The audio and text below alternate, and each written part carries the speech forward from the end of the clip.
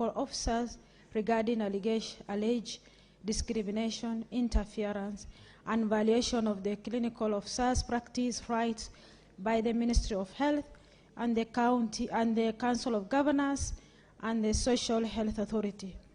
That the Senate adopt the report of the Standing Committee on Health on petition to the Senate by the Kenya Union of Clinical Officers regarding alleged discrimination, interference, and violation of the clinical officers' practice right by the Ministry of Health and the Council of Governors, Social Health Authorities laid on the table of the Senate on Wednesday, 1st April 2026 rather. Thank you.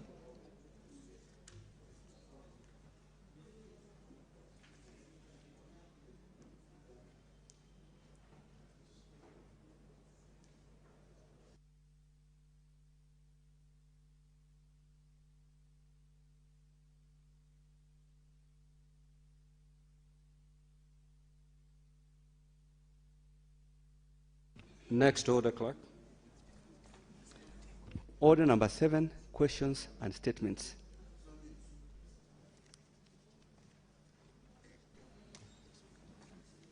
Statement pursuant to Standing Order 52-1, the Honorable Senator Veronica Maina.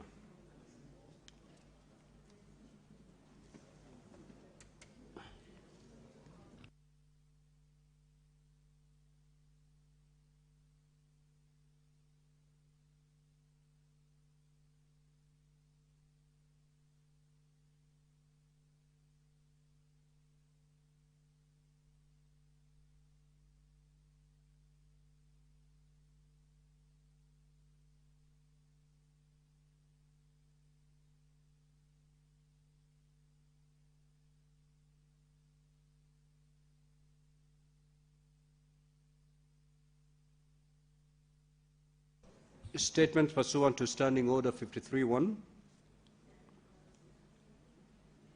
Senator Veronica Maina. That statement is dropped. Senator Fernande, the Honorable Samson Chiranke. Thank you, Mr. Speaker. Sir, request for statement on the acid attack on Miss Mary Claire and the response to victims of gender-based violence in the country. Mr. Speaker, sir, I rise pursuant to Standing Order 53-1 to seek a statement from the Standing Committee on National Security, Defense and Foreign Relations on a matter of national concern regarding the recent acid attack in Nairobi on a 24-year-old gospel artist, Miss Mary Claire. Mr. Speaker, sir, this is not just about the attack on the said victim, but also the broader government response to victims of gender-based violence in the country. The incident allegedly perpetrated by our estranged partner, who has since been arrested and charged in a court of law, and systemic gaps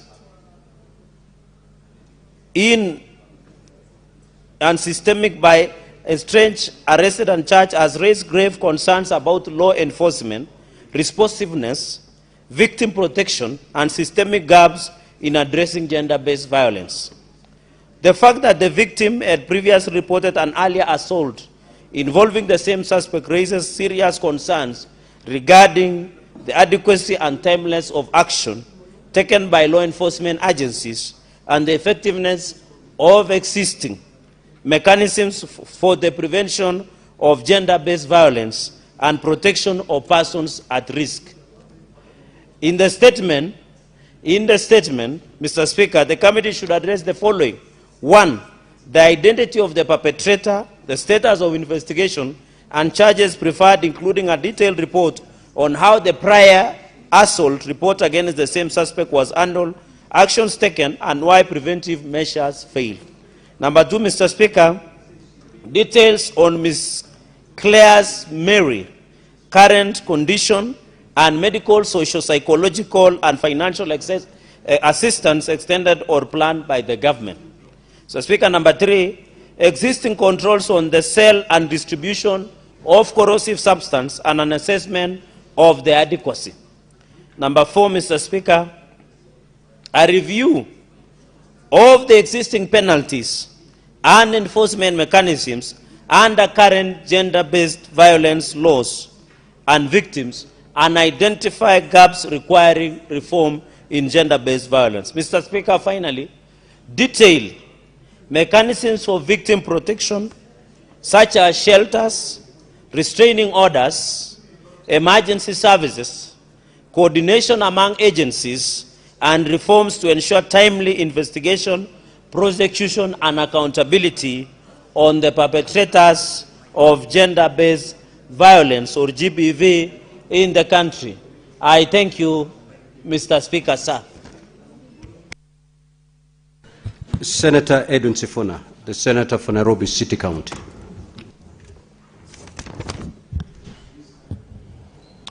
Mr. Speaker, I rise pursuant to Standing Order 53-1 to seek a statement from the Standing Committee on Energy on a matter of county-wide concern regarding the persistent power failures in several areas of Nairobi City County. Speaker, although I received a communication from the Ministry regarding previous similar statements, the recent heavy rains and flooding have worsened the already fragile electricity infrastructure in Nairobi. Many neighborhoods have been experiencing prolonged power disruptions and, in some cases, complete outages for several months. These persistent power failures have contributed to increased insecurity and have severely undermined residents' ability to engage in income-generating activities. The poor maintenance of existing power lines across the city is a matter of serious concern, particularly because informal settlements continue to face power and economic marginalization, placing livelihoods at significant risk. In the statement, the committee should address the following: reason for the prolonged failure of electricity supply in certain neighborhoods in the city, examples including Mailesaba Street in Jiru Ward of Kasarani constituency, which has been without power for over 4 months. Number two, whether the ministry and the relevant agencies can undertake a comprehensive audit of the power distribution infrastructure in Nairobi City County to assess the sustainability and effectiveness of the existing distribution network and to identify areas experiencing long-term power outages. Lastly, Speaker, measures put in place to ensure efficient and reliable power distribution and to avert continued electricity crisis in the city of Nairobi. Thank you, Honorable Speaker. Senator Mohamed Chute.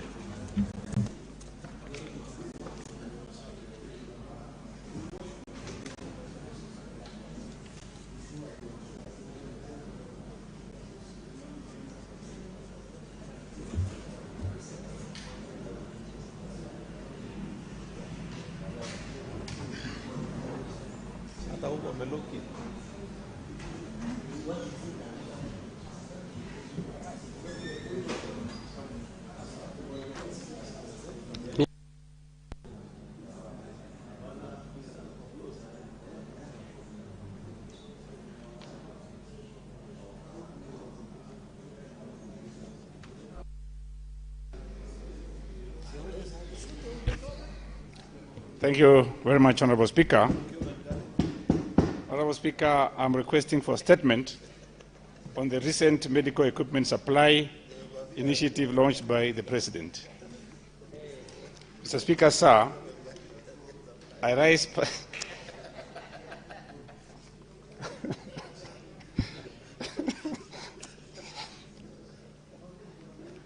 Mr. Speaker, sir, I rise pursuant to Standing Order 53-1 to seek a statement from the Standing Committee on Health on a matter of national concern regarding the recent launching of medical equipment supply initiative intended to enhance access to modern diagnostic and treatment tools in public and county health facilities across the country.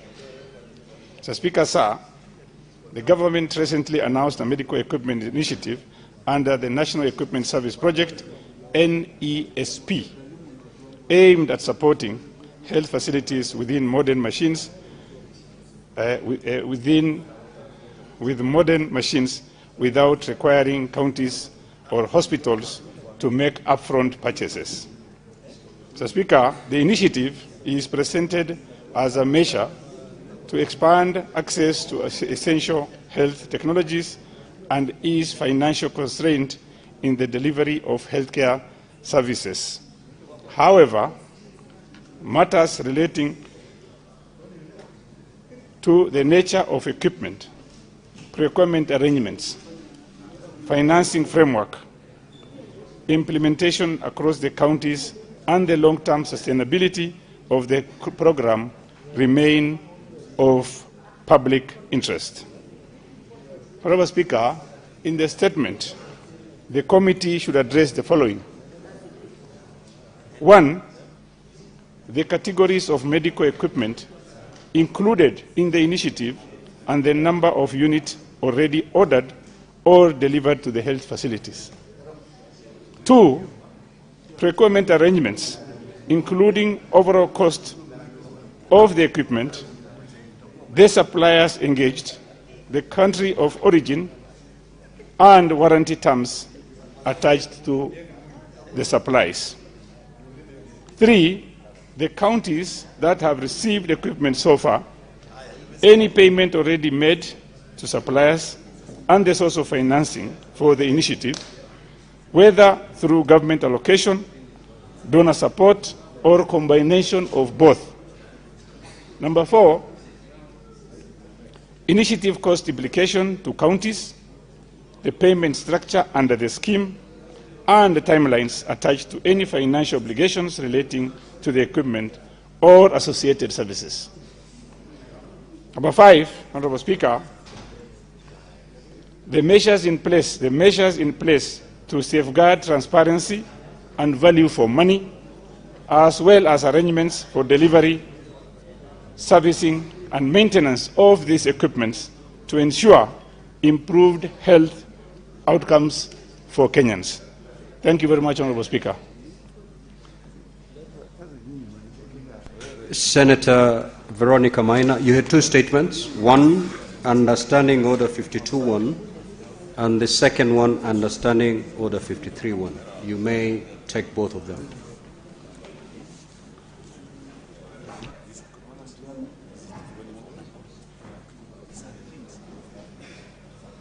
Yeah, thank you, Honourable Speaker, for that accommodation. Mr. Speaker, sir, I rise pursuant to Standing Order 52.1 to make a statement on a matter of international and national importance, namely the participation of the Senate delegation in the just concluded 70th session of the Commission on the Status of Women, CSW 70, held at the United Nations headquarters in New York from 9th to 19th of March 2026.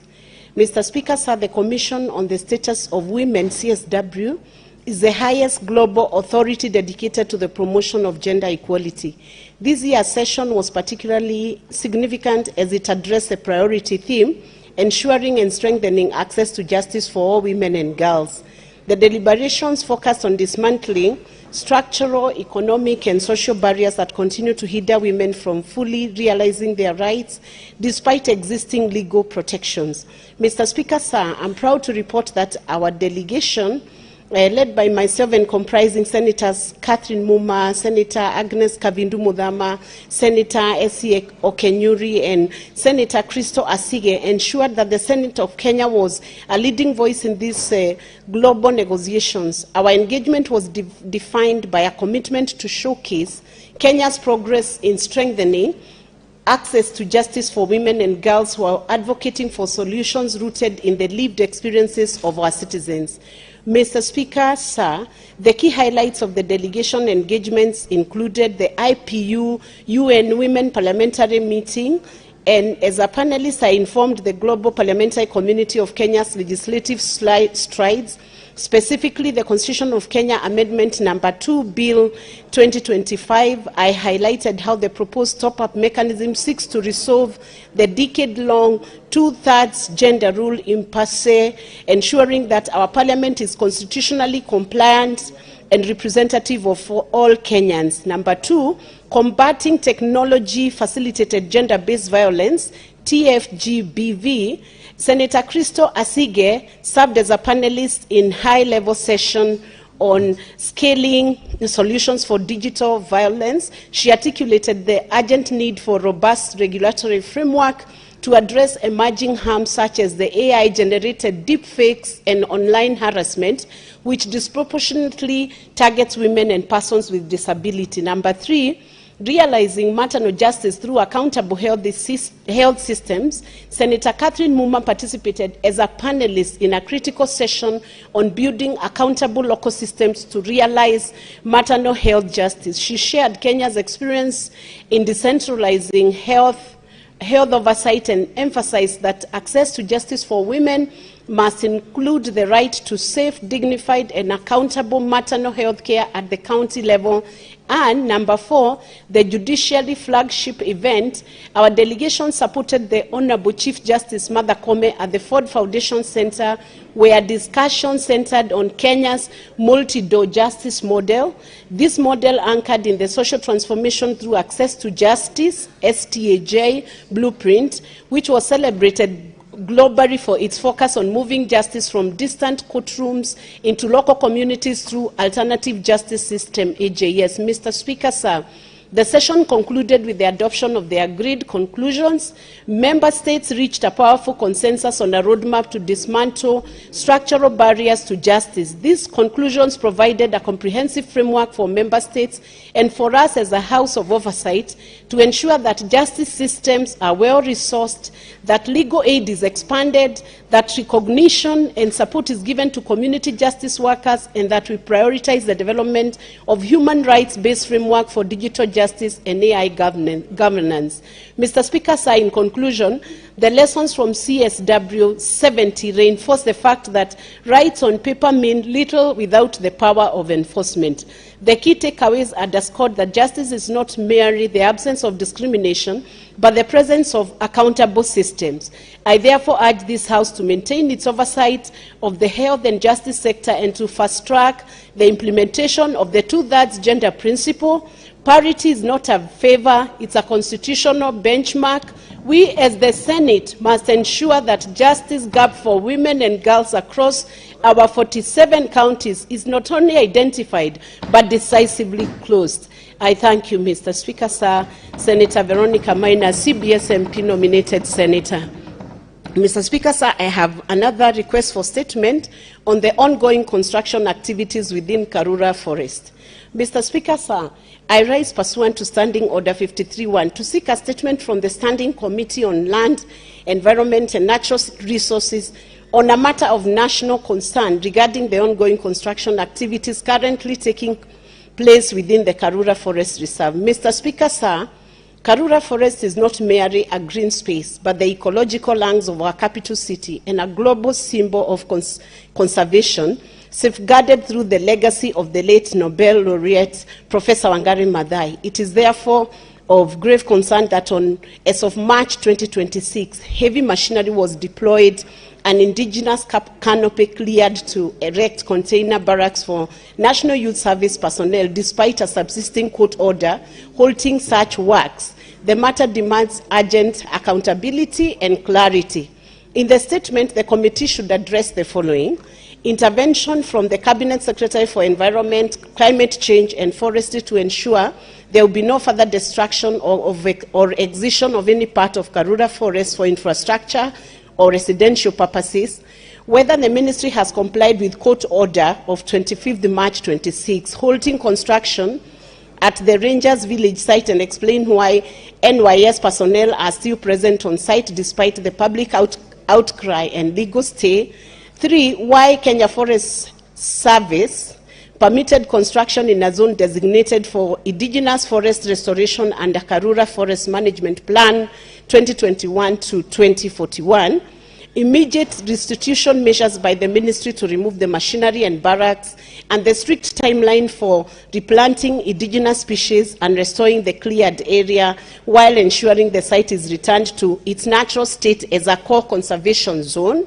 And number 5, whether any environmental impact assessment or public participation was conducted before tree felling as envisioned by Article 69 and 232(1)(d) of the Constitution. Senator Veronica Maina, CBS MP, nominated senator. Thank you. Senator Alan Chesang.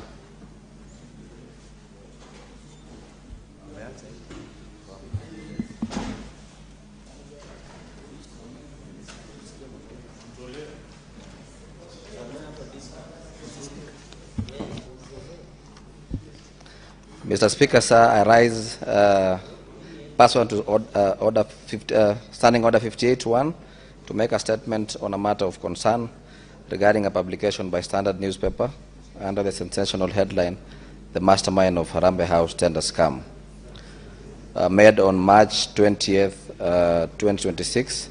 This article directly and recklessly alleged my involvement in fraudulent dealings, yet failed to present any credible evidence on substantiated findings to support such grave accusations.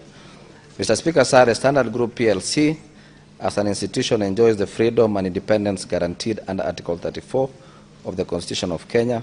This freedom is indispensable in safeguarding democracy, transparency, and accountability. However, freedom of media is not a license for irresponsibility. It carries with it the solemn duty to report truthfully, fairly, and with respect for the dignity of individuals.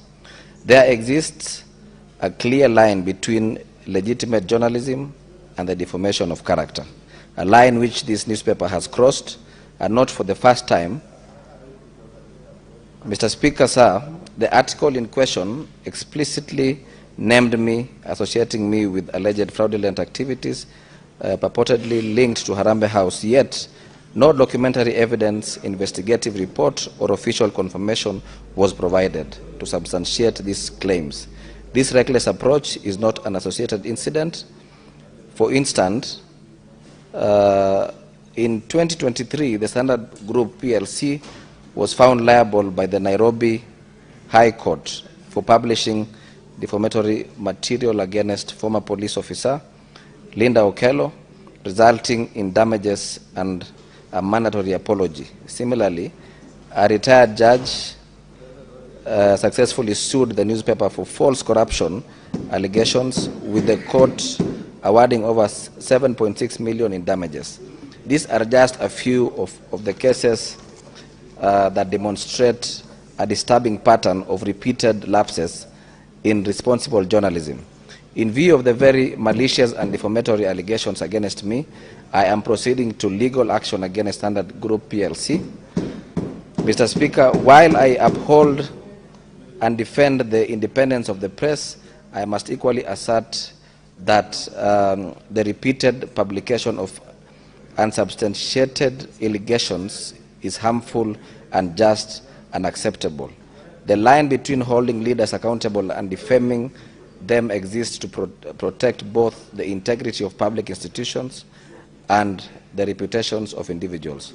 By crossing this line, the Standard has not only inflicted reputational harm upon me, but also jeopardized public confidence in the media as a pillar of democracy. Mr. Speaker, I therefore strongly condemn the Standard for this, for its reckless and defamatory publication. I urge the newspaper to exercise greater editorial responsibility, ensuring that its reporting is grounded in verified facts and presented with fairness. I further call upon the Communication Authority of Kenya to look into this matter and take the necessary measures to deter a repeat of such occurrences in the future. Moreover, I demand that the Standard issue a publicized and published apology in the same spirit, prominence, and manner as the false allegations it carried against me. Media freedom must be exercised within the bonds of truth, accuracy, and respect for individual reputation. Where serious allegations are made, they must be backed by credible evidence, not speculations or insinuations. Mr. Speaker, sir, in conclusion, while I respect and defend the constitutional independence of the media, I call upon the Standard to recognize the critical distinction between investigative journalism and defamatory reporting. The repeated crossing of this line is unacceptable. It is imperative that media institutions uphold professional standards, for only then can they maintain public trust and continue to play with a vital role in strengthening democracy. I thank you, Mr. Speaker. Senator Tabitha Mutinda. That statement is dropped. Now, honorable senators, we will, pursuant to Standing Order 45-2, allow me to rearrange today's order paper.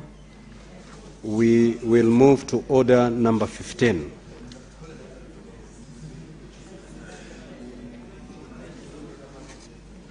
Order number 15 in today's order paper.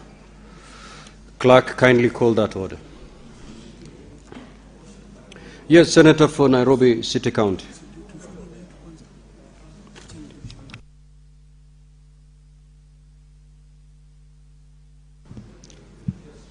Honorable Speaker, there is a matter of great concern to the members of this House that we had brought to your attention. Perhaps we could address it while the transgressors are still around, because as we speak, they might finish what they are doing and just take off.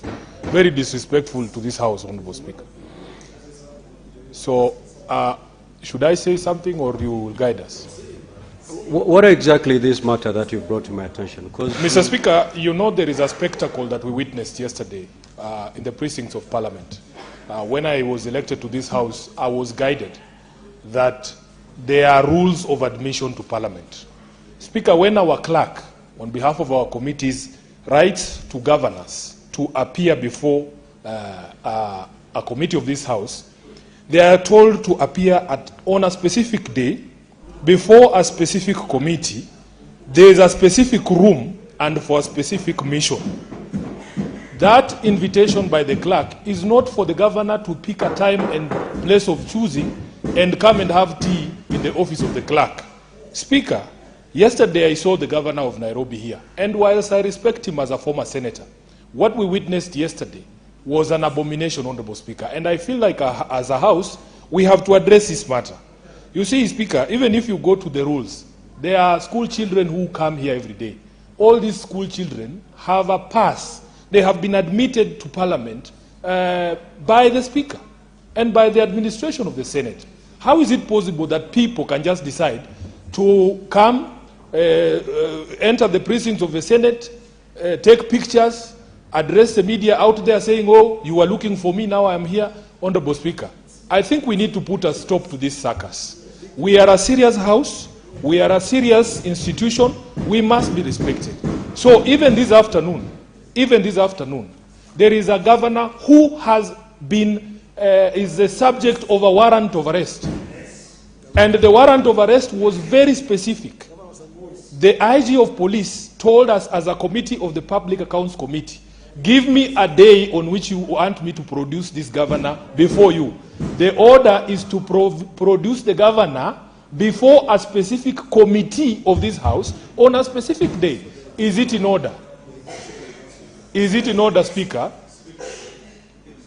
Is it in order, yes, Speaker? Conclude. For the governor of Samburu to arrange to have media waiting for him at the gate of the Senate, at the parking of the Senate, pig a lap there, out there, and then address the media from the precincts of Parliament, saying, those people who are looking for me, I am now here.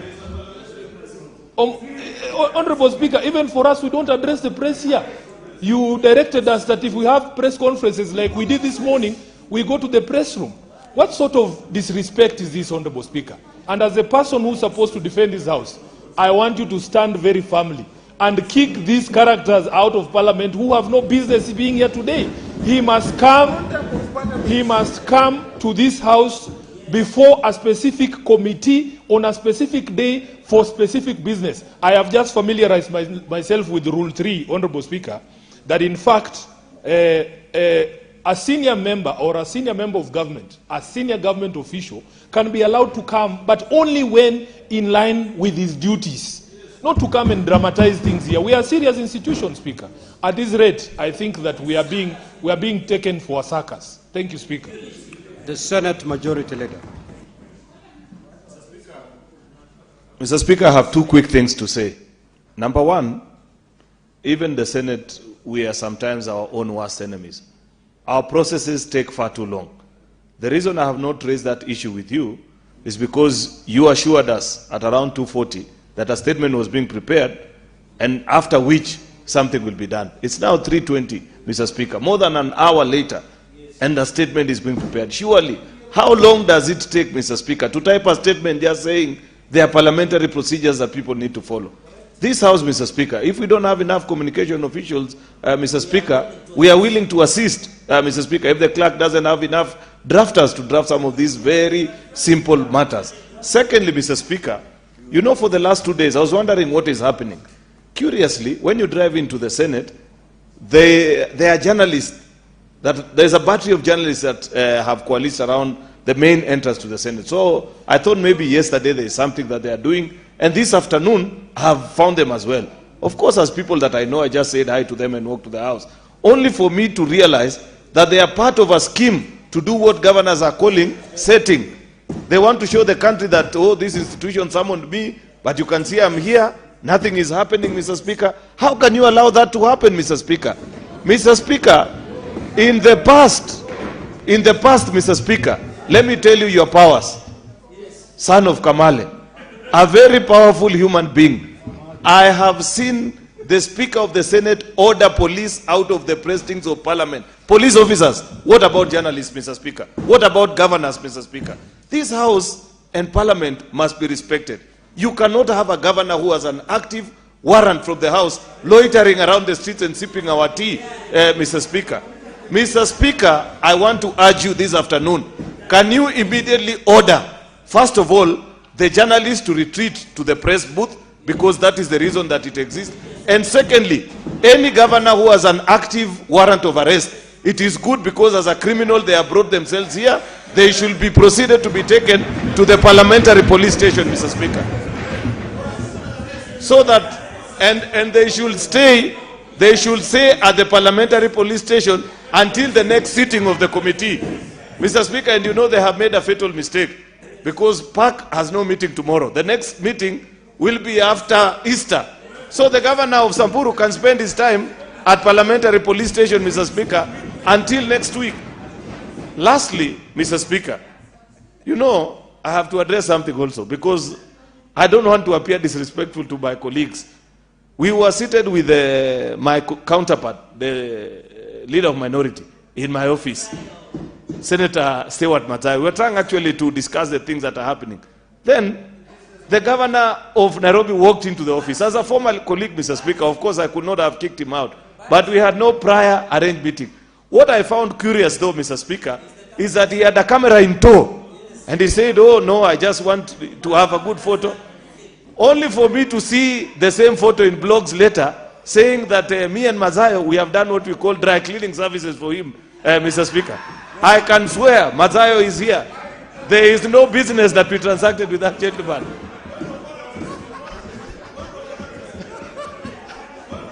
Mr. Speaker, at least... Order, honorable senators, order. Majority Leader, order Senator Eddy. Order, Senator Eddy. Honestly, Speaker. Order, honorable senators. May the Majority Leader be heard in silence. Honestly, Speaker, you can suspect me, but what about Mazayo, Mr. Speaker? Surely.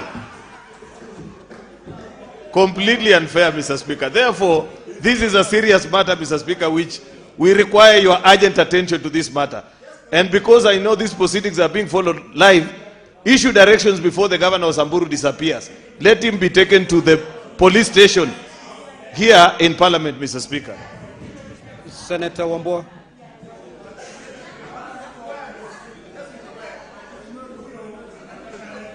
You want me to speak?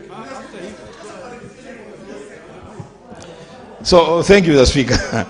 Mr. Speaker, the way Senator Cheriot is laughing, I don't know what transpired between him and Senator Sakaja, but it's very curious, really. It's very, very curious that, Mr. Speaker, we should allow strangers to just walk into Parliament, meet our leadership, walk out, and then, Mr. Speaker, what is even more annoying, Mr. Speaker, is that the governor for Nairobi, who is my friend and a former colleague, a person I have fought so many battles with in this Senate, he goes and says, I will not appear before the committee. Then the Speaker, in the morning, he sends a letter to the committee and says, gentlemen and lady, I am willing to appear. When can I come to appear before you? Mr. Speaker, These games that are being played with Parliament must be brought to an end.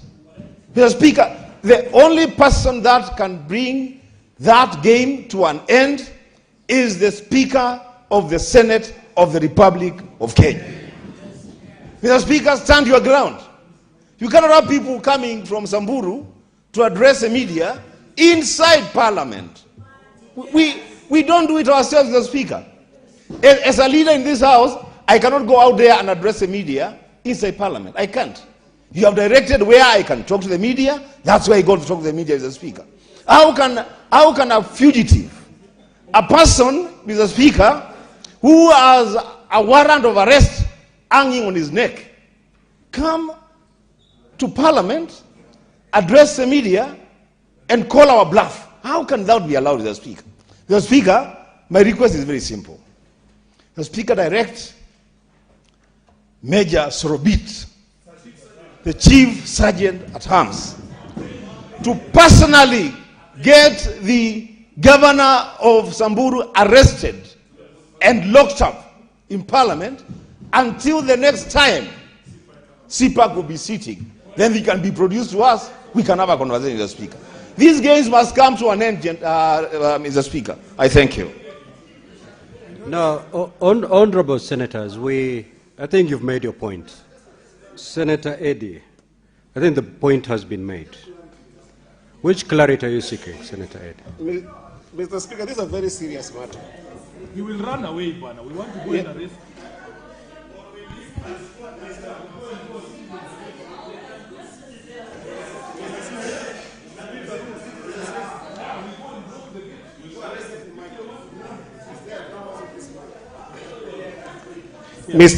Mr. Speaker, a citizen's arrest in Kenya is actually a legal mechanism that allows private citizens to be able to arrest people who are suspect under our laws. If you read the criminal procedure code, cap 75.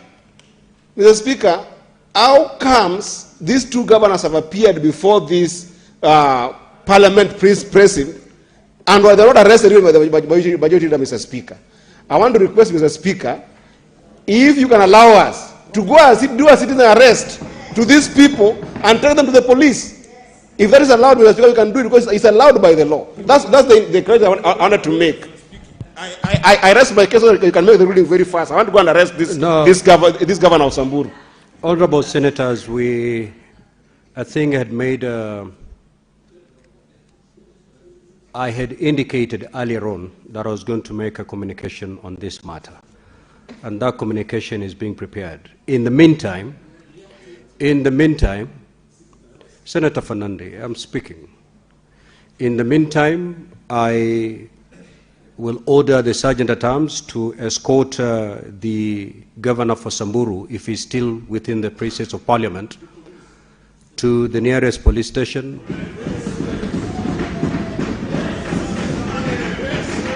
And order, Senator Fernande.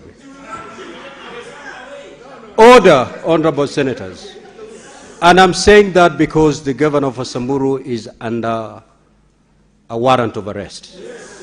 Now, secondly, for the journalists that are milling around the inner gate of the Senate, again, I order the Sergeant at Arms to escort them to the media center where they're all expected to ply their trade.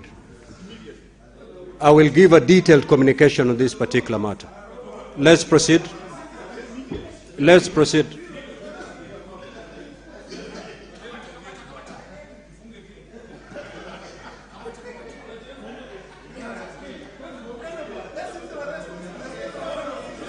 Order, honorable senators. Order.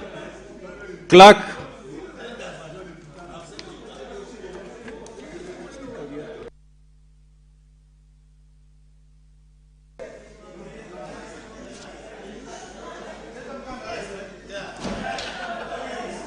Order number 15, the Division of Revenue Bill, National Assembly Bill number 2 of 2026, second reading.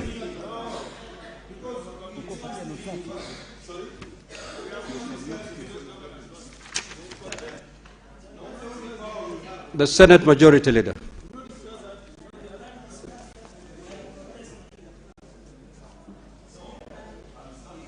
When the statement is, when the Speaker's statement is ready. Point of order, Speaker. Point of order, Speaker. Point of order, Speaker. Mr. Speaker, Senator Ledama is inciting me, but the insightful words are very appealing to me. That why should we send money to people who don't want to appear before us?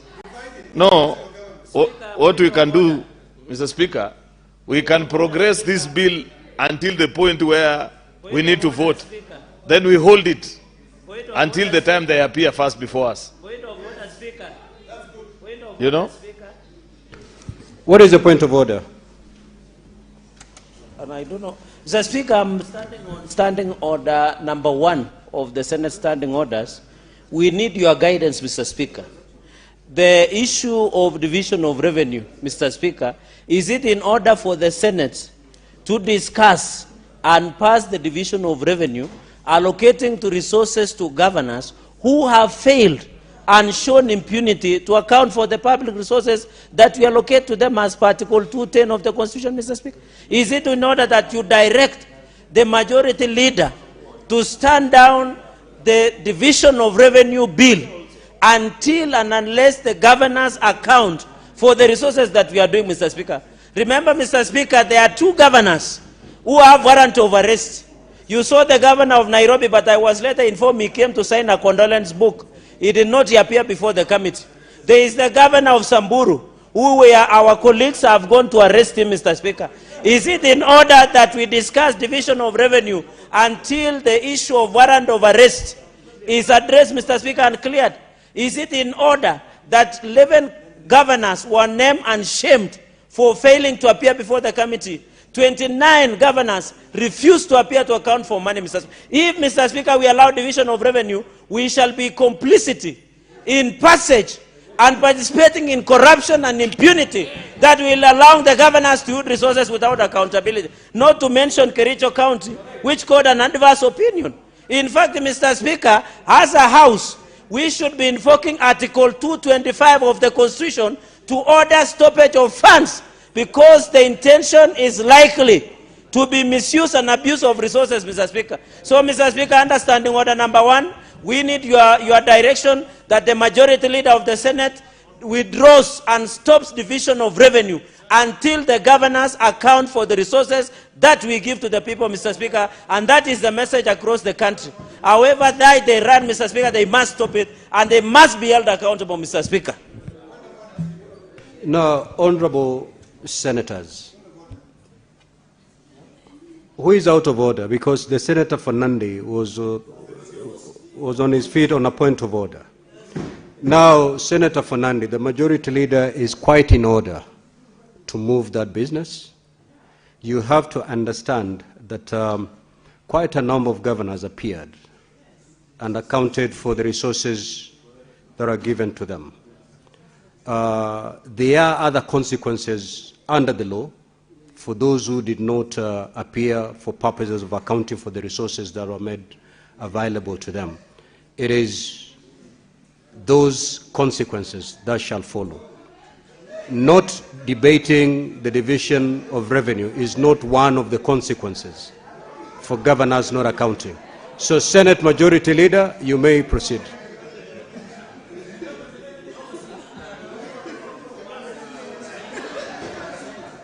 Mr. Speaker, I had sent Senator Sifuna on an important assignment, and he has responded. Can he first report to the House, Mr. Speaker, whether his mission was successful, Mr. Speaker? Senate Majority Leader, just proceed, please. Proceed.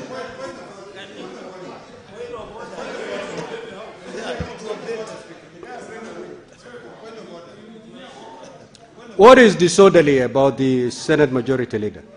If it has nothing to do with the Majority Leader, then I'll overrule you. Mr. Speaker, the business that the Majority Leader is about to transact is business that determines the amount of leverage that this House has over accountability and sending money to counties, Mr. Speaker. Mr. Speaker, you know very well, and I am not... What is your point of order, Senator Ledam? My point of order is that currently we have a situation in this country where the citizens expect us to be able to task this county government to be able to account for the money that we are fighting for them to go there. If you read Article 217, Mr. Speaker, we decided that we are sending more money to counties. 219, the moment we finish this, 219 dictates that that money cannot be delayed. Why should we be continuing discussing sending money, Mr. Speaker, when those who are receiving this money cannot account for it? So, Mr. Speaker, I think it will be fair, so that we can be able to transact business effectively, that the gentleman who was sent out to be able to carry out a task reports to this House if they succeeded in their citizens' arrest or not. And the orders that you gave, Mr. Speaker, you did order the Sergeant-at-Arms to be able to escort a witness to the nearest police station. It will be in order for us to get an update of what has happened so that we can proceed well. Thank you, Mr. Speaker. Now, Senator Ledama, the point of order you've raised is the very same point of order that the Senator Fernandi had raised. And if you listen carefully, I overruled that point of order. On the issue of citizen arrest, I had not ordered or instructed anybody to go effect arrest. I had directed the Sergeant-at-Arms to escort the governor of Samburu, in case he is within the presence of Parliament, to the nearest police station. You may proceed, Majority Leader.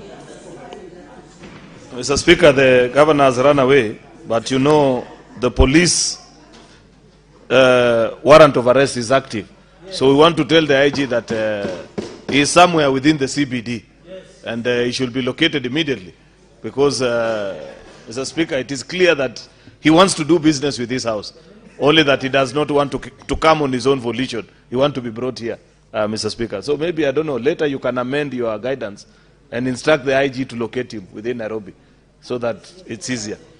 Mr. Speaker, I know my colleagues, Senator Cherargei and Senator Ledama, have raised this issue. Why should we proceed with division of revenue while we have, Mr. Speaker, this conversation? These are senior legislators. They understand that passage of a division of revenue, number one, is time-bound. Number two, is a process. We are not concluding on this exercise today. This, Mr. Speaker, Mr. Speaker, I am not certainly convinced that we need to drop this business at this point, because, Mr. Speaker... Senate Majority Leader, I called you to proceed. Kindly proceed. Why are you debating whether to proceed or not to proceed? Mr. Speaker, I beg to move that the Division of Revenue Bill, National Assembly Bill number 2 of 2026, be now read a second time. Mr. Speaker, the Division of Revenue Bill, National Assembly Bill number 2 of 2026, was published in the Kenya Gazette Supplement number 14 of 2026, dated on the 19th of February 2026.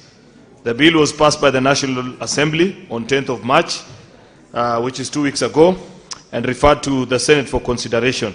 The principal object of this bill is to provide the vertical sharing of revenue, Mr. Speaker, raised nationally between the two levels of government, the national and the county governments for financial year 2026 and 2027, in accordance with Article 202, 203, 205, 218, 2 of the Constitution of Kenya.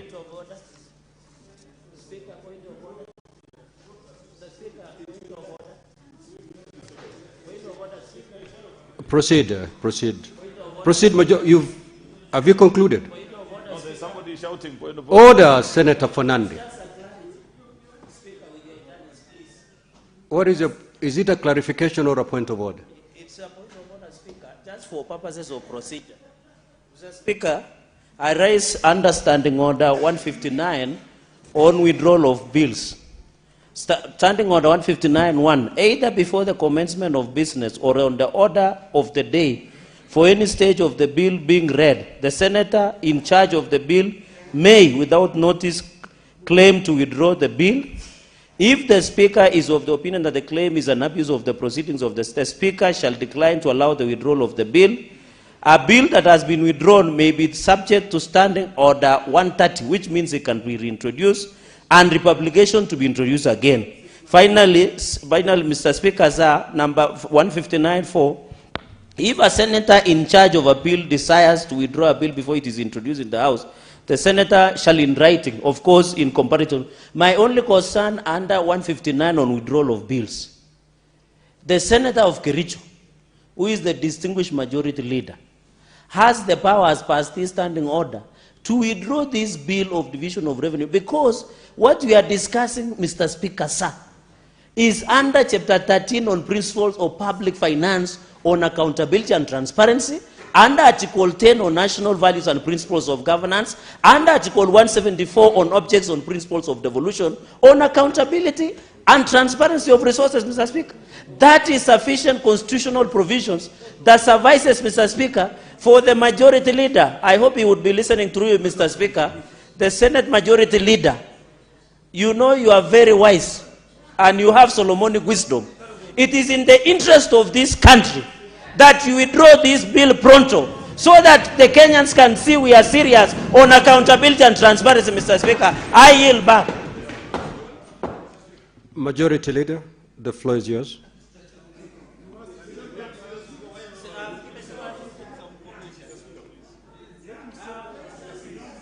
Majority Leader, the floor is yours. It is upon the Majority Leader. If you look at that particular standing order, you cannot force the Majority Leader to the floor.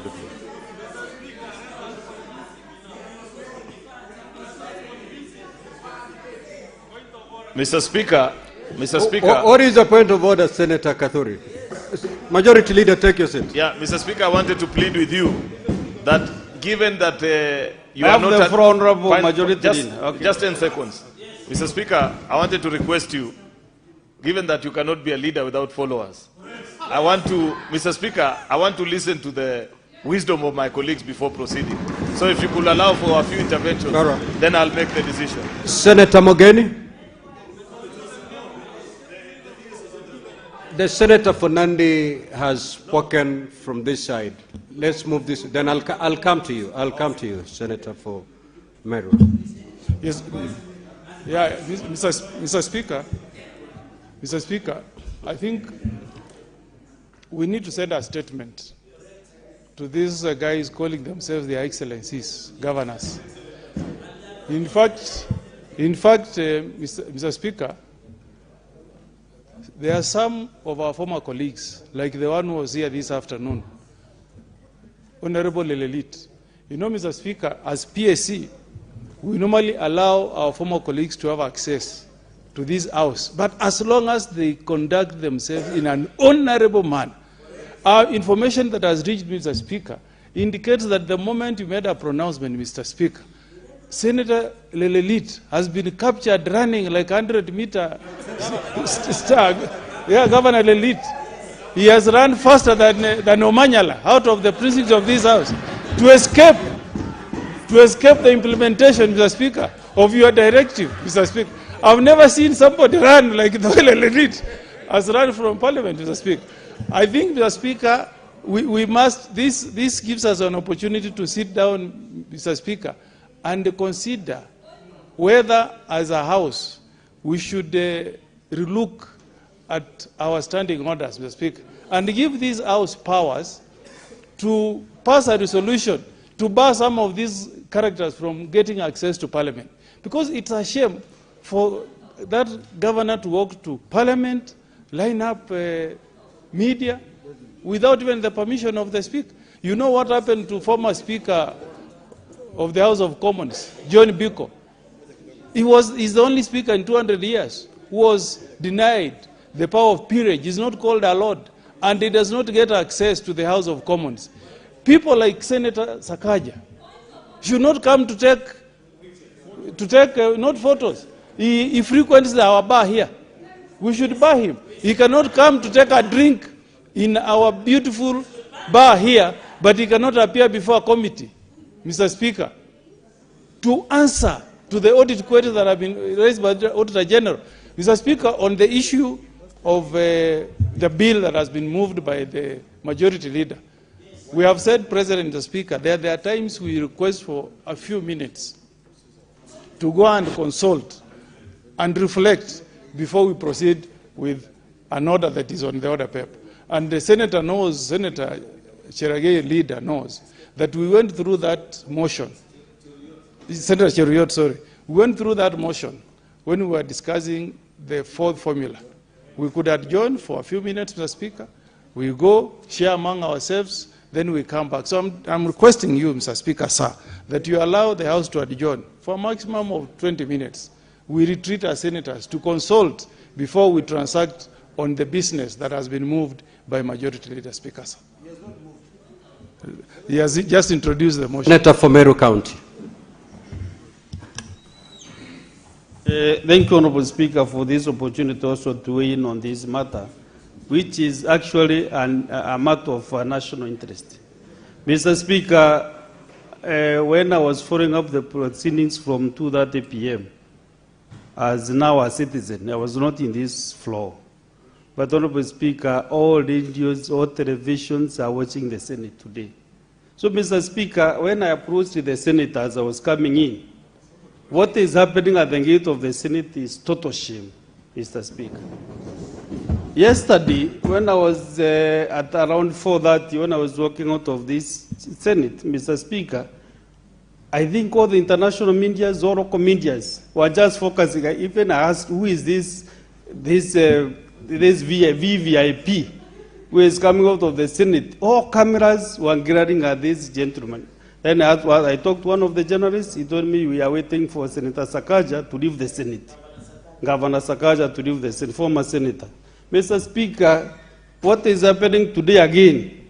Yesterday, okay, I felt it is okay, but today again, what is at the gate of the Senate is total shame, Mr. Speaker.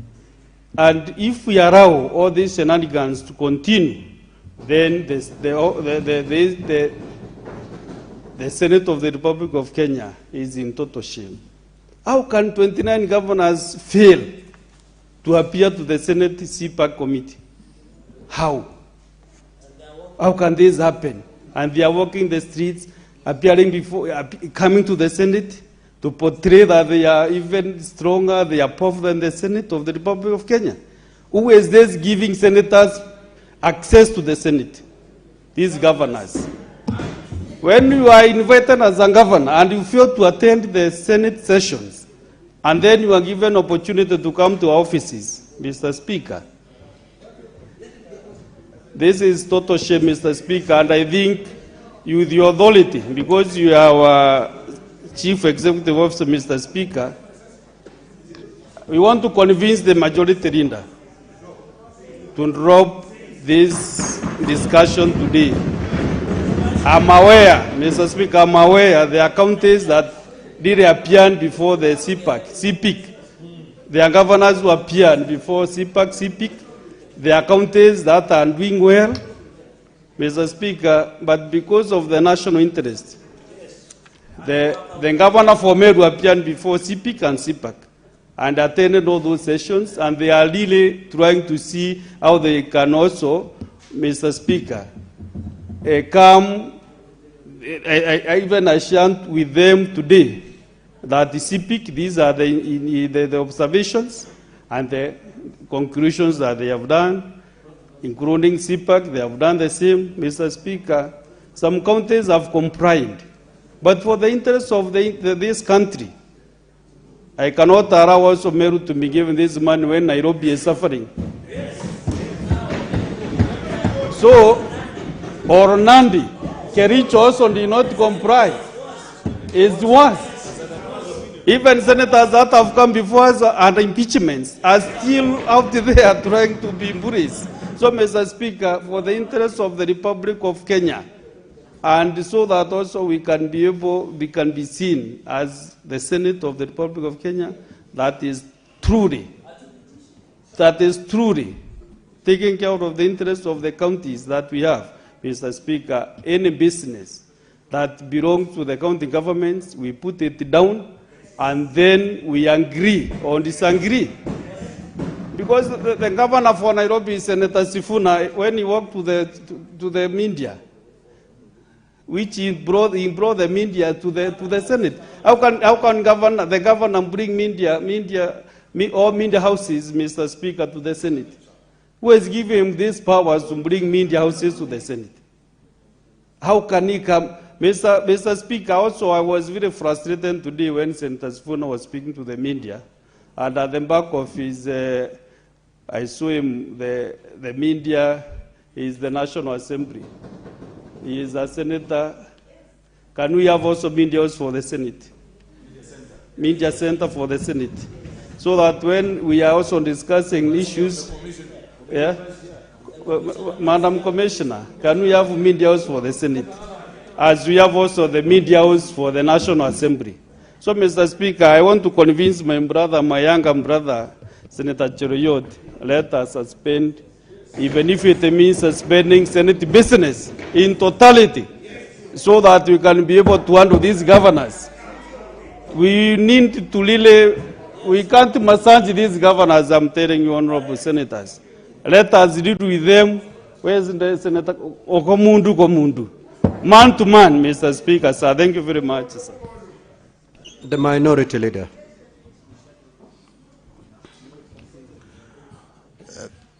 Thank you, Mr. Speaker. Mr. Speaker, I think this particular bill has brought a bit of some interest. In my view, I'm looking for a way on how we can temporarily suspend this sitting. We adjourn this debate. And then we can reconvene maybe after 20, 30 minutes. And then I think with that direction, then we can know exactly what necessary directions we should take. Yeah. Senator Wambua. I thank the Speaker, and I want to thank the Majority Leader for accepting to listen to input from members on this matter. Mr. Speaker, it is your business to read the mood of the House. And if this bill continues to be debated, chances are it will actually collapse. That's what will happen. You don't want that to happen. The best thing to do is to withdraw the bill. Withdraw the bill. Mr. Speaker, I have no business advising the chair on what to do in such a time as this.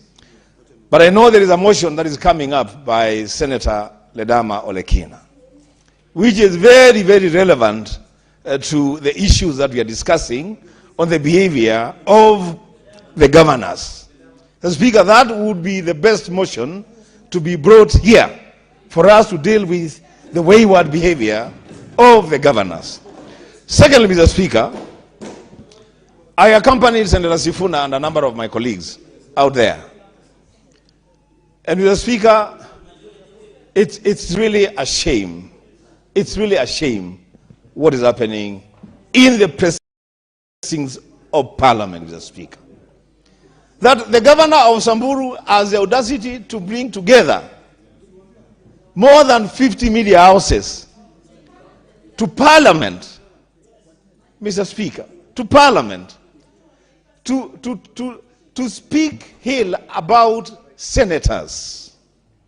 Mr. Speaker, which is easier, to call the media out there or to appear before a Senate committee and respond to audit queries? Because, Mr. Speaker, this is something that we can't understand. And I want to, Mr. Speaker, address this because it's important. The Senator for Wajir is here. The leadership of the Council of Governors has never been so incompetent and so downright low as it is now. Mr. Speaker, when you have a council as important as the Council of Governors, led by a governor whose understanding of Parliament is the buildings that he sees in the city center, Mr. Speaker, it's amazing.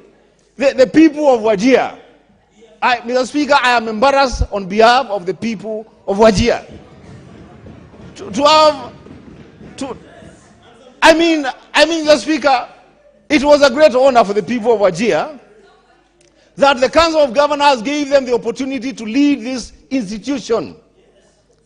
But the governor who has been given that role is now ordering, and I'm wondering what happened to our former colleagues in the Senate. I'm just wondering what happened. Senator Sakaja used to do so well when we were here, Mr. Speaker. We used to look at him as the defender of devolution.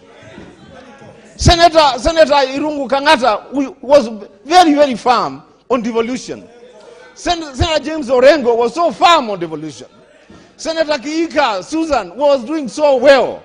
Senator Mutula Kilon, Senator Ochilo Ayako was the chair of CPAC at some point, Mr. Speaker.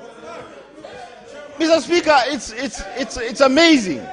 It's just amazing. And what we are saying, Mr. Speaker, I want to urge our leader, the majority leader, to kindly just withdraw that bill on the division of... We cannot be discussing how we are going to give money to counties when the governors have decided they cannot account for what they have been given. We can, Mr. Speaker. And even if it means, as I conclude, Mr. Speaker, even if it means, Mr. Speaker, Mr. Speaker, I spoke in defense of the people of Wajir. I never said anything wrong about the people of Wajir. I said they were given an... Senator Abbas, what is your point of order? It is actually so unfortunate that the senator for Kitui... Stop with that, stupid. 101, 102, whatever, 105. 105, Honorable Speaker. Can you stop interrupting me? Senator Abbas, just proceed. Yes, Honorable Speaker, the governor of Wajir is actually the chairman of governors. And, yes, the governor of the chairman of the governors. COG chairman. And my governor, I have brought him here many times to speak and speak. He has appeared several times, Honorable Speaker. There is nothing to be ashamed of. It is if you guys have failed to commit him for his mistakes, then I have no responsibility for that. Can you conclude, Senator Wambua? Order, Mr. Speaker, for the record, Mr. Speaker, the senator of Wajir is not on trial. And the people of Wajir are not on trial. It is one individual called the governor of Wajir who has committed atrocities against this house. That is the man on trial, Mr. Speaker. Mr. Speaker, what we are saying as I conclude is that, Mr. Speaker, there cannot be an exchange between me and the Senator of Wajir. Proceed, Senator Wambua. Thank you, Mr. Speaker. Senator Bass, kindly take your seat. Senator Bass, take your seat. Mr. Speaker. Senator Abbas, take your seat. Senator Abbas, take your seat. Good. Conclude, Senator Mr. Speaker, let me conclude by saying this. That, Mr. Speaker, these governors, Mr. Speaker, Mr. Speaker, the order. Is being violated. Senator Bass, I order you to leave the chamber immediately for the remainder of the day. Is this that serious? Senator Bass, leave the chamber immediately. No, we can't behave this way. Gentlemen, we can't behave this way. We can't behave this way.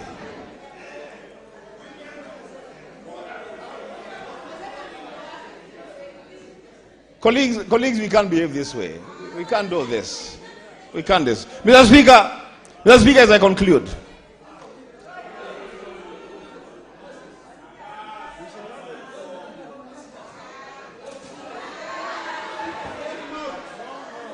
Mr.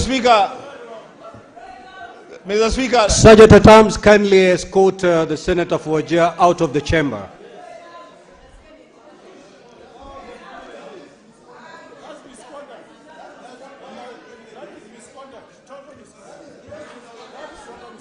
So, Mr. Speaker, let me conclude by saying this.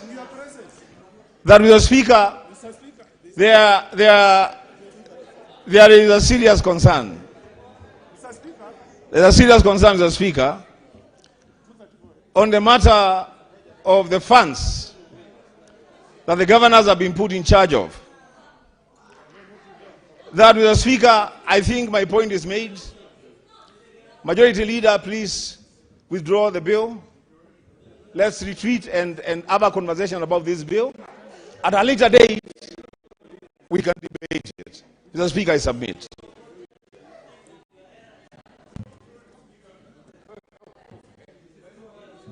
For Nairobi City County.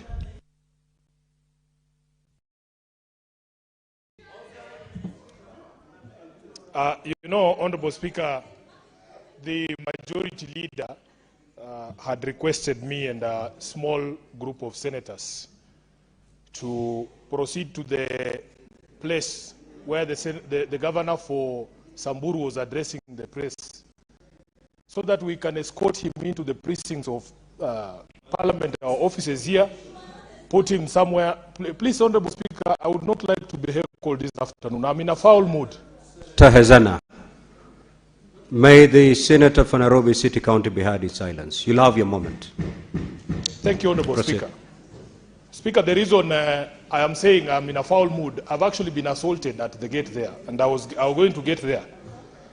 Mr. Speaker, when we arrived there, we found the governor of Samburu actually speaking to the press. And because you had asked that the sergeant at arms escort him to the police station, the sergeant at arms was already there. And Honorable Speaker, as honorable members, we asked him to walk with us into Parliament so that he can be taken where you had ordered him to be taken. One of his goons, Honorable Speaker, grabbed me by my coat. I don't say it's an expensive suit, but now it's ruined, Honorable Speaker. And were it not for Senator Eddy, I think I would have been found myself in a very difficult situation. Speaker, what we are saying is this. I think we need to stop making a mockery of this House. We need to stop making a mockery of devolution. We need to make stop making a mockery of the processes that are constitutionally, required to be done. So, Majority Leader, I am asking myself, I personally am happy. I'm happy that I saw a letter from the governor of Nairobi saying he is now prepared to appear before the Committee of Public Accounts. But, Honorable Speaker, this decision not to appear before a specific committee of this House is a collegiate decision by the Council of Governors. And that is why I like what the Senator for Meru has said, that this is no longer about our individual counties. One of the things that I agree with the chair of the Council of Governors, the governor for Wajir, when he spoke yesterday, he said, in fact, the oversight mandate of this House is not upon individual governors. I, as a senator for Nairobi, it is not only me who is expected to oversight Nairobi. The governor of Meru, the governor of, yes, the governor of Meru, the governor of Samburu is also subject to my oversight as a member of this House.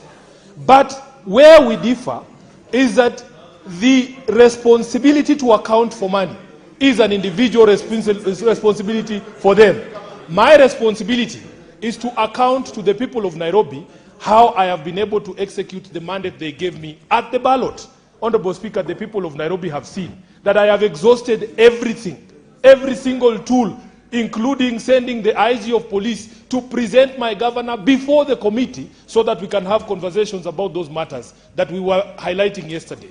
Speaker, when you talk about 21 billion shillings, that this House, not Sifuna, this House gives Nairobi 21 billion Kenya shillings. If the senator of Bungoma sitting in a committee cannot ask Sakaja questions about utilization of that resources, then how will I be able to convince you next time that you need to support me for more resources for Nairobi?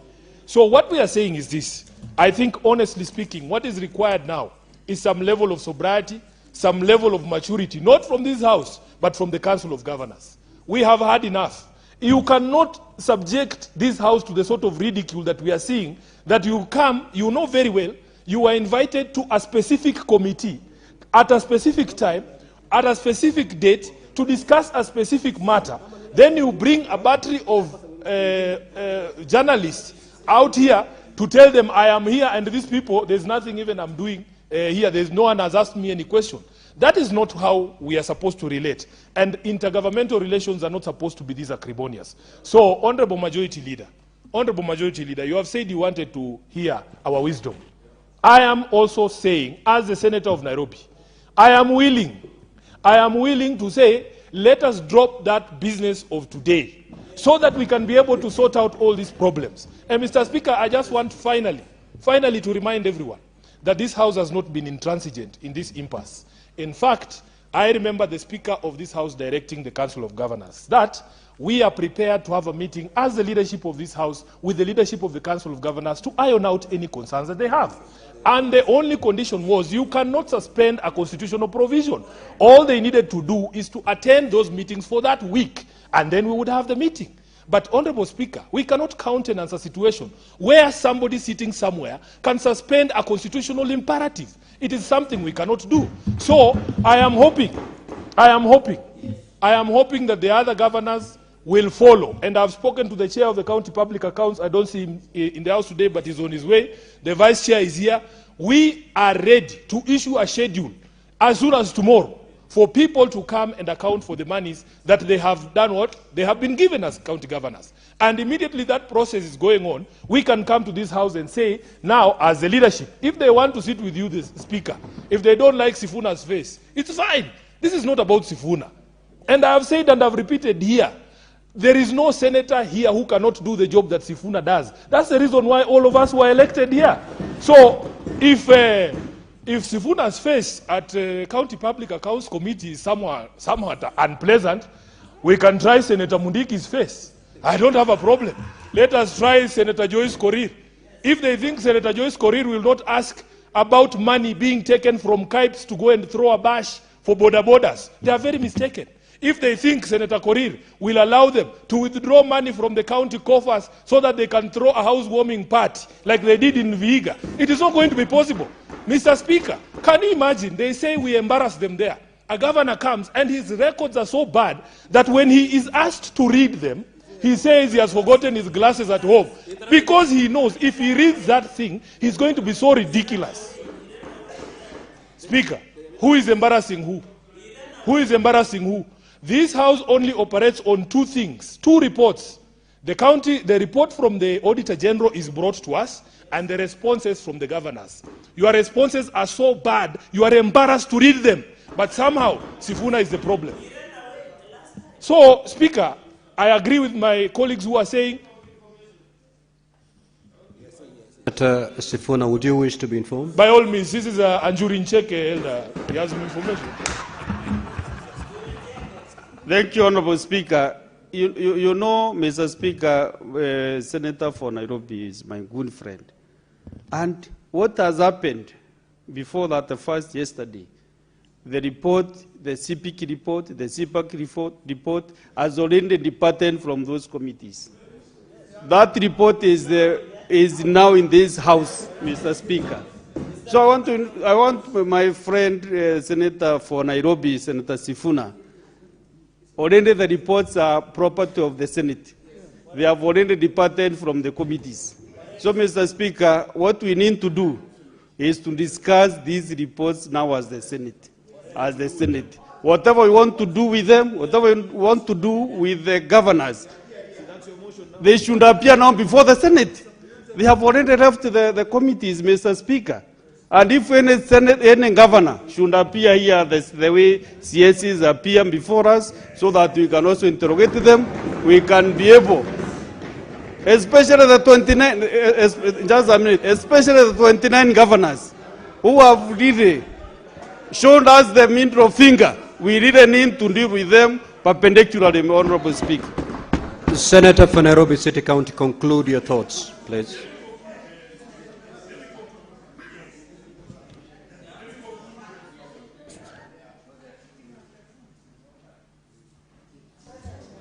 I wanted to conclude, Speaker, by saying that I agree with what the Senator of Meru is suggesting. And in fact, it will be good for the whole country. It will be good for the whole country to see for themselves the sort of amazing things that we are told in County Public Accounts Committee. When you ask somebody to show you what they utilized money on and they tell you that they gave supplements to wild animals who are being given special food, and there's children in this country going hungry, I want them to stand there and be live on all media stations and say those things. Let us see if Sifuna is the problem. Let us see if Sifuna is the problem. So, Speaker, I want to very strongly say. Order, Senator Fernandez. I want to say, let us drop this business. We are amenable as a committee. None of this business is the property of any committee. It's the property of the House. So let us adopt the position that has been taken. But until we clear those 29, there is no single coin we are going to vote for to go to the counties. Thank you. Senator Wakoli.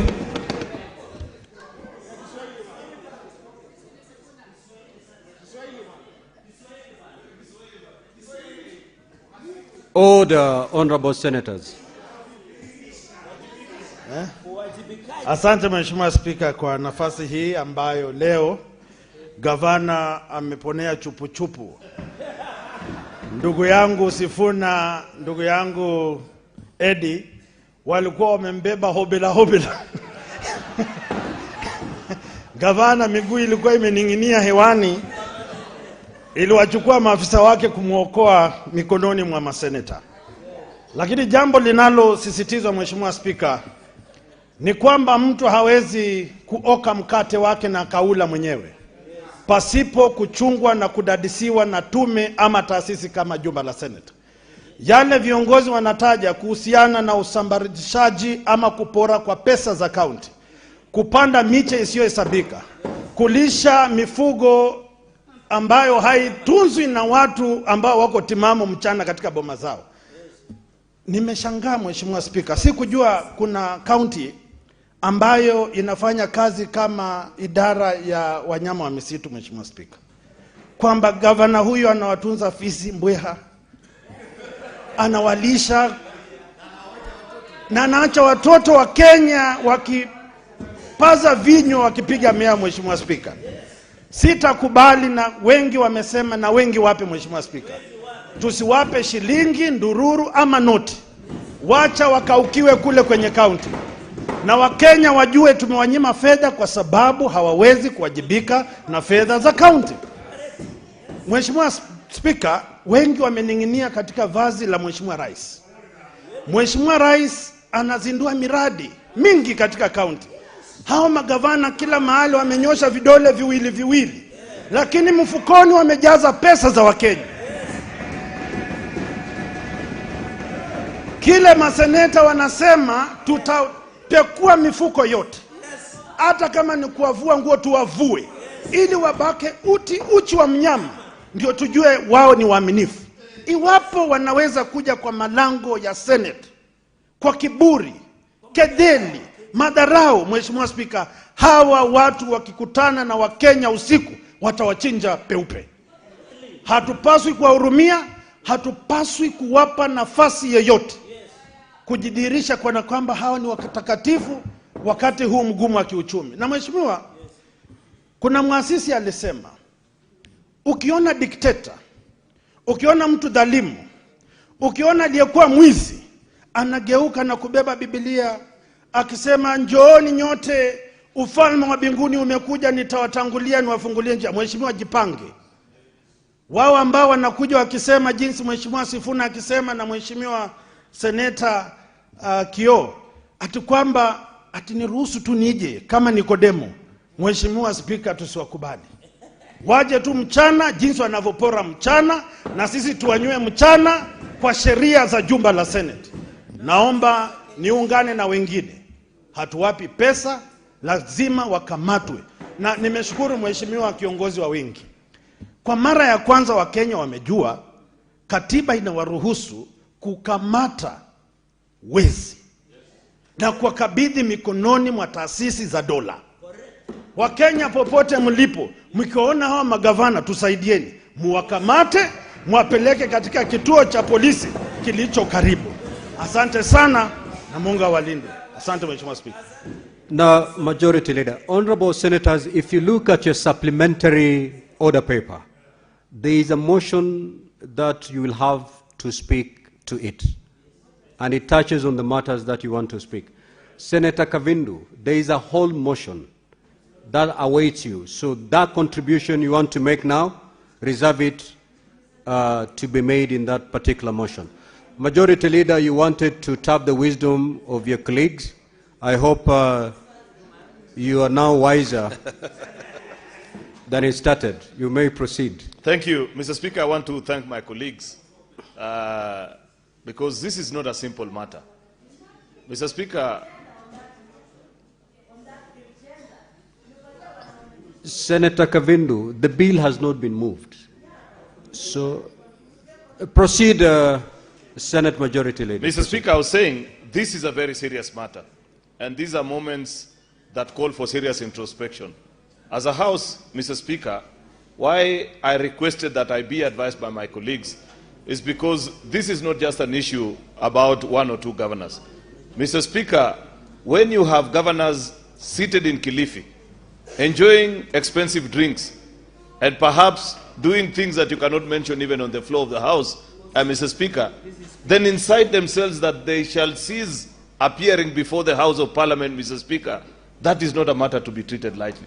That is why I have been very clear from day one, Mr. Speaker, that if there is a matter that has touched the raw nerve of this House, it is this issue of the collective non-appearance by governors before the House of Parliament, Mr. Speaker.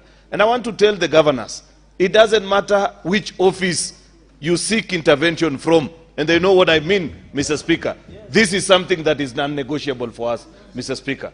Mr. Speaker, if my colleagues feel that a continued conversation on the division of revenue undermine our collective position of principle that respect to the constitutional order in this country is not something that is subject for debate, Mr. Speaker, then I defer to the wisdom of the House. I request, Mr. Speaker, that I be granted the opportunity to defer the moving of this bill until a later date, Mr. Speaker. It is so deferred. Now, honorable senators, there is a supplementary order paper, which I believe has been posted in your gadgets.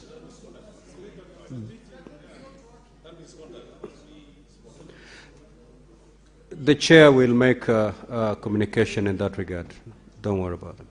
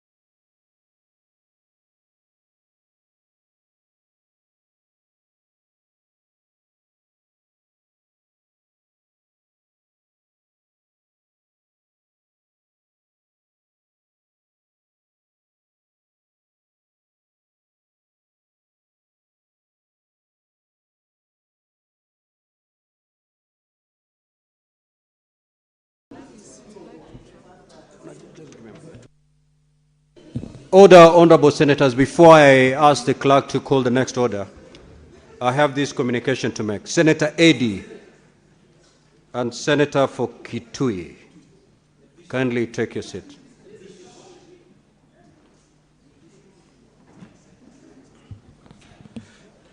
Now, honorable senators, as you have witnessed, the conduct of Senator for Wajir County was grossly disorderly within the meaning of Standing Order 122(1)J.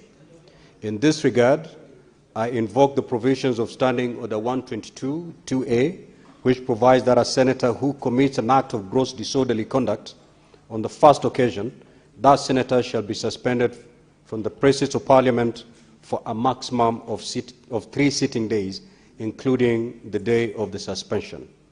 The senator for Wajir is hereby suspended for 3 consecutive days, including today. Next order.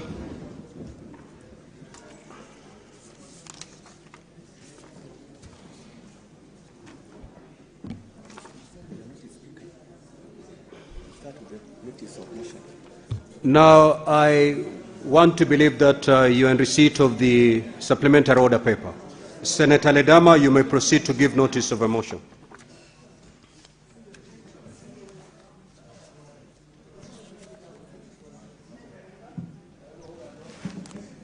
Order number 6, notices of motion.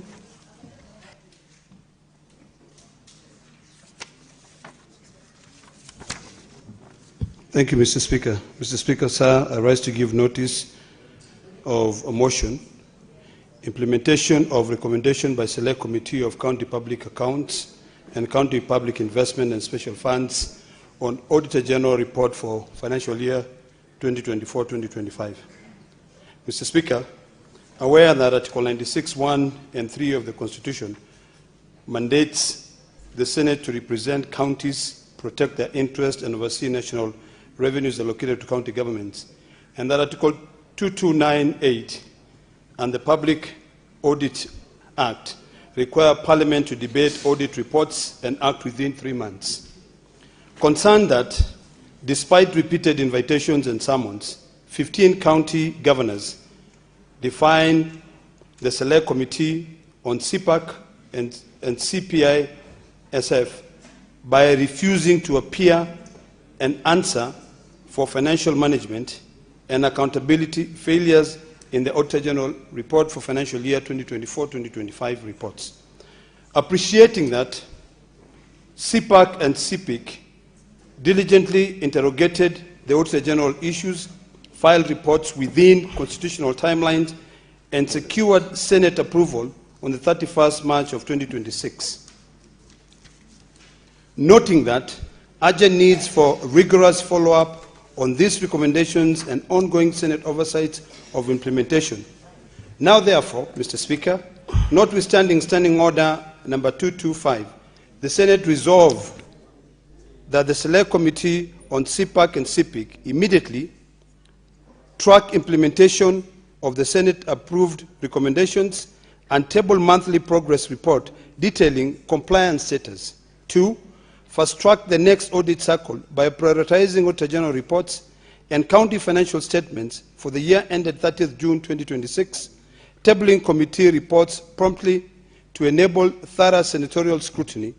Number 3, enforce fiduciary accountability by resummoning non-compliant county governors, recommending sanctions for defiance, including budget withholding under Article 229, and escalating unresolved cases to the Controller of Budget, Ethics and Anti-Corruption Commission, or Director of Public Prosecution as appropriate. Number 4, collaborate with oversight bodies, that is the Controller of Budget, ESCC, and the DPP, to impose consequences under Chapter 6, Leadership and Integrity, for governors' failure to appear, including contempt charges, suspensions of county equitable share, personal liability for losses, and disqualification from future electoral candidacies.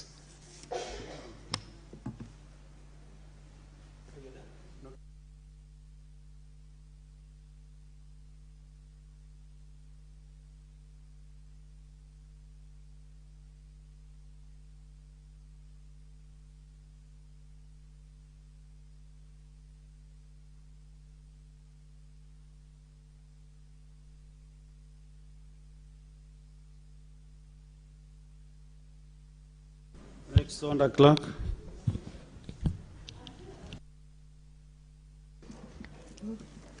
Order number 8, motion, implementation of the recommendations by select committees on county public accounts and county public investments and special funds on the Auditor General reports for the financial year 2024-2025. Senator Lenda Molekina. Thank you, Mr. Speaker. Mr. Speaker, I rise to move the motion. Just open. On the implementations of the recommendations by select committees of county public accounts and county public investment and special funds on Auditor General report for financial year 2024-2025.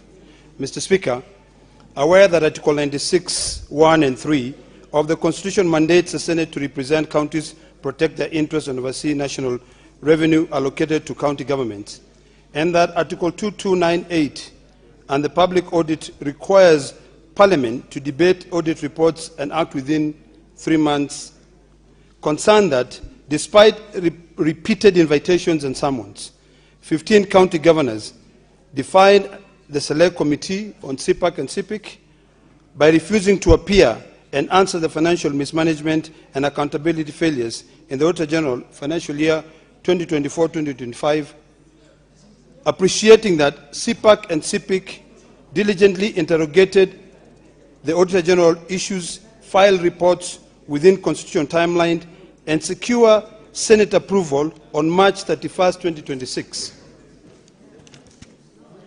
Noting the urgency or the urgent need for rigorous follow-up on this recommendation and ongoing Senate oversight of implementation. Now, therefore, notwithstanding Standing Order 225, the Senate resolved that the Select Committee on CPAC and CPIC immediately, 1, track implementation of the Senate-approved recommendations and table monthly progress reports detailing compliance status. 2, fast-track the next audit cycle by prioritizing Auditor General reports on county financial statements for the year ended 30th June 2026, tabling committee reports promptly to enable thorough senatorial scrutiny. Number 3, enforcing fiduciary accountability by resummoning non-compliant county governors, immediately recommending sanctions for defiance, including budget withholding under Article 229, and escalating unresolved cases to the Control of Budget, Ethics and Anti-Corruption Commission, or the Director of Public Prosecution as appropriate. Number 4, collaborate with oversight bodies, Control of Budget, ESCC, and the DPP to impose consequences under Chapter 6, the leadership and integrity, for governors' failure to appear, including contempt charges, suspensions of county equitable share, personal liability for losses, and disqualification from future electoral candidacy. Mr. Speaker, this issue where the governors have collectively boycotted the Senate, oversight is a bizarre assault on accountability. Mr. Speaker, all of us are brought here by the citizens of Kenya. Kenyans expect us to be able to report back to them on the issues of accountability. What we have been witnessing, Mr. Speaker, sir, is arrogance and total misunderstanding and misinterpretation of the Constitution and also laws that governs devolution. All of us here, Mr. Speaker, come here on a daily basis to be able to pass legislations that affect counties. Mr. Speaker, sir, a few minutes ago, we requested the majority leader to hold the business of sending money to counties so that we can be able to, first of all, put a check mark on the issues of accountability. Every distinguished senator who has spoken here has spoken about arrogance. Mr. Speaker, these are young men and women who, before they became governors, were living in apartments. Some of them had small little huts that they called their homes. But today, Mr. Speaker, they live in manicured mansions. They drive $200,000 or $300,000 cars, mismanaging money.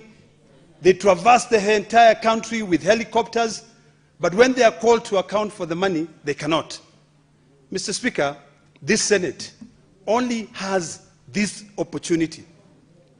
And this is the time, Mr. Speaker, that I want each one of us here to be able to remember the powers that the citizens of Kenya donated to them to be able to ensure fiduciary responsibility.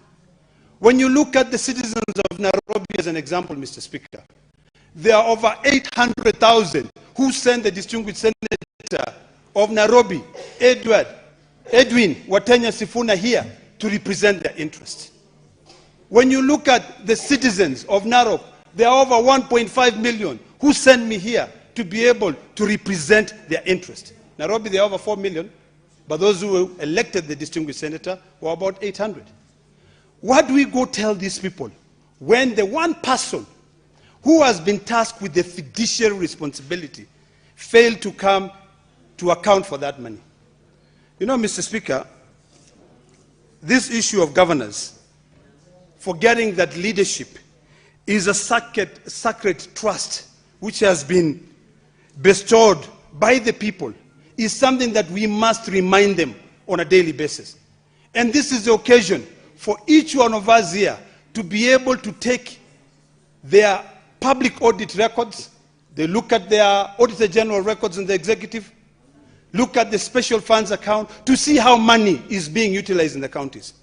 It is very sad, Mr. Speaker, that governors are traversing this great country called Kenya with helicopters.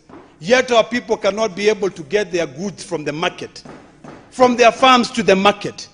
And the governors do not even know that those roads those roads are dilapidated.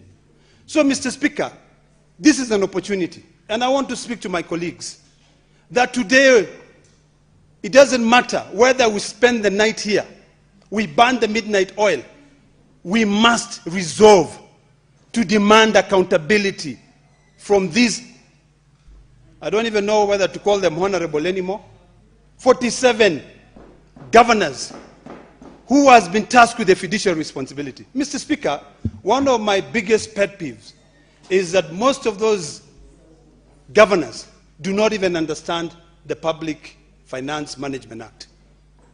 And those people who work under them do not understand the consequences, intended and unintended, that will befall when they cannot account, Mr. Speaker. Mr. Speaker, I've listened to my colleagues who are in those committees, narrating, demonstrating clearly the embarrassment that they are faced with when they are trying to analyze the documents that are presented by these county governors. And it begs the question, is it an issue of just rewarding mediocrity and ignoring meritocracy when it comes to the issue of employment? That you decide, I'm going to employ my relative to become the CC Finance, yet they don't even qualify to be able to hold that docket? Or is it that we don't really give a hoot in hell about this country?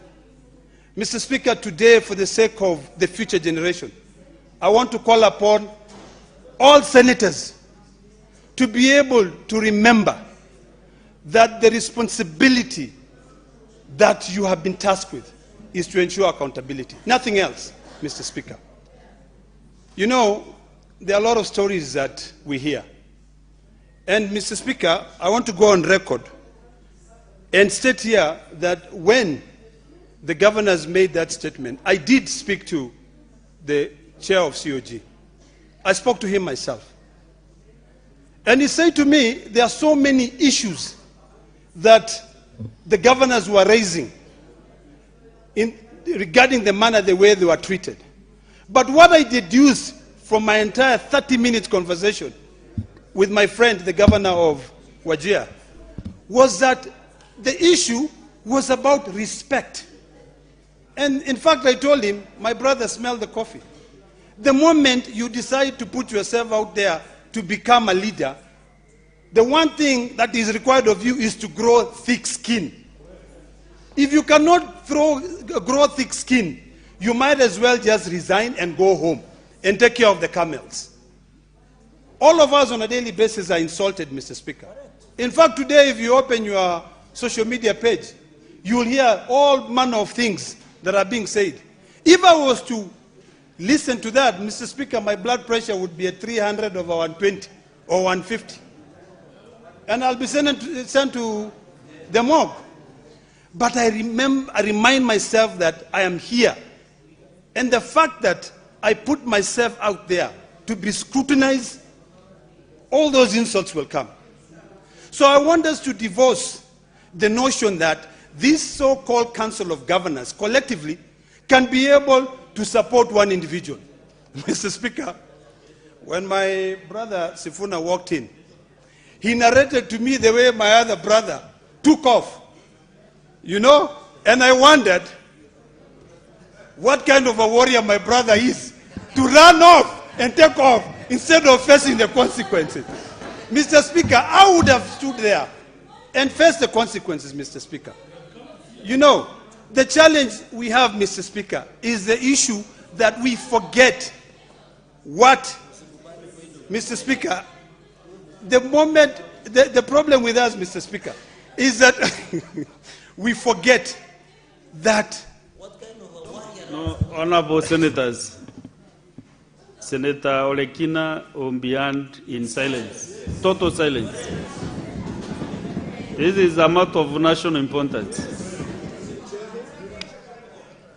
Mr. Speaker, thank you, Mr. Speaker, for your protection. Mr. Speaker, let me not forget the point that I wanted to raise, which is a very important point. Mr. Speaker, all of us, and I hope that the 47 or 67 men and women who are sitting here will never forget that power is transit. Today you are powerful, the most powerful person on earth. Tomorrow you are not. When you are tasked with a fiduciary responsibility, the first thing you need to do is to thank your God for having put you there. Because imagine, Nairobi County as an example. There are so many other Kenyans who would have become a governor of Nairobi. But God put you there. But instead of you adhering to the fiduciary responsibility and accounting and being ready to account, you are growing bigger balls than you can ever carry. Mr. Speaker, this is one of the biggest bizarre, experience that I've experienced personally. Seeing, the way people behave. It's as if they will remain as governors forever. Mr. Speaker, this is a democracy. The moment we allowed ourselves to subscribe to the Constitution, we remember very well that we are limited. There is a statute of limitation. You can only be a governor for 10 years. It will be embarrassing, Mr. Speaker, when you retire and you go and sit down in your manicured mansion, you will not even get a single citizen visiting you. Because when you were in power, what you did was to subject them to a sentence of poverty, where when they go to their hospital, they are not drugged. They cannot even walk to the market because there are potholes. There's no vehicle that agrees to go to that road. And even the borders don't even want to go there. And even citizens themselves, when they are walking, they can barely find an escape to be able to go to the market. So, Mr. Speaker, today, what we are witnessing from, in fact, in the last 2 days, is just political theatric, which must come to an end. And this is why it is important that we remind ourselves, because all of us are here, and we are guided by the rule of law. The Constitution. I've alluded to Article 96, which gives us the mandate to oversight these counties and protect the interests of the county. Today, Mr. Speaker, this motion has been brought for us to be able to protect the interests of our counties by demanding accountability. That is issue number one. Issue number two, Mr. Speaker, I heard my good friend, the IG of police, saying to my good committee of PAC that show me, just tell me when you want me to be able to bring that governor here, and I shall bring. Mr. Speaker, I am surprised that what I witnessed were my good friends, the police, outside Nairobi City Hall. And then the next day, I see the governor of Nairobi taking pictures, going with a cameraman taking pictures. What happened, Mr. Speaker, to the IG of police? And I'm going to call him after this and ask him, Ero, what happened to you? You said that you will be able to bring this gentleman here. What happened? You chickened out or what? What is the biggest problem?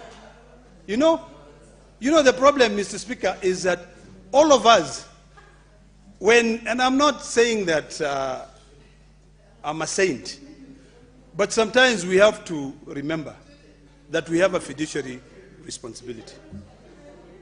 It is wrong, Mr. Speaker, for the IG or police not to deliver on what they promised under oath when they appeared before the committee. It is wrong, Mr. Speaker, for me to witness my good friend Senator Governor Orengo coming in, and he was among the first person. Mr. Speaker, I sat here with Orengo next to him. He taught me, he guided me very well on the importance of respecting the rule of law. And when he appeared, I was shocked, Mr. Speaker. I don't understand what it takes when you become a governor. All of a sudden you forget that you are supposed to be accountable. Mr. Speaker, I think it's about time that we ask ourselves whether this constitution is the right constitution. Because, Mr. Speaker, if I was the president of Kenya today, I will rule this country with an iron fist and ensure that there's proper accountability. We cannot answer to our citizens in the country who are crying, who do not have medicines, who cannot be able to support themselves, Mr. Speaker. So, Mr. Speaker, I want to end with the following 5 points, which are very, very key. That it behooves all of us here to be able to hold our county governors accountable.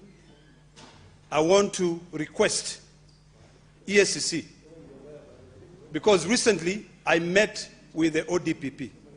And the ODPP told me, I cannot do anything without ESCC. Either we agree to collapse these two entities and make them one because of the issue of prosecutory powers, or define, when it comes to the issue of accountability, give ESCC prosecutory powers.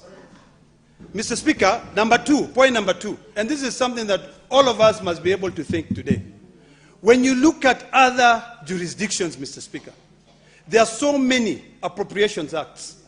Maybe it's about time that in this country, and particularly, either we amend the Constitution so that when we are moving the budgets, the Senate plays a critical role in terms of appropriations, such that we've got appropriations bills that will proceed whether there is accountability or not.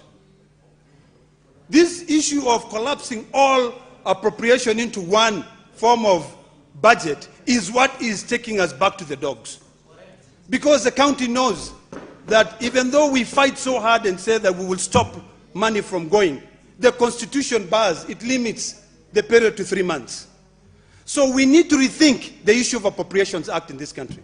Number two, Mr. Speaker, we need to also think generally, because today we are about to discuss the issue of division revenue.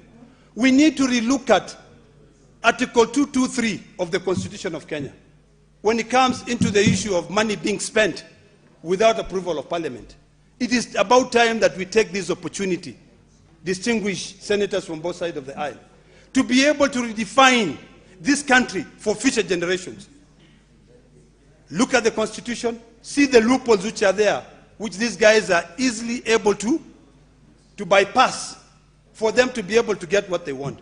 If today, and I want to remind you, this is my third point, if today, Mr. Speaker, we agree to discuss the division of revenue, the moment we discuss the division of revenue and we pass it, done. It goes to the National Assembly, and from the National Assembly, it proceeds for the money to go. And the Constitution is very clear. Read Article 219.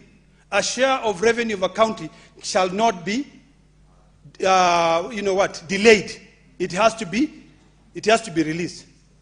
But that only comes in after we have passed this issue of the division of revenue. So my plea to all of us is that we stop this debate on division of revenue until all county governors have appeared before the Senate to be able to respond to the queries that has been asked. Point number 4, Mr. Speaker, as I conclude, it is imperative that these oversight bodies, the Auditor General, ESCC, and ODPP, work together, Mr. Speaker. It is embarrassing that every time you speak to ESCC, they tell you, oh, there's nothing we can do. Or what we are witnessing, a charade of cases being dropped from the high courts because there was the investigation was not carried out properly. This is what is encouraging this issue of corruption. Mr.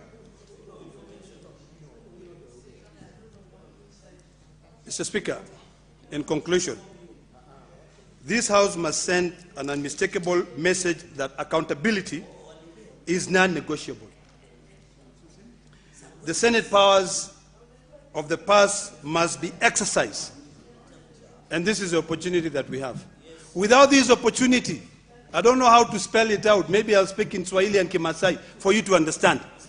This is the only opportunity that we have to be able to demand accountability.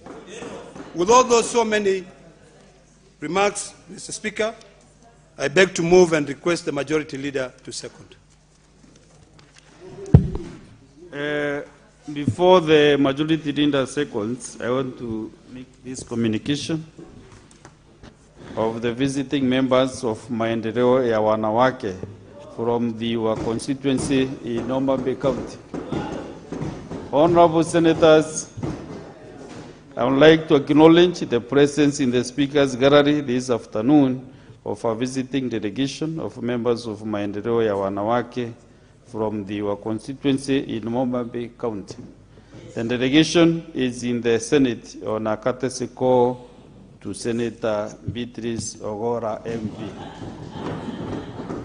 Honorable Senators, in our short tradition of receiving and welcoming visitors to Parliament, I extend a warm welcome to the delegation, and on behalf of the Senate and on my own behalf, wish them a fruitful visit. Thank you. Senator Beatrice Ogora, in 1 minute, kindly welcome the visitors so that we can proceed to the seconding of the motion.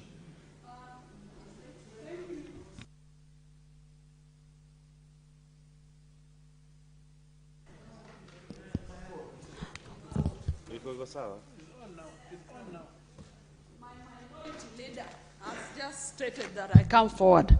Thank you, Honorable Speaker, for giving the great women of Ndewa constituency of Homa Bay County the opportunity to come to the Speaker's Gallery.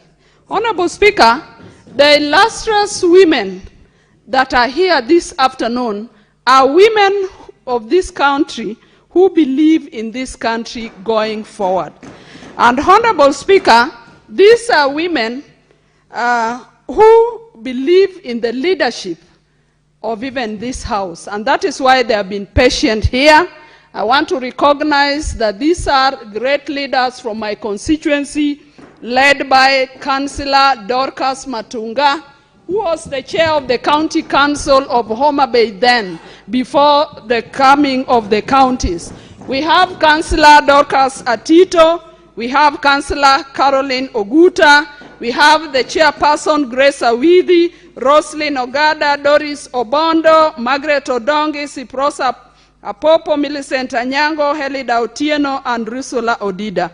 Honorable Speaker, these are women who come from all the 7 wards of my constituency, and I have a lot of relation with them. Honorable Speaker, my late father taught me something that was very wise, that has kept me in this country going, that we must be humble at the mountaintop, that we must be strong at the valleys.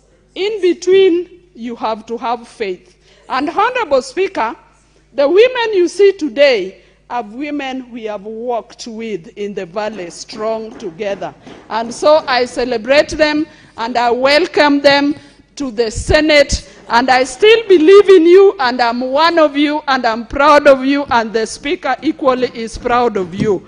Honorable Speaker, if you allow, I want also to welcome them and give a welcoming remark from my senator, Senator Moses Otieno Kajwang, who equally believes in you, and I know you believe in him. And together with Senator Moses Otieno Kajwang, and the party leader, who is a member of this House, a man who believes in power, I can assure you, the great women of Ndewa, that we are still going forward to Singapore with power.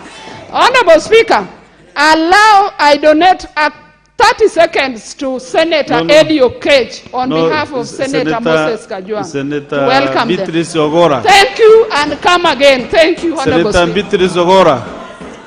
Only one thing that I can do as the chair is to recognize the chair of the delegation to stand up so that the Senate can recognize the chair of the delegation. You mentioned her name? Heading the delegation. Sorry, mention her name? Grace Awidi, who is the chair. That's good enough. Thank you very much, Chair. I also, the chair of this session believes in you. Gracious Rendes from your constituency. And I was in Diwa some years back when the daughter to Senator Kiraitu was married in Diwa.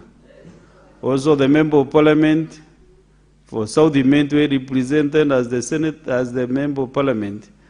Also the daughter is married in Diwa constituency. So Diwa are my in-laws, so I didn't recognize them. They know in person, so I don't want to dilute my recognition to them with the Senator Okech. So that is good enough. So let me get the majority leader to second the motion. Mr. Speaker, I didn't know the people of Diwa are your in-laws. You know, Senator Eddie has been trying to catch your attention. So I was wondering whether, if there is in-laws, Mr. Speaker, then we can allow him to talk. But, Mr. Speaker, then how can we allow a bachelor to address distinguished?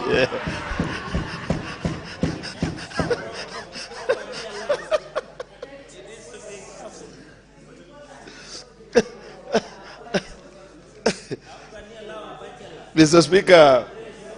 Proceed and second the motion. Thank you, Mr. Speaker. This motion has generated a lot of interest, so therefore it has really saved time. Mr. Speaker,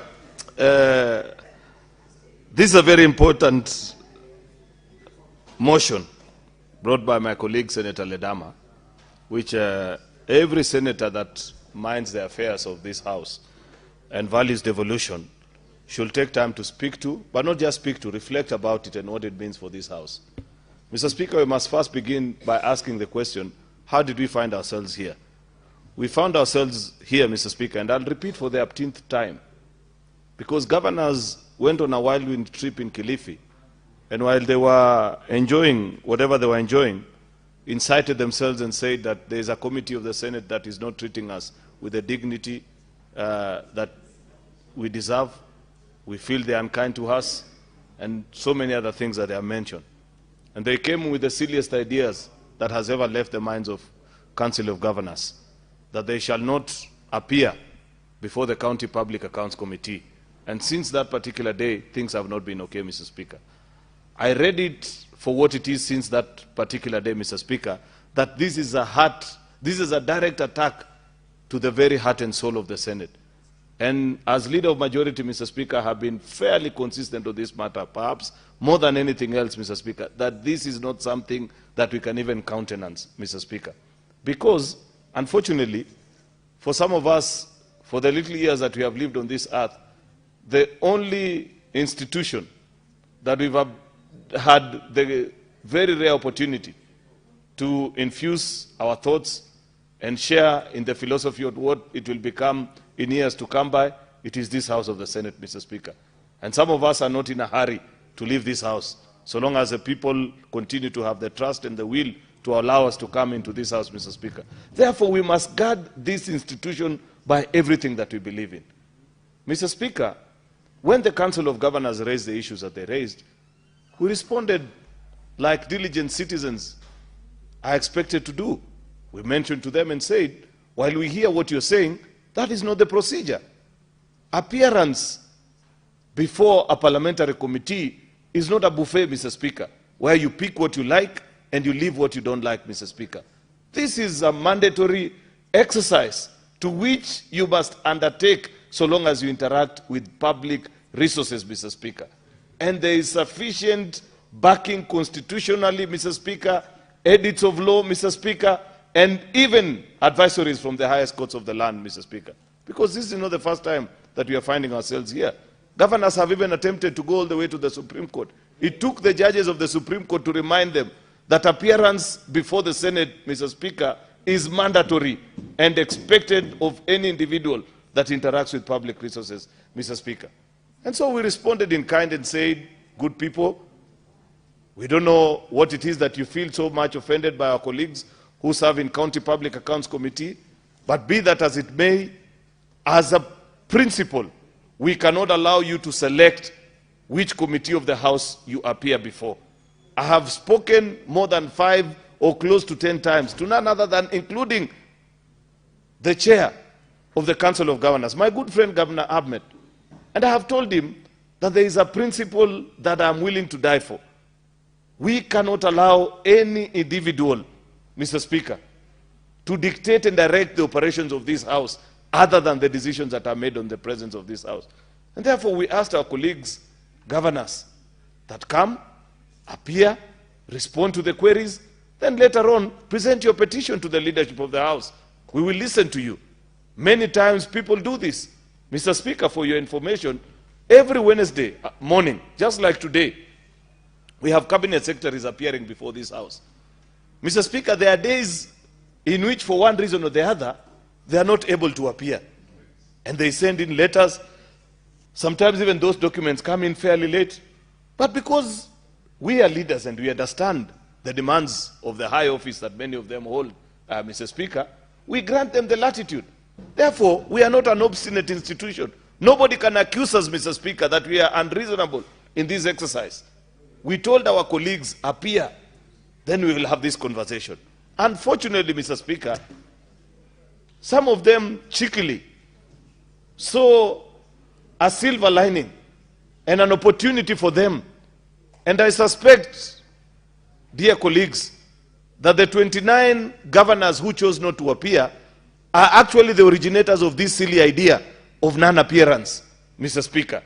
And the reason why they came up with that idea is because the Auditor General did a fantastic job in the audit process of 2024-2025, insofar as exposing all the risks, exposing all the messes that are in our county governments, Mr. Speaker.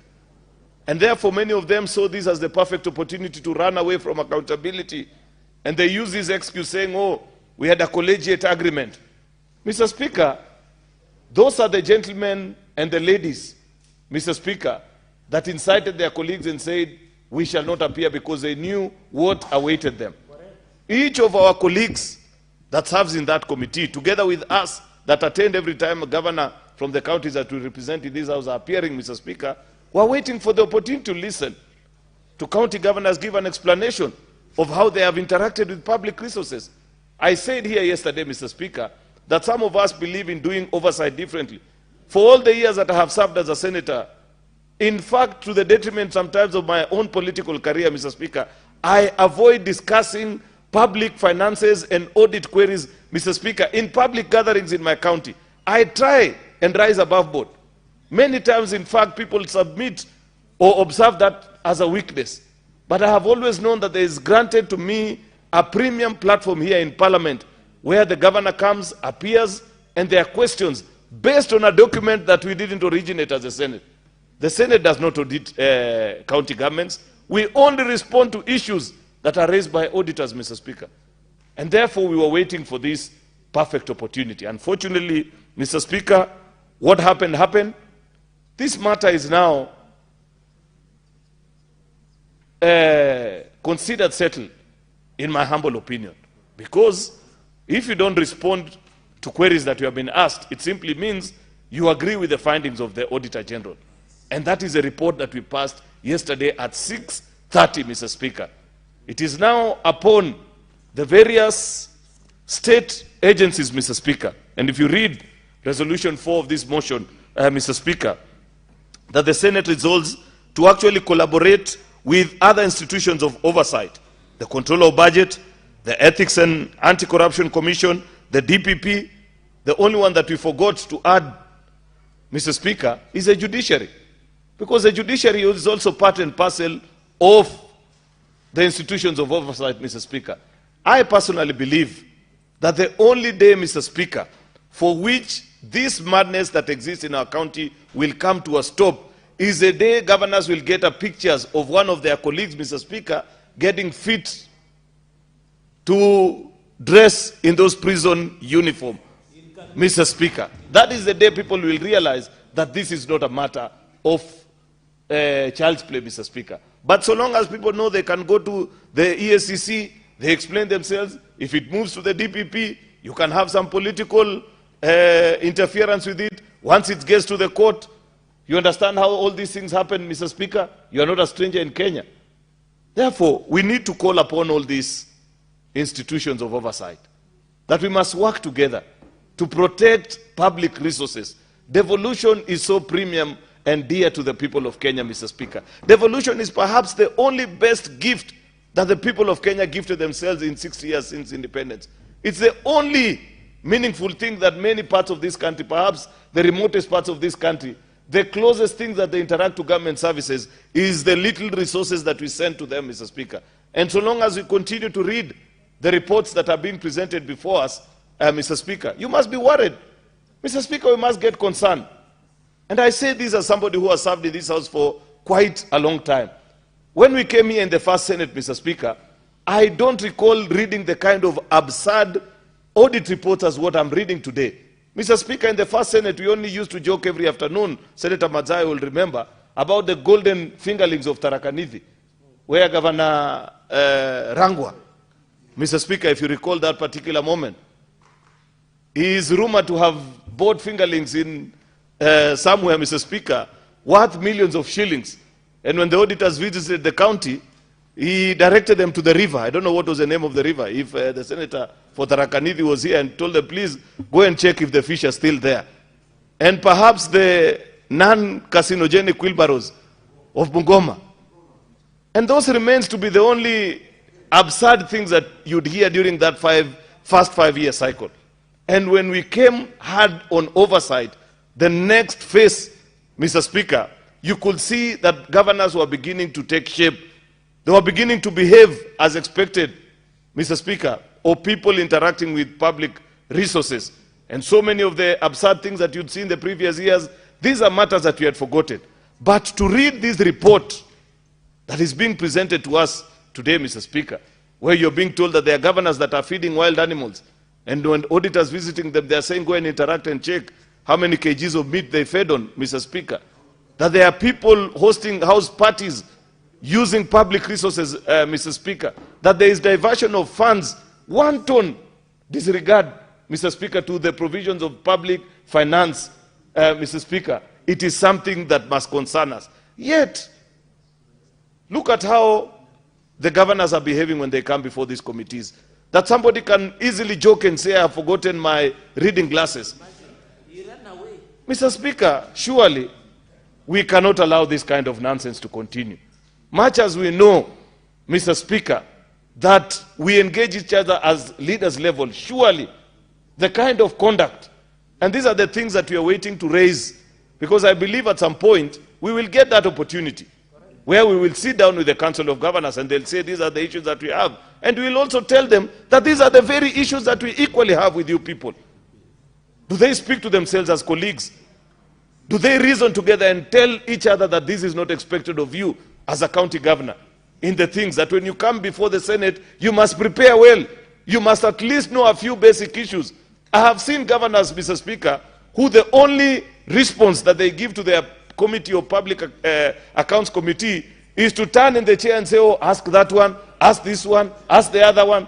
Completely clueless, Mr. Speaker, on the operations in their own county. They cannot even explain, Mr. Speaker, very basic issues. Yet, they want to point fingers at Public Accounts Committee and say, oh, this and that has been done, Mr. Speaker. Therefore, that meeting we are looking forward to. And our colleagues in leadership, the governor should not imagine for any minute that the Senate is not interested in listening to their concerns. We equally have questions that we want to ask you. Even just at the very least, leader-to-leader level, to find out from you whether you are not equally concerned the way the rest of the country is. Therefore, Mr. Speaker, because I know so many of our colleagues want to say something on this matter, and I can see time is far much spent, I wouldn't wish to take a lot of time. I'd wish to agree with the findings of this motion, particularly on resolution number 4, on collaborating with the agencies of oversight to follow through with what we passed yesterday in the afternoon, Mr. Speaker, so that should it ever appear in the mind of any governor in future to choose not to appear before Senate, they will think twice about it, Mr. Speaker. This should serve as a lesson to the 29 governors, Mr. Speaker. You know, and we are just talking about 29 governors. I wish I had the list, Mr. Speaker, because up to now, I feel the citizens of this country are yet to appreciate. Who are these people that we are talking about, Mr. Speaker? We must laud the 16 governors who found time to appear, even with all the challenges in the county. At least they submitted themselves to the authority of Parliament and said, I know this happened, but I value this.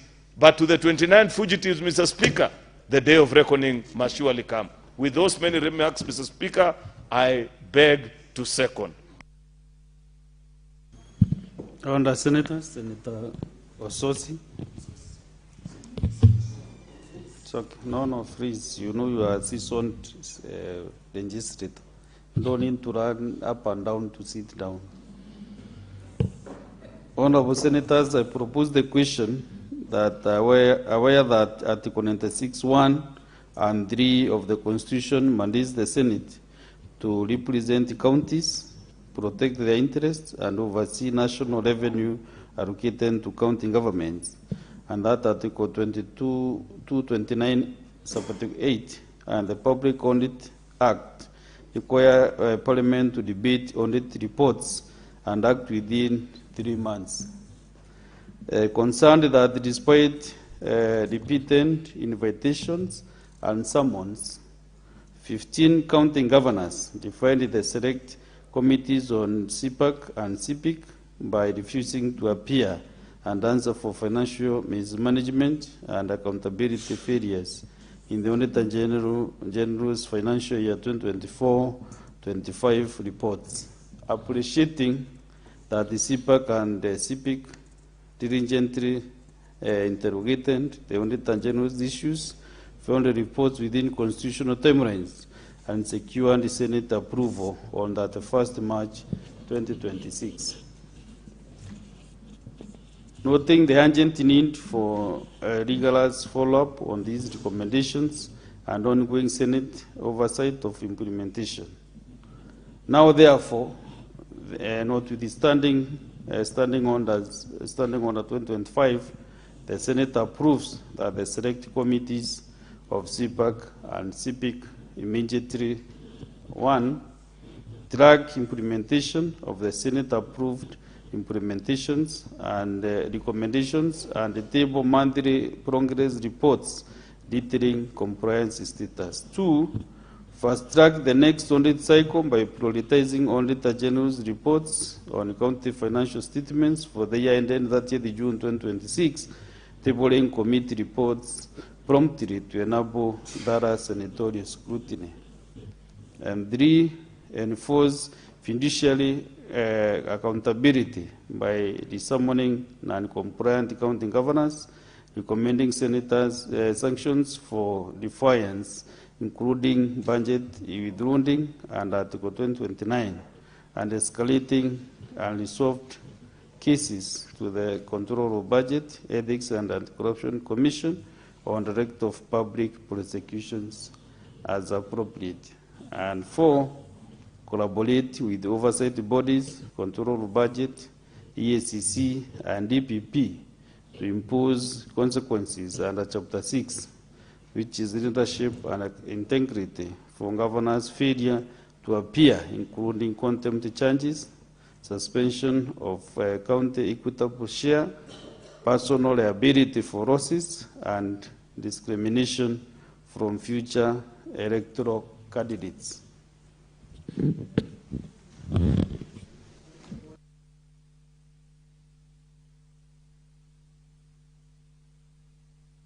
Out of order, the chair, or who is out of order?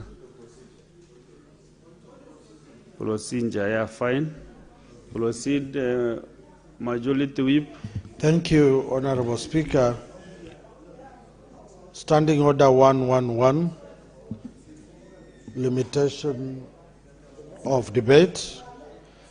The Senate may, on a motion made by any senator in accordance with this standing order, impose a limit in respect to debate on any particular motion or bill by allowing a limited period of time for such debate, or by limiting the time during which senators may speak in such debate, or by imposing such limitation. So I will request, Honorable Speaker, that if we can do 10 minutes, or we can do 5, or we can do 20. You can look at the watch so that we agree, so that many of us can be able to ventilate.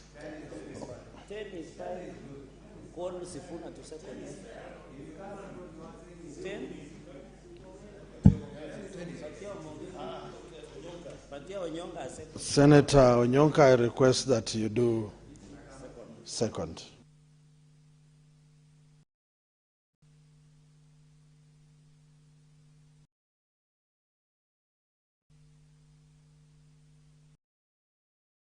Senators, the House can only arrive at a consensus because of the interest to limit, maybe to reduce it lower.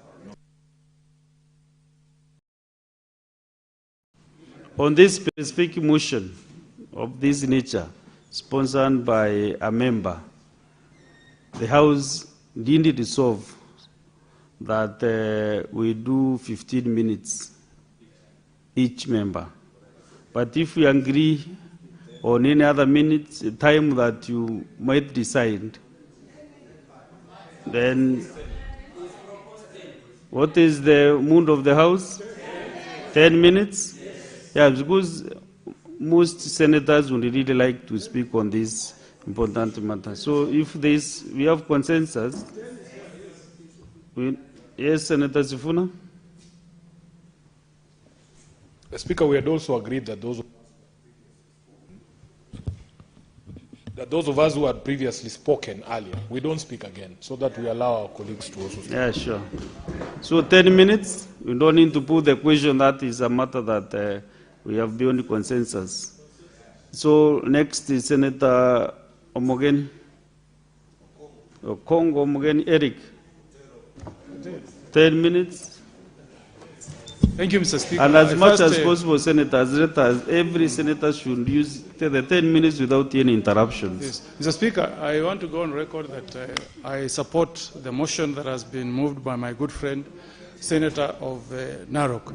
Mr. Speaker, the action of the 29 governors who did not appear before this Senate must have consequences, Mr. Speaker.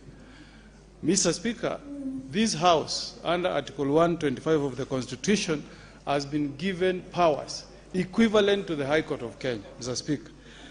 Mr. Speaker, when you go to the High Court of Kenya, the technical team can just give us a better sound. Okay, Mr. Speaker, if you are taken to the High Court of Kenya and accusations are made against you, Mr. Speaker, and you are given an opportunity to defend yourself, if you don't defend yourself, Mr. Speaker, it means that you accept all the accusations that have been leveled against you. Mr. Speaker, see.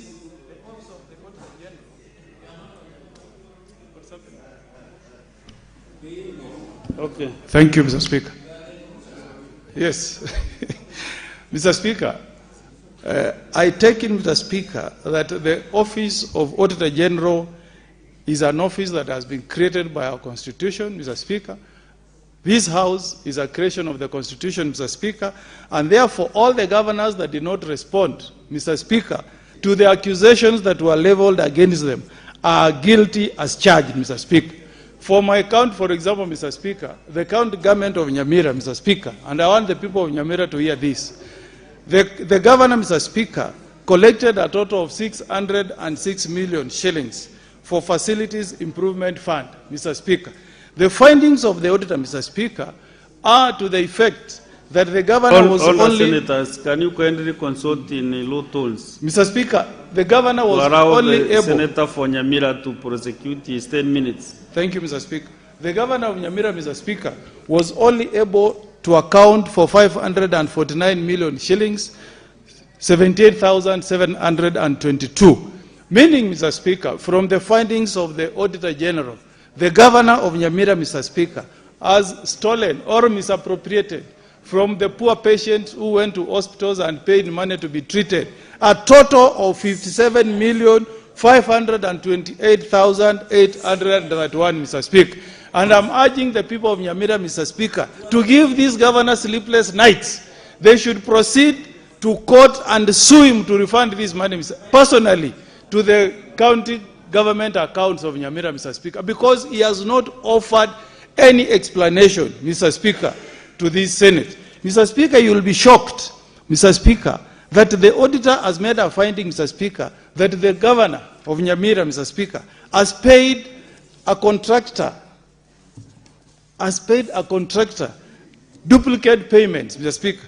If you read page 2 of the auditor's report, Mr. Speaker, it says, and I hope the EACC and the DCI are listening, Mr. Speaker, that the county executive irregularly processed and authorized duplicate payments amounting to shillings 8,719,000 to the same contractor for identical scope of work that had already been paid. What better criminals do we have in our counties, Mr. Speaker, than such, Mr. Speaker? It is shocking when you go to the county government of Kitui, Mr. Speaker, that the governor has allocated for personal operations of his office a total of 2.4 billion shillings, Mr. Speaker. I can't understand how these governors behave, Mr. Speaker. 2.4 billion, Mr. Speaker, in Kitui could have bought seedlings for farmers, Mr. Speaker. People of Kitui, Mr. Speaker, the governor could have even chosen to buy chicken or goats and give the people of Kitui, Mr. Speaker. I was waiting for the governor of Nyamira, Mr. Speaker, to appear before us and to tell us how he transported 33 bodies to a morgue in Kericho, Mr. Speaker. And then when he was asked, Mr. Speaker, he tells the country that I only loaded 13 bodies. Then he says that he cannot understand how 20 others boarded. Since when did dead bodies start boarding a vehicle to take themselves to Kericho? Did you listen, Senator of Kericho? He said he can't understand how 20 bodies boarded a vehicle and ended up in Kericho, in a cemetery in Kericho, Mr. Speaker. Instead of coming to tell us, Mr. Speaker, what steps he's taking as governor of Nyamira, Mr. Speaker, to ensure that we have a cemetery. Instead, it does not even appear before this House, Mr. Speaker, to tell us why is he shaming and embarrassing the people of the county of Nyamira, Mr. Speaker. Those are the things we could have wanted to hear from these governors, Mr. Speaker. Look at the case of Nyamira, Mr. Speaker. How can a governor allocate 15 million for soft drinks? How much does a bottle of soda cost? How much does a bottle of water cost, Mr. Speaker? How many bottles or liters of Fanta or Coca-Cola or Sprite has this governor consumed in one financial year? To tell us that you have spent 15 million shillings when hospitals, Mr. Speaker, in Nyamira have no medicine, Mr. Speaker. Then the auditor is telling us, Mr. Speaker, that the governor of Nyamira has spent 2 million shillings to buy tires, 4 tires for his vehicle. Mr. Speaker, since when did one tire cost 500,000 shillings? Where is that? Where is that, Mr. Speaker? Mr. Speaker, and as he's doing this, Mr. Speaker, hospitals in Nyamira, Mr. Speaker, have not been completed and there is no medicine, Mr. Speaker. You read the auditor's report, and I'm not doing politics here. I'm just following what is in the auditor's report, Mr. Speaker. The auditor is telling us, Mr. Speaker, even a construction of our eye hospital in Nyamwetureko, Mr. Speaker, in West Mogirango, Mr. Speaker. That's where my placenta is, West Mogirango. Mr. Speaker, that hospital has remained incomplete, Mr. Speaker, despite the governor having paid 15 million shillings for construction of that hospital. Listen to this, Mr. Speaker. 32 million shillings was set aside to supply water to households in Nyamira. What did the governor do? Instead, Mr. Speaker, the governor decided to pay this money to certain individuals. Wilson Nyaboga Nyang'au was paid 244,000 shillings to do feasibility study, Mr. Speaker. Another one, Vincent Kipsang Cheruyot, I don't know whether this one hails from Senator Cheruyot's count, was paid 279,500, Mr. Speaker, to facilitate training. Which training? Mr. Speaker, if you read the document from the auditor, all that money, not even a coin, was used to supply water to any household. It was used, Mr. Speaker, instead for feasibility studies, facilitation of workshops. It is, what a shame to this governor, Mr. Speaker. When he appeared before the Senate, Mr. Speaker, for the first time, the only question he was asking, Mr. Speaker, Senator Sifuna just raised a statement and said, Governor, tell us, why did you pay this person called Daniel Nyakundi 860 shillings? He said, Chairman, I've become sick. Before senators, in the committee, he said, I've become sick. Since when, Mr. Speaker, if you are a sick person, do you come before senators to tell them you are sick, or you should have gone to hospital, Mr. Speaker? This is just a way of evading accountability, Mr. Speaker. And I'm demanding, Mr. Speaker, next time these governors appear before us, it should be before a committee of the whole. Finally, in conclusion, Mr. Speaker, Senator, Majority Leader, we should benchmark from what happens in Australia. Parliamentary Privileges Act that was enacted by the Parliament of Australia in 1987 has given the House powers to detain any witness or any person who appears before the House for a period of 6 months, Mr. Speaker. What happened this afternoon, Mr. Speaker? Instead of the Speaker sending the Sergeant at Arms to arrest the governor for Samburu, he should just have decreed that I've ordered that you be locked up for the next 1 week, Mr. Speaker. So we must move with speed and amend the Parliamentary Privileges Act, Mr. Speaker, to put that power the way the Australian government has done. They did it in 1987 because of an experience they went through. We must also move with speed, Mr. Speaker, and do it. And finally, Mr. Speaker, anybody who is a former member of this House, who shows contempt to this House, Mr. Speaker, should not have the privilege of walking to this House as and when they wish and do what Governor of Samburu attempted to do. Mr. Speaker, we should reserve the power to say, if you are in contempt of this House, Mr. Speaker, there are certain privileges you will not enjoy. I support, Mr. Speaker. Thank you. Very well, very well.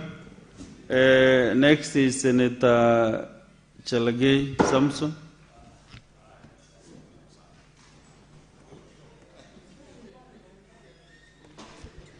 Thank you, Mr. Speaker, sir. From the onset, I want to support this motion by Senator Ledama Olekina. I think this is the right direction, Mr. Speaker, that we should take. I think, Mr. Speaker, after the resolution yesterday, we need now to put DCI, EACC, Controller of Budget, and DPP now on toes for the recommendations that we passed yesterday, Mr. Speaker. It cannot be, Mr. Speaker, I want to begin from where Senator of Nairobi left, that I saw the chair of COG saying that the Public Accounts Committee is embarrassing them. When a governor in Kericho,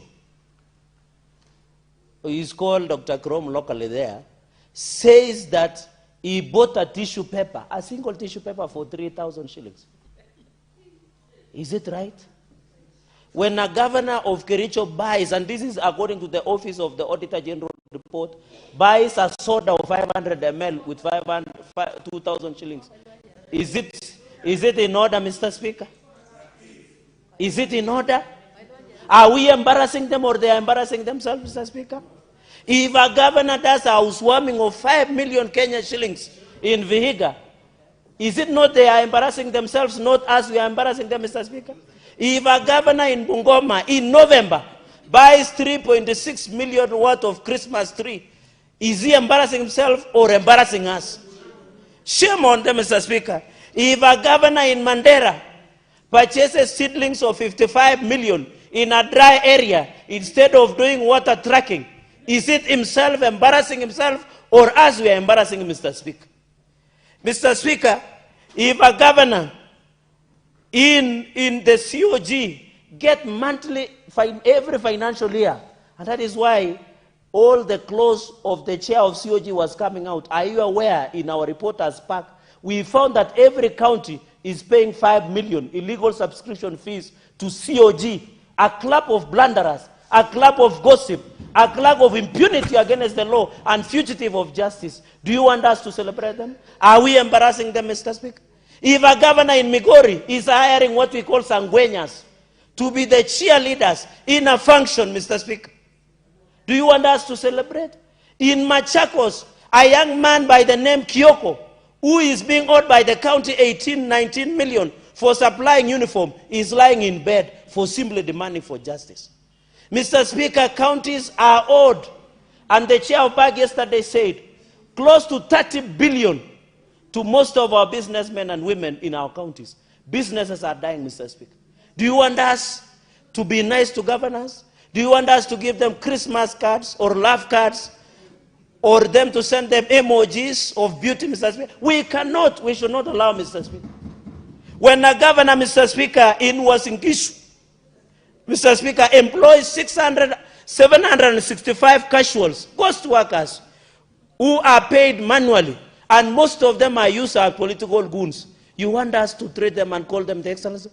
Even if they are called excellencies, there is nothing excellent about them. Mr. Speaker, there is nothing excellent. When you saw the governor of Machakos, he bought milk and branded her face on the milk, Mr. Speaker. You want us to celebrate them and give them flowers and give them chocolates, Mr. Speaker?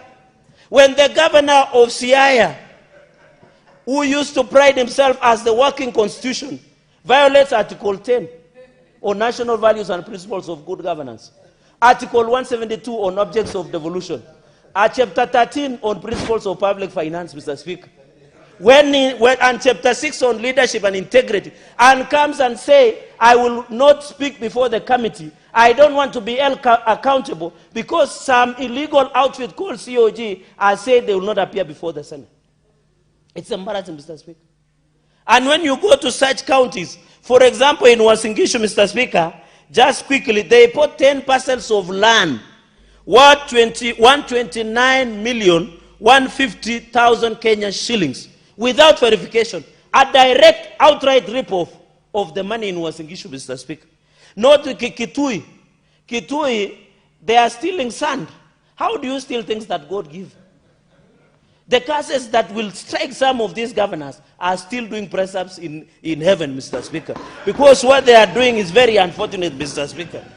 Mr. Speaker, county like Nandi is not a going concern. My governor decided to allocate himself 484 million for office operations.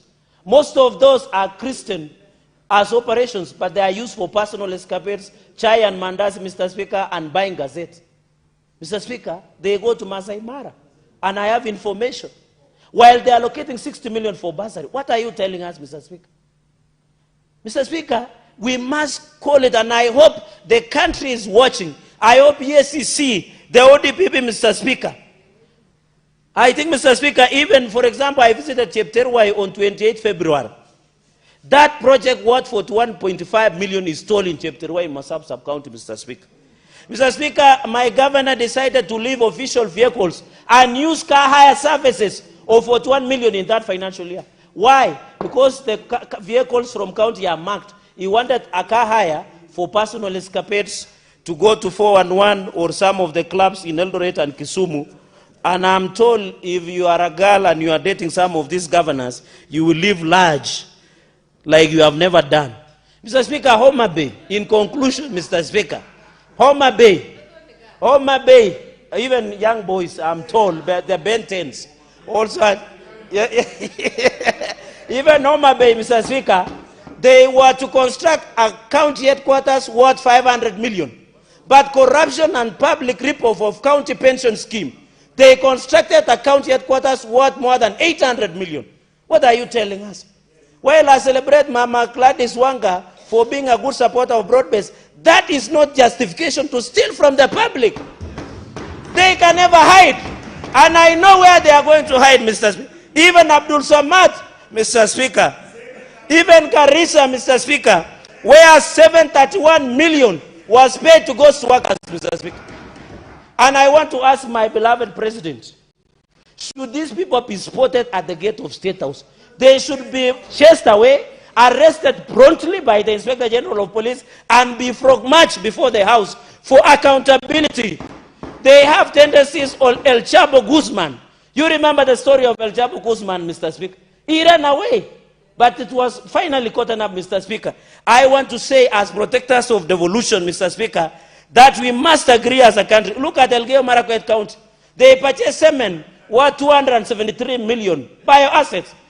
Why would you purchase semen that is free available when the cow and the bull is on it? Why are you buying semen, Mr. Speaker? 273 million, Mr. Speaker, that the governor purchased. And when I heard the projects are stalled, Mr. Speaker, this must be brought, Mr. Speaker, before the House so that we can be held accountable. Of course, the Wajir is no longer a going concern. If there is a chair of COG that is the worst since the beginning of revolution, is the governor of Wajir, Hamed Abdullahi. Hamed Abdullahi. Mr. Speaker, I met him, and I want to confess, I asked him a question, and it is of tremendous respect. I asked him, it is not halal to eat pork, but is it halal to steal from the public? He did not answer me. He said he's in broad-based. Mr. Speaker, we must call these thieves for who they are. Whether they are in one term or two term, they are thieves. It will never change, Mr. Speaker. And we must prosecute them, Mr. Speaker. Whether they want to hide before the united opposition, whether Linda Mwananchi or in two terms, Mr. Speaker, they must face justice because that is where they belong, Mr. Speaker. Nairobi Governor and Samburu, as I conclude, Mr. Speaker, their warrant of arrest is still active. I want to appeal to Inspector General of Police. Mr. Speaker, he is a fairly old man. His age is an age where he doesn't want cases. I want to ask him, we have a parliamentary police cell here. Can he submit as we go for Easter, the two governors? We deal with them on Tuesday at 8 a.m. But because Waziri wa Sheria Sifuna will not wake up early, we do it at 11. Mr. Speaker, I support this motion, and in the interest of colleagues also to contribute, I yield back the mic. I thank you, Mr. Speaker. So, honorable senators, let us hear from the other agenda. That has been a bit volatile. Senator Kavindu. Thank you, Mr. Speaker, for this time that I can contribute towards this motion. And from the word go, I support it fully 100%. Because, Mr. Speaker, the governors, what has surprised me, Mr. Speaker, is that they are summoned, they are called to come and appear to CPIC and PAC. And, Mr. Speaker, I'm surprised some of them write letters in the morning of the day they are supposed to appear and say that they are not able because they have other important issues to tend to. Mr. Speaker, and I wonder what is so special more than their counties that they are serving. Mr. Speaker, as I speak now, I have a young man by the name Sami Kioko admitted in hospital right now with a broken leg when he was going to demand for his payment at the county government of Machakos. And he was arrested by the people from Machakos, beaten, taken around until night. I was being called at 10 o'clock in the evening to be told that he's in Machakos, he's in Kangundo Hospital, and they are heading to Nairobi West. Mr. Speaker, these governors, when they are called here, they must appear and come and answer. And that is as a reason of pending bills that are there. Mr. Speaker, I wish Senator Kio can give you time to listen to what we are saying. Mr. Speaker, we are okay. This is due to pending bills. In Machakos County, we are pending bills from the first governor who was there to date for more than 5 billion. Mr. Speaker, these governors, when stalled projects, we cannot even count. There are so many, and not only Machakos, across all the 47 counties, we are pending bills, we have stalled projects, and people have died who supplied things in the government, in the county governments, because of lack of payments. Others are suffering high blood pressure, diabetes, name it, because of stress, because they took loans from banks to go and do that work from the governors. And yet, we fight for them to get money from here. And that is why I also support that we should not approve that increment of the monies that should be taken to counties until they style up and be accountable for the monies that they have already received. Mr. Speaker, it is not only the 29, I think there are more than 29 because they are from PAC and CIPIC. And some of them, we write letters up to 4 times before they appear before us. Mr. Speaker, this is very wrong because we have accountability of checking and oversighting them, what they are doing with the money that we request. Mr. Speaker, if you see these governors, I don't know if your governor is like the rest of them. When they go showing what roads they have built, what projects they have done, and they never even mention senators, when the senators are the people who are bringing them the money to be able to work. And yet, they brag and you hear the MATIANG'I clapping for them. And you are there, senator, sitting, feeling like you have done nothing, and yet, all the money they are using, we fight for it here and we take it down to them. Before they start even introducing the projects, they should first of all recognize the senators who bring them the money to be able to work.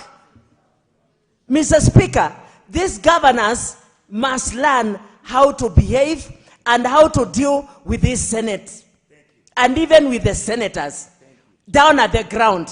We look like we have done nothing, and yet the monies that they are bragging that they've done this project, they've done that project, it is us who fight for it here. And Mr. Speaker, I get so mad that when my time comes and I stand, I must tell the people the money that the governor has done the projects. When you see a project that has been done, know that your senator has done work and has done what you have called them to do. Mr. Speaker, we love devolution, and we will continue defending devolution. But before we do anything now to increase amounts of money to the governors, they must account for the monies that they have received already. And EACC must take their position and get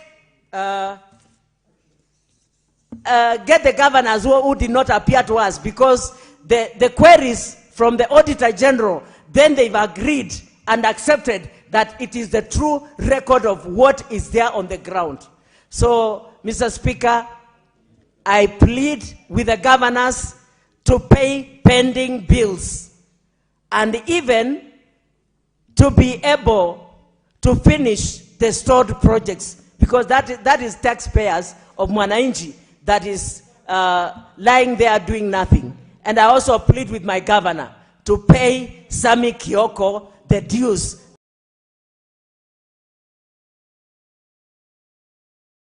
that is supplied for the clothes that is supplied at the county. Thank you, Mr. Speaker.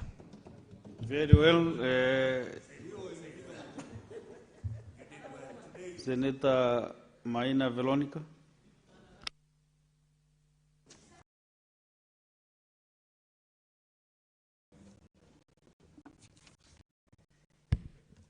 Honorable Speaker, at the very onset, I want to support this motion by Senator Ledama. Indeed, Honorable Speaker, I want to single out one of the asks that Senator Ledama has brought forth, and that is item number 4, that we must collaborate with the oversight bodies, controller of budget, EACC, and DPP to impose consequences under Chapter 6 of Leadership and Integrity, and the governor's failure to appear before the Civic Committee, Honorable Speaker, is the highest breach of our Constitution. The governors have a constitutional duty, and public trust has been bestowed upon them under Chapter 6 of the Constitution. So when they fail to observe what they are required to observe in the course of the audit cycle, which requires them to appear before the committees in Senate to account for the resources, the devolved resources to the counties, they have broken that cycle, the audit cycle, and what should automatically follow, Honorable Speaker, is that they should actually be held guilty, just like one of the senators indicated here. Because if you do not want to appear before a committee to account for devolved resources, what does that mean about you? Are you a thief? What is it that you are hiding? Why can't you come and answer queries that have arisen from audit documents?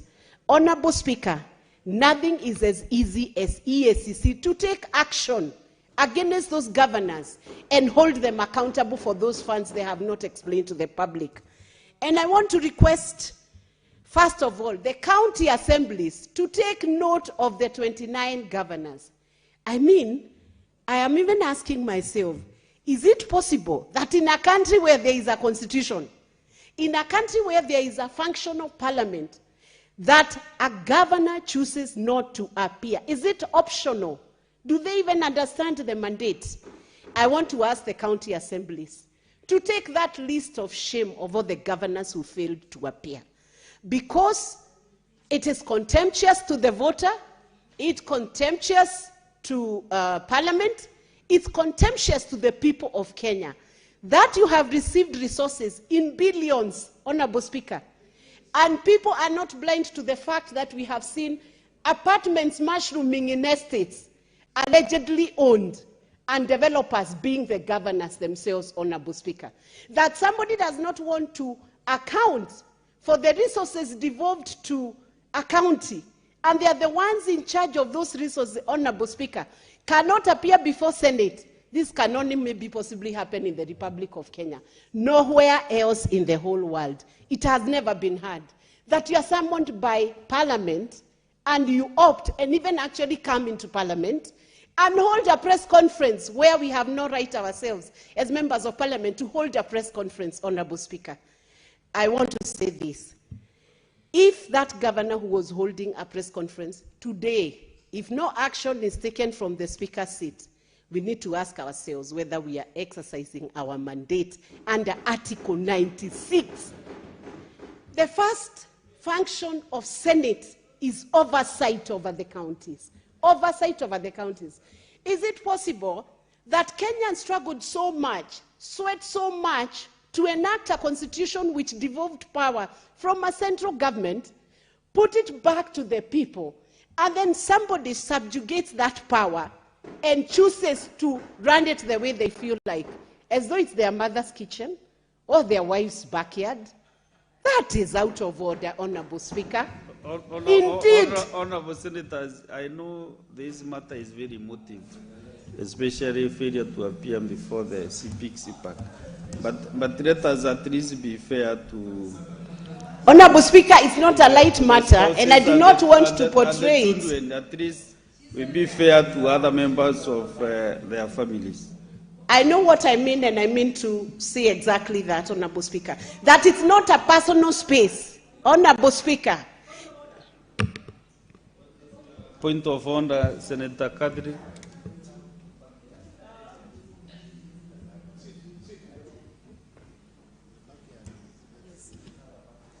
Back here. Give me the mic. You have the mic now. Honorable Speaker, I stand on a point of order on the language used by my honorable colleague. Mother's kitchen, wives, what was it? Wives' backyard. I can assure you, mothers and wives are the ones who are taking care of this country when governments are not doing their job. So it's unfair for you to even make reference to them. You might want to make a reference to the other gender, but I would want to ask that you withdraw the reference to mothers and wives, who are the people who are carrying the burden of this country as the governments sleep on the job. But no, just a minute, just a minute. Just a minute, Senator Veronica Maina.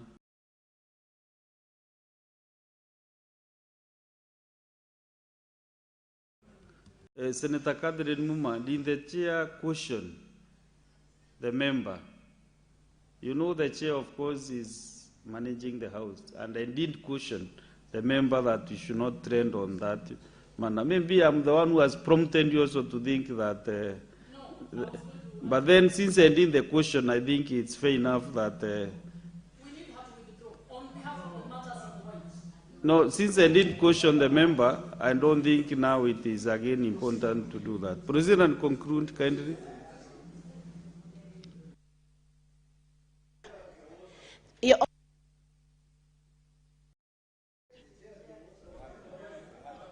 Honorable Speaker, you know I'm the chair of KEWOSA and a defender of women. And I'm a mother myself and a wife. The context within which I have said this is to mean that because mothers are so loving, that in their kitchen you will have a few liberties and you can get away with it, that they don't take it. The context is to mean it's not a personal space, but it goes beyond the personal space. However, if anybody feels as though they are offended, they must take cognizance of the fact that I'm a wife and a mother, and I know what I mean when I'm in my kitchen. I can allow you to have coffee when we were actually making tea. Those flexibilities are allowed within the domestic space. That allowance is not available when you are taking up a responsibility in public. You must read the Constitution. But in my house, I don't keep a constitution for the meals I do, or some of the behaviors people do. There are some we even overlook. But to make my sister comfortable, the context is this. Maybe I should say the father's kitchen, or the father's, or the husband's backyard. But since we have few governors who are women, Honorable Speaker, it still goes back to the other gender. Honorable Speaker, what I mean to say is this. They are not showing as though they understand Chapter 6 of the Leadership and Integrity. And I call upon county assemblies to impeach any governor in that list of 29 governors who have not appeared to consider impeachment proceedings. Number two, I call upon the voters to consider doing very serious interviews of any governor candidate who shows interest in taking up that position. Indeed, it's my position, Honorable Speaker, like the Dominican Republic, maybe it's time for us to consider giving governorship position to women, a lot of women, so that we can have better management of the resources sent to the county. Honorable Speaker, the reason why I say this is because there are too many factors that are being managed at the county, and we have seen counties which cannot even manage the resources to even sweep the city or unclog the drainage. Why have they failed to do that? Basic things that happen. Yes, I would wish to be informed by Senator Sifuna, and I hope respectfully so. Speaker can allow you. Okay, please, if I accept to be informed. Yeah, I just wanted to inform my senior, Senator Veronica Maina, that these issues of incompetence and bad management, they know no gender, they know no political party. They cut across. I mean, that governor who moved 10 million shillings from a KIPES account to throw a bash for a border group is actually a lady governor. Yeah. So there's no gender distinction when it comes to bad manners. Honorable Speaker, I concede to that information given, especially when it is based on facts and figures. I cannot fight with it. Let every governor, whether man or woman, account for the resources that are sent to their counties. And I would urge women to behave very well when they are holding that position so that we can have a G14 or G25, moving from the G7, which was stepped down to G6, so that we can have many more women governors who can then clean up our cities and show a good example of how a city should be managed, even better than the homes that they managed very effectively and very competently. Honorable Speaker, with those many remarks, I beg to support this motion and ask the governors to man up or woman up and take up the responsibility of accountability and know that the baton has been pressed by the President. Tomorrow there is a conference coming up, Honorable Speaker, and it's about transparency and accountability. The nation is moving on. It's time to account for the resources that come into our hands as leaders. Thank you, Speaker. Honorable Senators, you know Kenyans are asking themselves, who are these 29? No. Who are these 29? Who are the 13 who didn't comply? Who are these senators? You know, it depends on where you are listening from. So you should not be ashamed even to read the list. You know, the chair does not participate in debates, but this one, I'm a bit compromised on this one. Senator Ososi. Thank you, Mr. Speaker. Mr. Speaker, let me start by commending the Minority Whip for this very good motion and very timely. Mr. Speaker, as I support this motion, let me say that I have contacted the Secretariat to try and amend this motion so that instead of these governors appearing before the two committees, as members alluded earlier, they appear before the whole House. And I don't know, a way must be found out. I'm being told that the standing orders do not allow that. But a committee of the whole House is a committee of Parliament, is a committee of Senate. So I would, if you allow me, Mr. Speaker, we do an amendment so that they appear before us the same way they appear before us when we are conducting impeachment. We want all of them to be lined up here so that we can ask them questions one by one. That way, I think the impact will be felt wider and across than them appearing before the committee, because I'm sure if you send them to the committee, they will start bringing the same issues that they are brought, that they cannot appear before the two committees. So if they cannot appear before the two committees, let them appear before the whole House, so that we see how we test their allegation that they have been bribing members of this committee. Let them come and tell us how they have been bribing members of the committee, and can they bribe the entire House, Mr. Speaker? So, Mr. Speaker, if you allow me, I want to bring that amendment so that we say that they will appear before the committee of the whole. Additionally, Mr. Speaker, I want to say that it is very boring. Senator Ososi, before I leave the chair, yes, because you have requested me to agree with you, yes, I agree with you totally. Because we spend 6 hours with the CSs, and then we don't summon any governor to appear before this House. We need to amend the standing orders. Yeah. I will convince the Speaker who chairs that committee and myself as Vice Chair, we must amend those standing orders to allow governors to appear. Even we can step down all the CSs and allow governors to be appearing before this Senate. Yes. So I think that punishment would be more effective than them appearing before the committee, because they will start playing the usual games, postponing their appearance or even rejecting to appear. So I think we need to think about that. Mr. Speaker, I was saying that it is very boring and I want to reveal to this House, it is very boring chairing the two committees, because it looks like a ritual. Every year the same issues and nothing is being done. Same queries, nothing is being done. And Mr. Speaker, even as we say that we are going to ask them to come and tell us the implementation of our recommendation, I want to say that if you look at the report of PAC and PIC, you realize that 90% of the recommendation are to EACC. To take act, to investigate and take action. But EACC has slept on the job, Mr. Speaker. If you look at the report for last year and even the other year, no feedback from EACC. So even as we talk about governors appearing before us, let us also find a way of making EACC accountable to this House. Because it's very painful, Mr. Speaker, that governors just come, they appear before us as a ritual, they leave, we do reports, nothing is being done, and then the following year comes, and 5 years is gone. Mr. Speaker, if I may give experiences of my committee, water companies, this is a conduit for corruption and stealing. They have deliberately allowed this company not to operate efficiently. These companies are just avenues of stealing money from the county.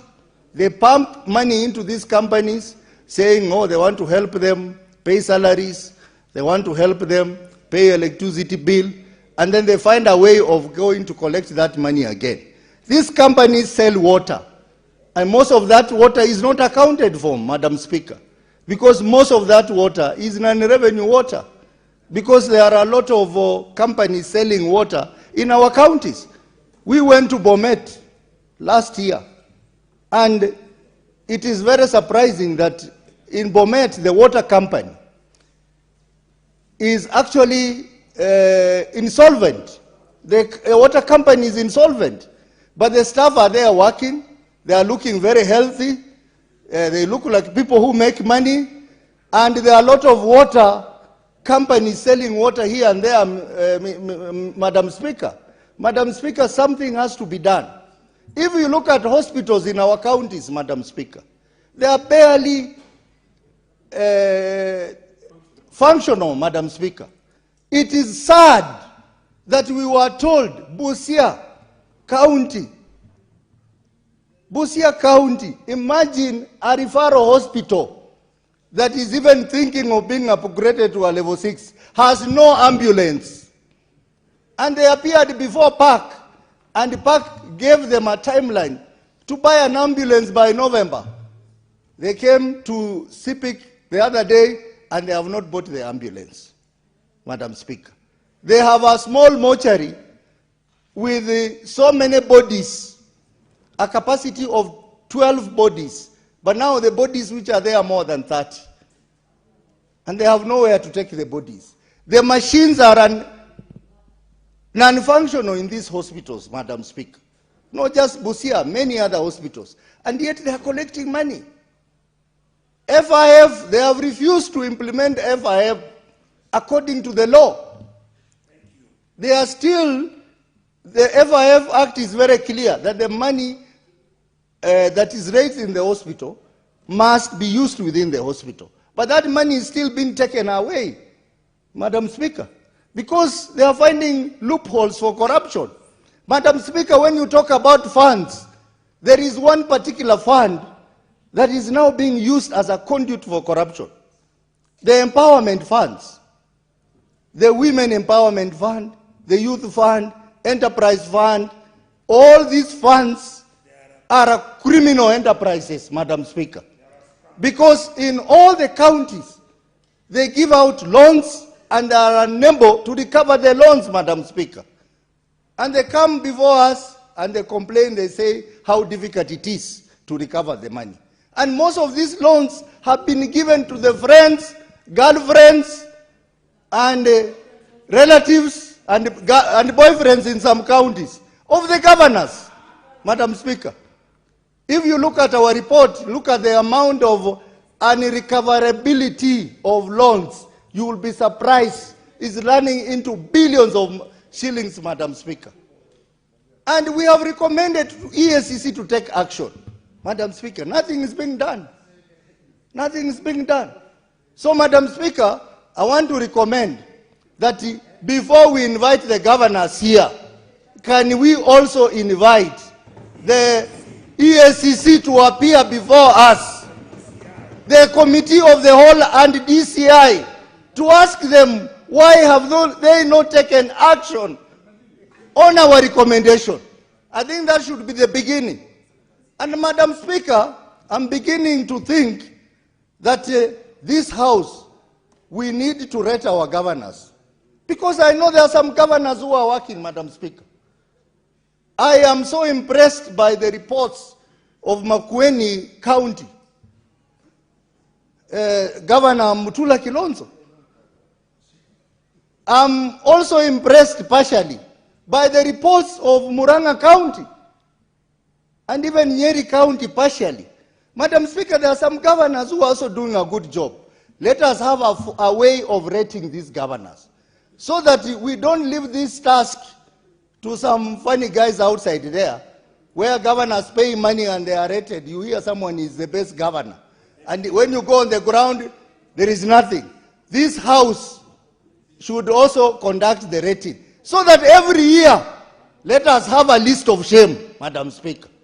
And Madam Speaker, as I conclude, EACC is protecting governors. The other institution that is protecting governors, Madam Speaker, is the presidency. Because government...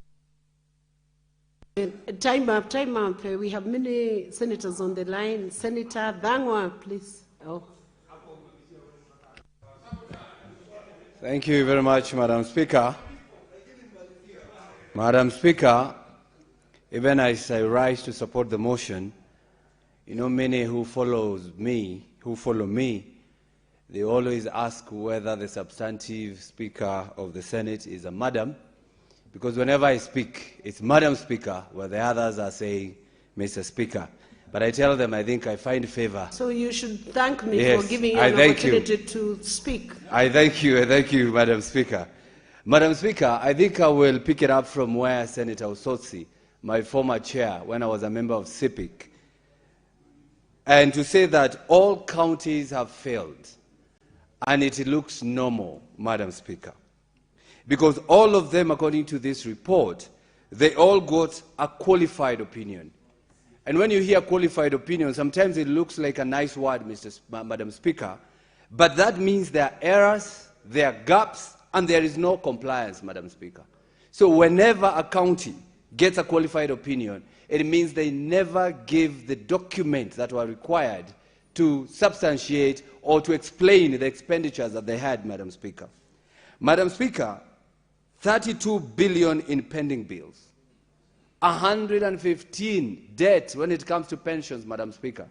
That is what the governors are doing at this moment.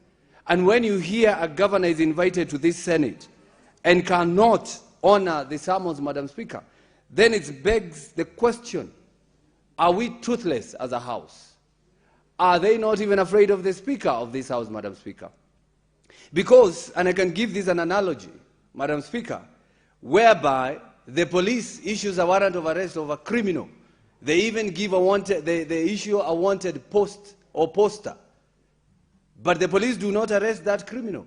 But in the evening, the same criminal goes to the IG or to the head of that police department and have tea in his police station and is not arrested, Madam Speaker. Madam Speaker, who is taking this House as does not understand what you're supposed to be doing here, Madam Speaker. Madam Speaker, today, the governor of Samburu, yesterday was the governor of Nairobi. They come to this Senate and they hold a press conference, Madam Speaker, and say, you see, we are here. We presented ourselves. The Senate did not do anything. So they should stop telling us that we are running away. But Madam Speaker, when the Senate has come to you to tell you now, come in, we are here, then you run away. And that is what has happened this afternoon, Madam Speaker, when the governor of Samburu was around, where we wanted just to talk to him, because if he's around, let's ask him questions, Madam Speaker. But he ran away, Madam Speaker. Madam Speakers, counties are not failing accidentally. They are doing so systematically, Madam Speaker. Because they are planning to do this, Madam Speaker. And when they plan to do this, they believe the Senate is not or does not have the teeth to bite, Madam Speaker. Madam Speaker, let me give you an example. Because even if we are looking at the auditor's report, we are somehow in that group of a mortician, Madam Speaker.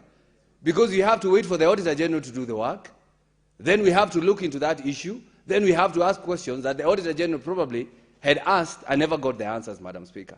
Today, as we speak, there is this report by the county, by the COB, Controller of Budget, the County Government Budget Implementation Review Report for the last half year, Madam Speaker. That is most current, Madam Speaker.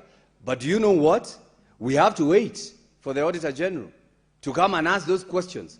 So those questions that I'm supposed to be asking today, Madam Speaker, I'll have to wait till 2027 probably. And by sheer luck, or whatever, Madam Speaker, I become the governor of Kiambu in 2027. The questions that I'm supposed to be asking now, I'll have to answer them then, when I become the governor of Kiambu, Madam Speaker. So there is a problem somewhere. Because today the reports are there by COB. We have seen them, they are online, but we have to wait for the Auditor General to release these reports for us now to ask questions, Madam Speaker. I think the best way is what Senator Osotsi is suggesting, that we should do away with the CSs here. Because sometimes I find it like we're just romanticizing that for nothing, Madam Speaker, when they come here to stand here.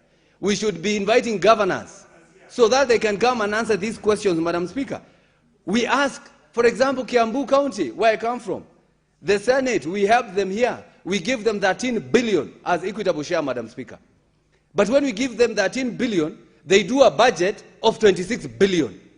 Madam Speaker, they say they are going to raise 10 billion as own source revenue, Madam Speaker. And when you look at this report by the COB, Madam Speaker, for the last 6 months, Kiambu County has collected only 1 billion as own source revenue. So they have a deficit of about 9 billion that they're supposed to collect within the next 6 months, Madam Speaker. Now, when this happens, that's why we will always be having pending bills, Madam Speaker. The pending bills will be always there because they are over-budgeting, they are over-implementing or over-committing these monies to the contractors, Madam Speaker.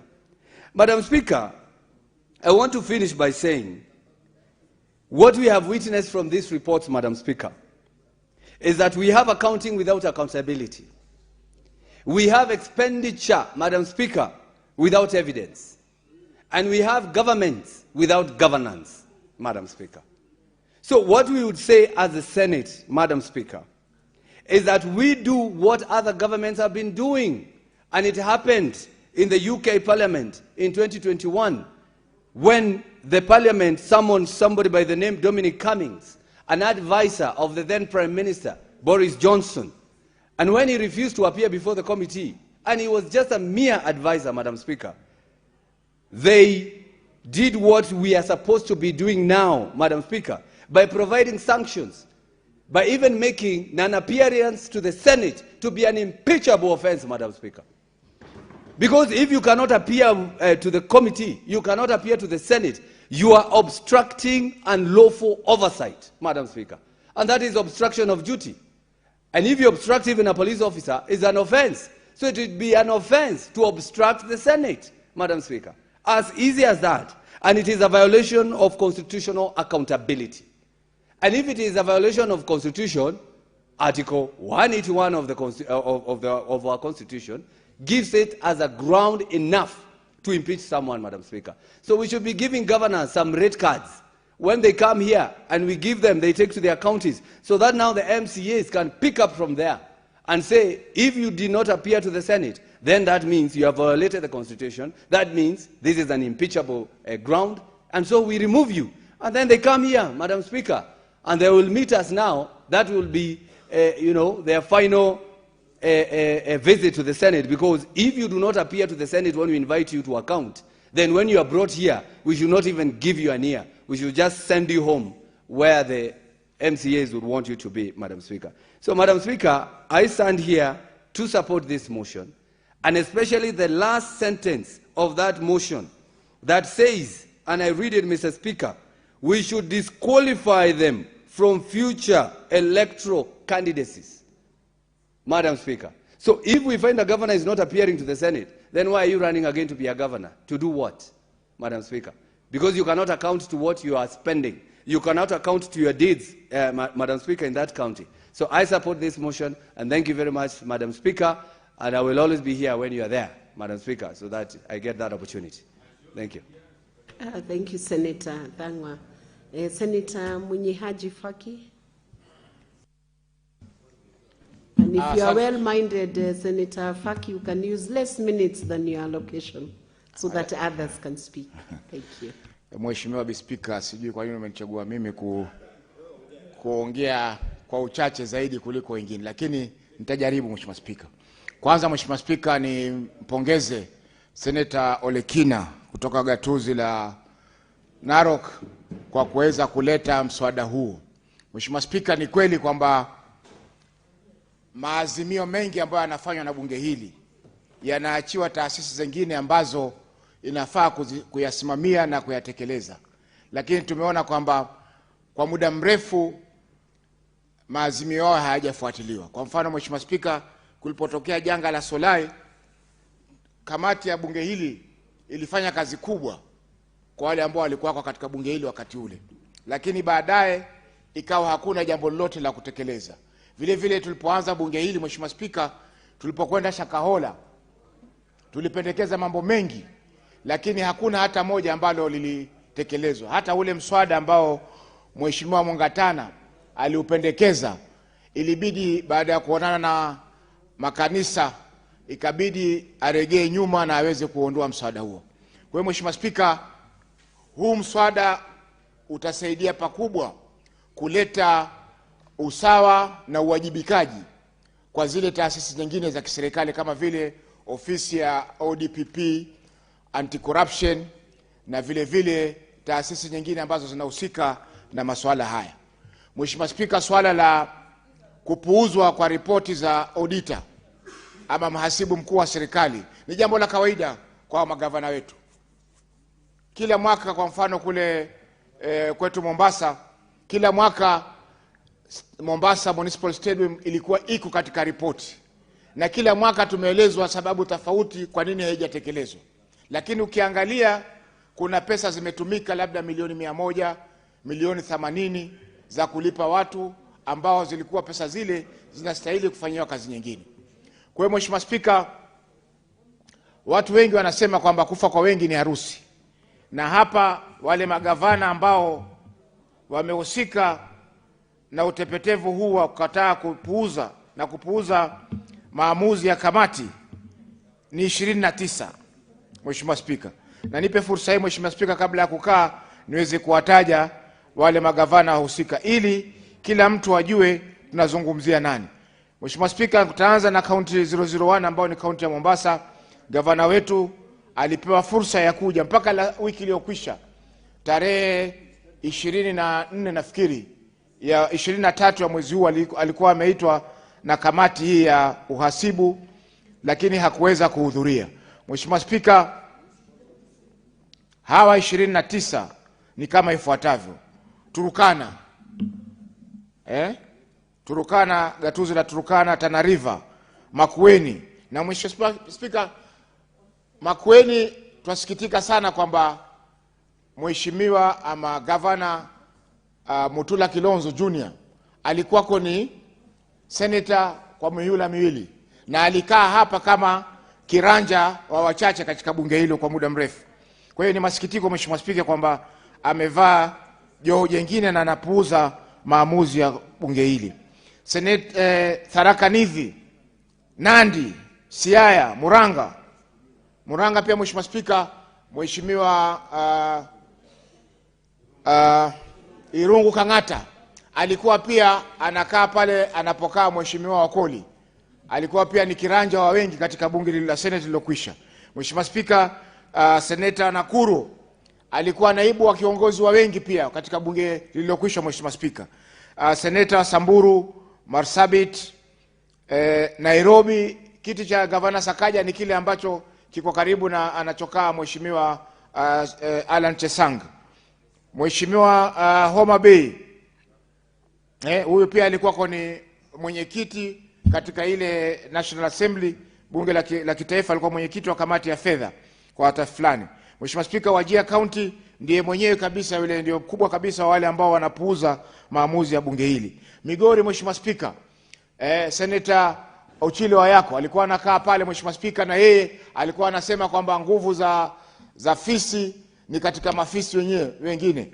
Kwa hivyo huu msemo huu nafikiri ameuchukua akaupeleka katika baraza la magavana kukataa kuja katika bunge hili.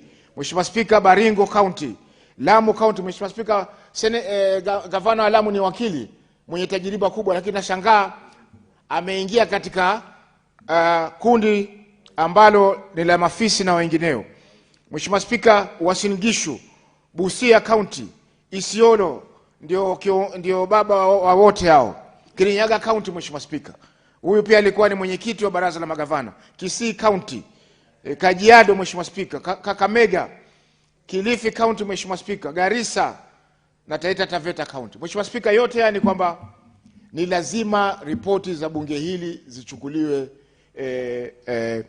kwa umuhimu zaidi, na nimefurahi kwamba kiongozi wa wengi katika bunge hili ameondoa ule mswada wa kugawanya pesa katika serikali hizi mbili, serikali ya ugatuzi na serikali kuu. Japokuwa itawakwaza baadhi ya wale magavana ambao walikuja katika bunge hili na kuweza kutetea ripoti zao, lakini Mheshimiwa Spika, saa nyingine watu wanasema kata pua uunge wajihi. Saa nyingine inaweza kuambiwa na daktari kwamba tusipokata hichi kidole mguu mzima tutaukata. Kwa hivyo sasa sisi tutakata kidole tuokoe mguu.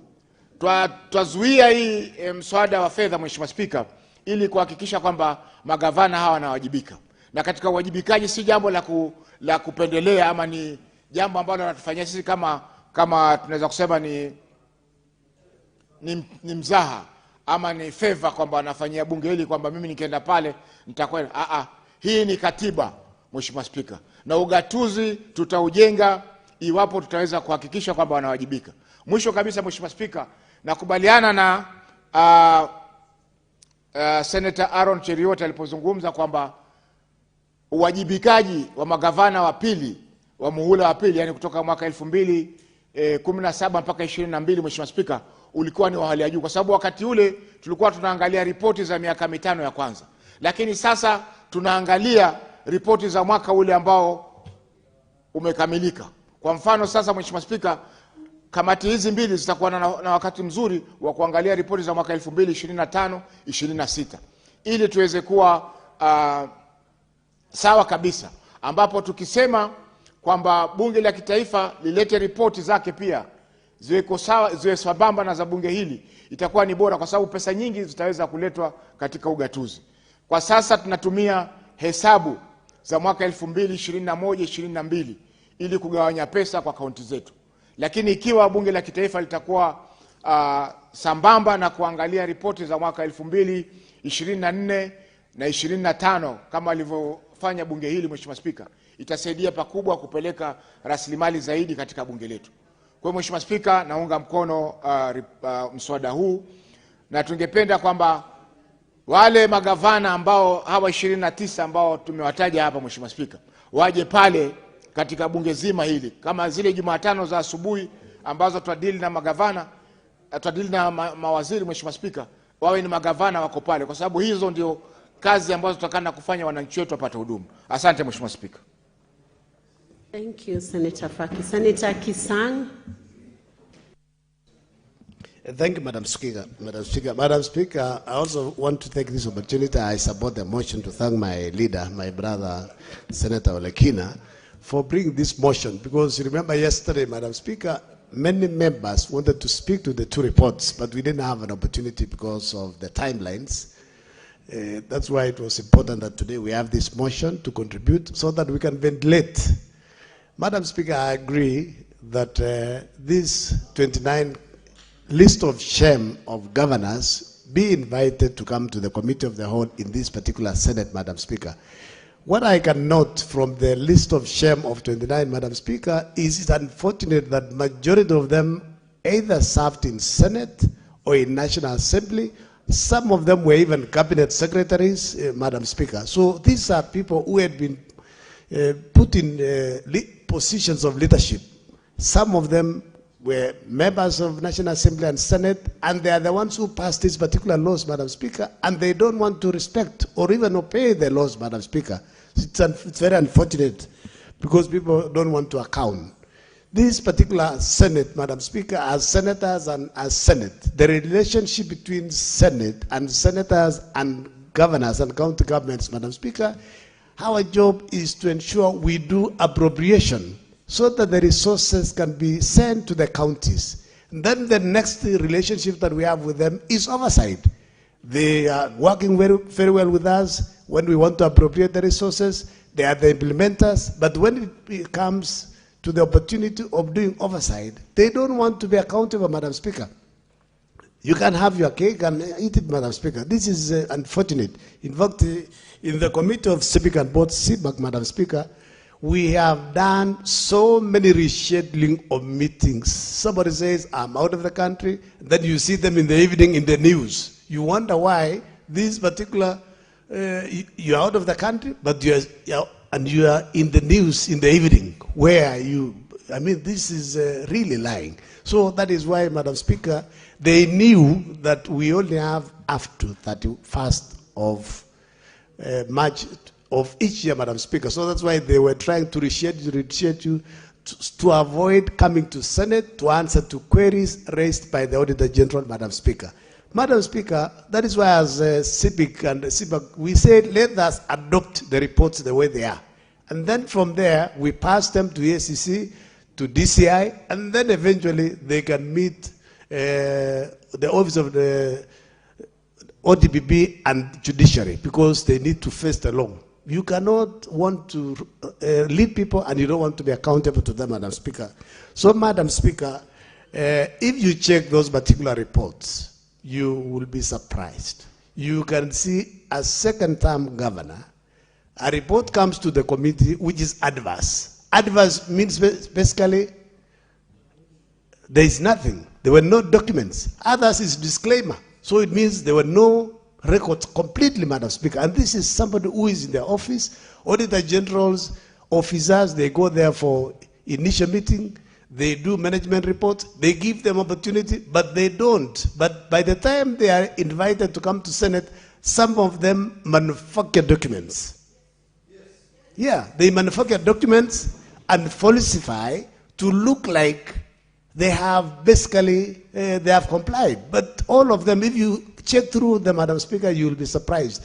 In fact, most of the governors who have come to these particular committees, when you ask them to respond, majority don't respond. They say, CEC Finance, CEC Water. You wonder why you are the one in charge of the county. How can you be in charge of the county and you don't know what's happening?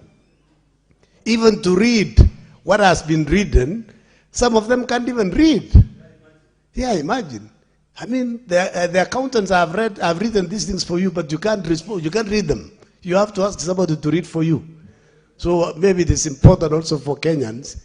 2027 is very close. We are asking our people, please vet the governors that we are going to put in place. The position of a governor is very important. It's as important as the presidency. That is why the requirement to be elected as a governor, you must have a degree. So please, Kenyans, watch, vet them, see if these are people who are likely to do something or they are just coming to steal. Because it looks like in this country we have devolved corruption. Corruption has been devolved in all the counties. So, Madam Speaker, when I come back now to my county, Elgeyo-Marakwet County, I want to ask the governor to complete all stalled projects. When the budget of 2026-27 comes in, can you put resources to complete Iten Amenity Hospital? You complete Chibararua that was partially demolished. capture up sub-county hospital, third sub-county hospital, you complete Kamoson. So that the people of Belkemarakwet County can get value for money. You know, there is no need to have projects stay for 5, 10 or so years without being used. It means basically we don't get value for money. So, Madam Speaker, I agree that we need the 29 governors. Instead of appearing in CIPIC and CPAC, let them come and face the whole house the way CSS come to this house. If the cabinet secretaries who are very busy get an opportunity to come and answer to Senate, then why are governors not coming? Because they don't have another job. They have CCs who can delegate some duties at the county to be done by the governors, deputy governors or CCs. In fact, Madam Speaker, we need also to relook at this particular position for our deputy governor positions. Most governors pick running mates. As soon as the deputy governors, elections are over, the deputy governors are left to read newspapers. They are given no role at all. We need to relook also at the Constitution so that our deputy governors can be allocated duties to assist the governors. Instead of the governors bypassing them, dealing with CECs alone and chief officers who are used basically to steal together. So, Madam Speaker, I wish to support and we ask EACC to move with speed. Already the report has been approved by the Senate yesterday. Look at the recommendations, and each of these two committees will report every month, as the motion says. Every month we'll give a progress report. And if EACC doesn't do its job, basically, it means we need to invite them here so that they get instruction. Yeah, you remember there was a time, Biolo Lumumba, in the evening he didn't have a job because Parliament changed the law. So please, EACC, take up the challenge and move with speed, and we want to see governors being taken to court. Thank you, Madam Speaker. I support. Thank you, Senator Kisang. Senator Okech.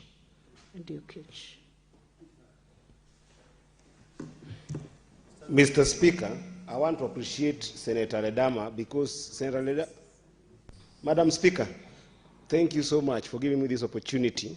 Madam Speaker, I want to support and appreciate Senator Ledama on this motion because what the country has been drawn to could simply look like a banter between Senate and senators and governors. And this particular motion gives us opportunity to put things into perspective. And even in the discussion today, Madam Speaker, there has been generalities trying to catch up here and there what is happening in the different counties. Madam Speaker, with this opportunity, I want to narrow down to Migori County, because Migori County, Madam Speaker, was supposed to appear before PAC on 18th of this month, aware that these reports had to be processed by 31st, which was yesterday, Madam Speaker, so that we could be able to meet the deadlines. My governor, the governor of Migori County, refused to attend that meeting with PAC. Now, because he refused to attend that meeting with PAC, Madam Speaker, we passed the report yesterday as is. And that is what I want to be able to draw attention of the country here today, so that the country can answer the question that the senators are struggling with, whether my governor should or should not have appeared before PAC with regards to answering to the audit queries that were raised here in the report of 2024, 2020, 25. Madam Speaker, the Auditor General says in the report of Migori County that there was 8.6 million in Migori County, a variance that was withdrawn from the county revenue fund, and it is reported in the financial statements without knowing what this money was used for. I'm asking Kenyans, should the governor of Migori County have appeared before the PAC committee to be able to clarify this or not? Madam Speaker, the Auditor General says in their report that in 2024-2025, Migori County used 72 million shillings to build early childhood development education classrooms, that the Auditor General, in the best opinion, is not convinced that these classrooms were built because there were no clarity in terms of their tendering. There was no clarity and evidence in terms of any advertisement and quotes done. There was no even any committee evaluations to the building of these classrooms for ECDs, costing Migori County 72 million. I am asking Kenyans, should the governor of Migori have appeared before the Senate to make this clear to the country? Madam Speaker, the Auditor General says it had a major finding that in the county revenue fund of Migori County, there was another 58 million that was withdrawn without any paperwork. That money, the auditor is not sure what it was done with. The Auditor General cannot even trace this money. I am asking the nation, was the governor of Migori County right to refuse to come to the park committee to be able to answer where this 58 million went to? Madam Speaker, in this report, and these are reports that have been put before this House because it did not come to answer, we passed a law, and the nation should understand, we passed a law that says that all monies from level 4 and level 3 hospitals, sometimes also to level 5 hospitals, must be retained in those hospitals to be able to serve those hospitals, to give medicine, to give support in terms of payment to staffers of those categories, and any other supplies, even where food is needed, to people who are sick in our level 3, level 4, and level 5 hospitals. Auditor General says that despite us insisting through a law that was passed by both houses of parliament that you cannot remove money from hospitals which whatsoever, the Auditor General says Migori County removed 146 million from all our level 4 hospitals and level 3 hospitals without accounting what they used that money for. The Auditor General cannot be able to trace. I am asking the nation, is the governor of Migori County right to look at the committee of parliament called PIC and say, I am not going to come and answer to that question, that is my money? Madam Speaker, I'm going on with a report that is before you, Madam Speaker, that there was an expenditure, Madam Speaker, of 50 million in legal fees in Migori County. And even after spending that 50 million, there was a variation of 3.9 million on accrued legal fee. Something we have said without time, without numbers, a house, that you cannot be able to accrue that kind of money. So you have got almost 54 million paid to legal fee that the Auditor General cannot be able to confirm whether this happened or not in Migori County. I am asking the nation, is the governor of Migori County fair to look the park committee in the eye and write to them a letter that will not come to answer to this question? Madam Speaker, if you look at the report again on 2024-2025, there is a place called Taraguiti. This is in Kuria County, Madam Speaker. There's a dispensary that there was supposed to be building of a new staff's house in this dispensary in Taraguiti, Madam Speaker. The governor of Migori used 2.5 million that the auditor says that the money was budgeted for, the money was used, but the new staffers' rooms was not built. I'm asking the nation, is the governor right not to come to this house to answer these questions? Senator Eddie Okech, when we resume, you will have a balance of 3 minutes and 20 seconds. Honorable Senators, this motion will continue for debate and will be listed at the earliest instance, maybe tomorrow on priority basis. Honorable Senators, it's now 6:30 p.m. Time to adjourn the Senate. The Senate therefore stands adjourned until tomorrow, Thursday, 2nd April 2026 at 2:30 p.m. Thank you.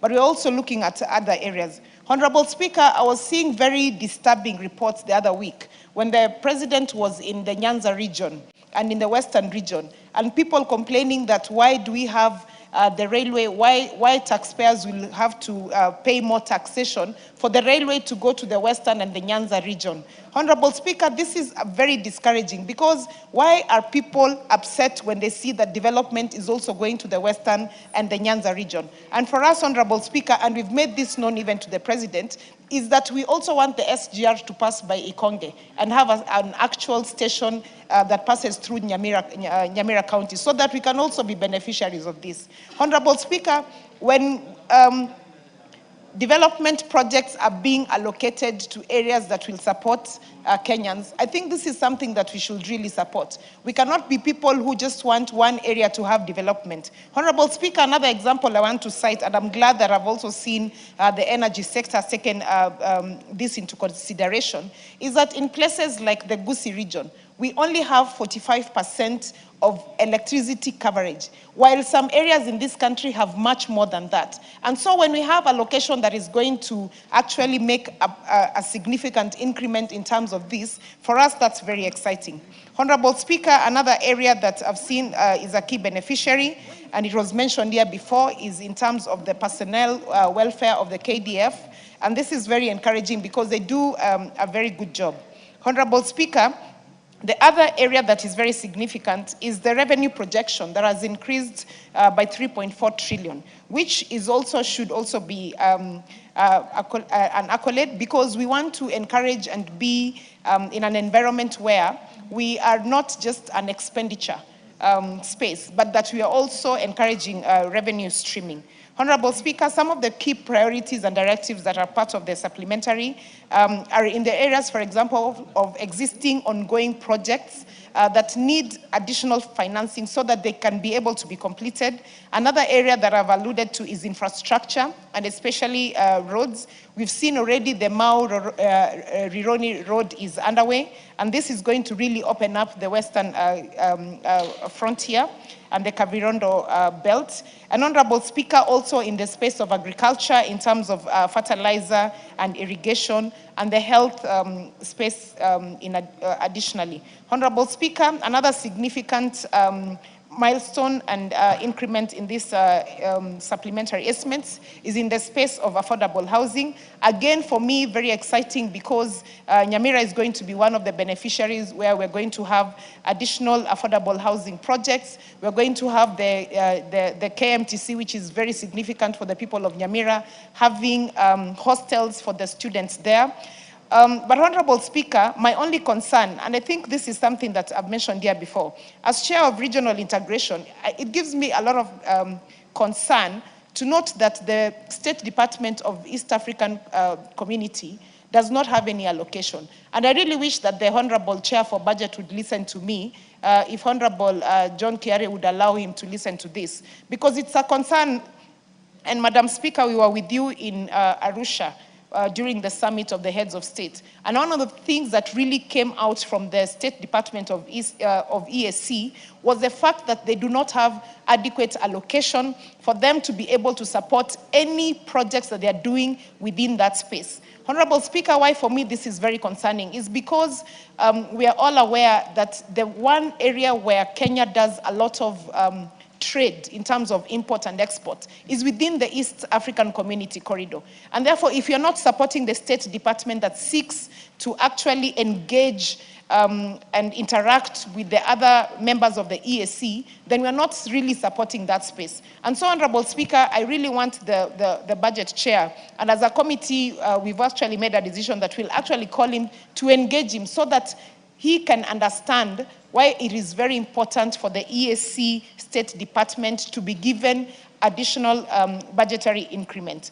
With those remarks, Honorable Speaker, once again, I just want to say that I really support this. I hope that the projects and the projects, the infrastructure projects, the development projects, the pending bills that have been actually incorporated into this will actually come to fruition, so that we may be able to see the gains that we do have between now and the end of this particular financial year. With those few remarks, I submit and I support. I thank you.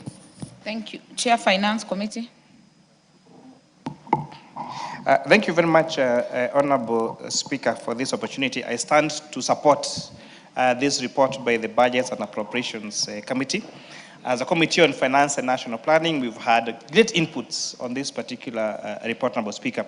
And one of the issues and one of the things that has been raised by the Majority Leader has been allocation of resources to Kenya Revenue Authority, especially for digitization. Now, we are telling them that we are now at an age where there is AI, there's artificial intelligence, and we're telling them that they need to stop using the old brick and mortar in terms of expanding our tax base, Honorable Speaker. It is notable, Honorable Speaker, to note that only 20% of Kenyans pay 80% of our taxes. And what we're telling Kenya Revenue Authority, we cannot continue to burden 20% of Kenyans with 80% of the total collections in this country, Honorable Speaker. And we're telling them that for them to do that, they must digitize. And the solution can only lie in digitizing. We have a lot of imports, for example, Honorable Speaker, that come to this country. But in terms of the amount of money declared, in terms of the value of those particular products, when you compare the value of those particular products, Honorable Speaker, there is a huge, very huge difference. And we're saying then our scanners at our points of entry needs to identify what exact product, what the value of that product is, so that everyone pays their right share of tax. And what you're saying, Honorable Speaker, it is not anyone to pay any more taxes. It is for everyone to pay their fair share of tax, not 1 shilling more and not 1 shilling less, Honorable Speaker. I also want to thank the Kenya Revenue Authority, because after extensive conversations, they have now removed, Honorable Speaker, they had a table that was special. It was called special table, that has been giving a nightmare to many taxpayers, Honorable Speaker. And I'm happy that after various deliberations, now they have removed that special table, Honorable Speaker, and they have many now taxpayers who are now back into being tax compliant and paying their rightful share of tax. Honorable Speaker, you'll notice that we have also allocated resources for training on EGP. Honorable Speaker, this issue of EGP, although it is great and is going to transform our economy, Honorable Speaker, in terms of ensuring there is fair procurement processes, ensuring that the pending bills reduce, Honorable Speaker, but there has been a very low budget absorption because of the low uptake of this particular EGP project, Honorable Speaker. And we have now otherwise provided resources to make sure that now this EGP kicks off and every entity is on the platform, and everyone who is using the platform is well trained, including even the suppliers, Honorable Speaker. Honorable Speaker, we have also recommended serious reforms on our pensions. Honorable Speaker, it is baffling to have the pensions department ask our retirees for their first pay slip when they are going on retirement, Honorable Speaker. We have teachers that were employed 40 years ago. How will they have a copy of their first pay slip? It is impossible. And if what you told the pensions department, we have given resources for them to automate the process so that when someone retires, when a public officer retires, then they move automatically from the pay slip that was receiving when employed immediately into the pensions pay slip, Honorable Speaker. Most importantly, Honorable Speaker, this supplementary comes at a time when I expect that future budgets are going to have less fiscal deficit, Honorable Speaker, because of what this Honorable House passed 2 weeks ago, the Infrastructure Fund. And I'm very happy, Honorable Speaker, to see that the head of public service has today gazetted the governing council for the Infrastructure Fund. And as this House approved, we now have FCPA John Badi as a chairperson, as part of the board of the Infrastructure Fund. We have the very knowledgeable Dr. Kamau Thuge, the governor of CBK. We have our Attorney General. But most importantly, Honorable Speaker, I want to introduce several other people that has now been approved, has been gazetted as members of this governing council. We have Professor Benedict Orama, who is the chair of the board of Export Development Bank, Honorable Speaker, and who served previously as the chair of the board of Africa Export and Import Bank, what we usually call Exim Bank. These are professionals who are very well knowledgeable in terms of raising private equity. And what you are saying that this fund is going to provide a seed capital for the 5 trillion infrastructure fund that His Excellency the President envisions that will take us to, as we call it, Singapore, Honorable Speaker, is now beginning to take shape. We also have one Mrs. Faith Bomet, the current chairperson of the Kenya Pipeline Company. Again, a polished, experienced civil servant who's going to bring a lot of experience both in public service and from the private service, Honorable Speaker. And also notably is Mr. Paul Russo, the current CEO of Kenya Commercial Bank Group and the chairperson of the Kenya Bankers Association. Now, this is what we are saying, that we are going to create our infrastructure without adding to a national debt. And these players in the private sector, like the, Paul Russo, the CEO of KCB Group, and also, Honorable Speaker, another appointee to the Governing Council is Mr. Richard Etemesi. We all know Richard Etemesi for his expertise at the Standard Chartered Bank. You know, when Standard Chartered Bank started operations in Kenya and Africa, these are the people that drove this stream, Honorable Speaker. And I'm excited that as this Honorable House approved, we have a group of professionals, trained, experienced in terms of raising capital, in terms of raising private equity, and you're going to see the infrastructure fund grow to the 5 trillion shillings that we anticipate it to grow. So that, Honorable Speaker, this weekend, you and I, when we think about going to Nakuru, and especially this being an Easter weekend, it's going to be a nightmare. We are likely to either spend the whole night or the whole day on the road, whether going to our constituents, coming back. So these funds are going out to make the Rironi Mau summits, the SGR, all the way to Kisumu and Kampala, and all the other infrastructure envisioned by the Infrastructure Fund, Honorable Speaker, to be developed. Most important, Honorable Speaker, this also money puts this supplementary budget increases resources for capitation in our schools. Honorable Speaker, I was speaking with some of the principals in my constituency and they're saying, for the first time, we've had money for capitation being set on time. And I'm hoping that these additional resources are also going to account for, first of all, the increased number of students in our schools and make sure that these funds is enough to fund our schools through this capitation and is also dispersed on time.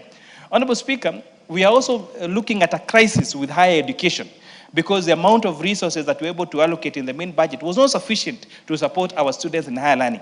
But this supplementary budget, Honorable Speaker, is increasing resources for higher education loans fund that will ensure that our learners in higher education are well equipped to come and trained so they can come and run our economy, Honorable Speaker. Also notably is the allocation of resources for medical insurance for our teachers.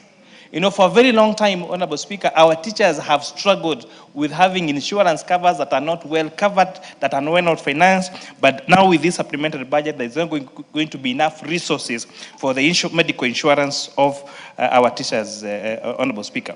We also note the allocation of resources and the non-financial recommendations that has been made by both our report and the report that is adopted by the Budgets and Operation Committee for single treasury account. Honorable Speaker, it is quite unfortunate that for a very long time, government has been borrowing its own money and paying interest on it. Because you'll find one MDA on this end is holding some funds in a fixed deposit account or is holding some funds idle in one bank account, whereas we are borrowing to finance our budget, Honorable Speaker. So it is the banks that hold these deposits that have been selling, that has been buying the treasury bills and bonds. And that's why you saw for a very long time, interest rates for our treasury bills and bonds was going to as high as 17 and 80%. And that is why even banks had no business lending to private sector. Because by doing nothing, by just holding deposits they have for roads, for schools, for water, for irrigation, for energy, they were able to lend that money back to government at as high interest rates as 17 and 18%. And so the question is then, why do they have to come and look for you to loan you money? But once the government and National Treasury incorporated or implemented single treasury account, among other monetary and fiscal policy measures that the central bank has done, we have seen those interest rates go to as low as 9% and 10%.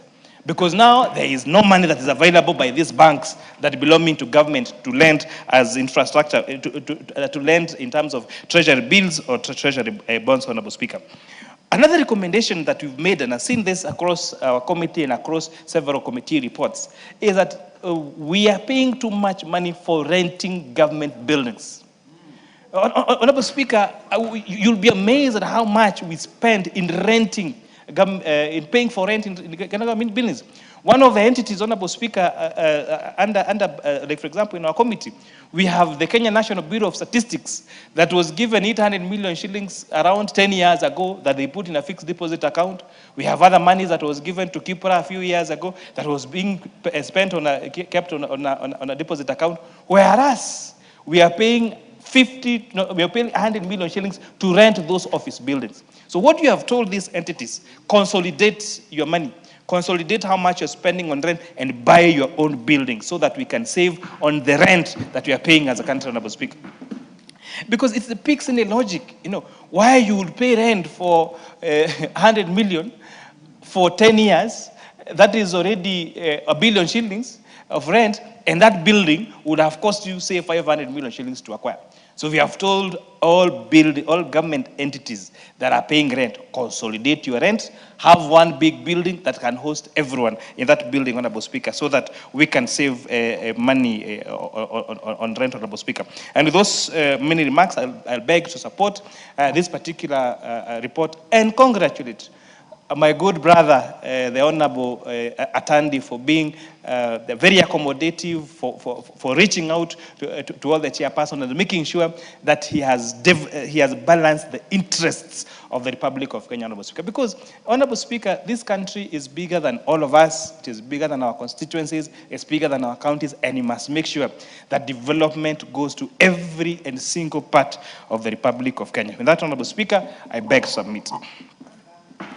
Very well. Member for Mandera West, not in the House. Honorable Ridikiri. Thank you, Madam Speaker. I stand to support this report and congratulate the chairman and the entire Budget and Appropriation Committee for a balanced report. Madam Speaker, I represented the Committee on Housing, Urban Planning, and Public Works. And our report was adopted by this committee. Madam Speaker, housing is a very critical agenda in this country, and we asked for an additional 25 billion so that we can be able to fast-track the increasing number of projects that the government is undertaking. Madam Speaker, the issue of the public works, which has been struggling for quite some time, when we made our players to the committee, I am happy to report that our player was answered and this has been appropriated accordingly. Madam Speaker, this is not the only sector that is of concern to this country. Madam Speaker, the main issue today is the food security.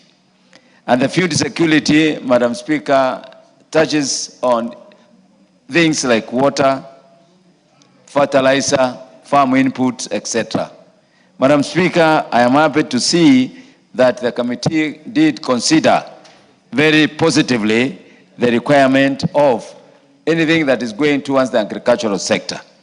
Madam Speaker, I remember we have just come from a dry season.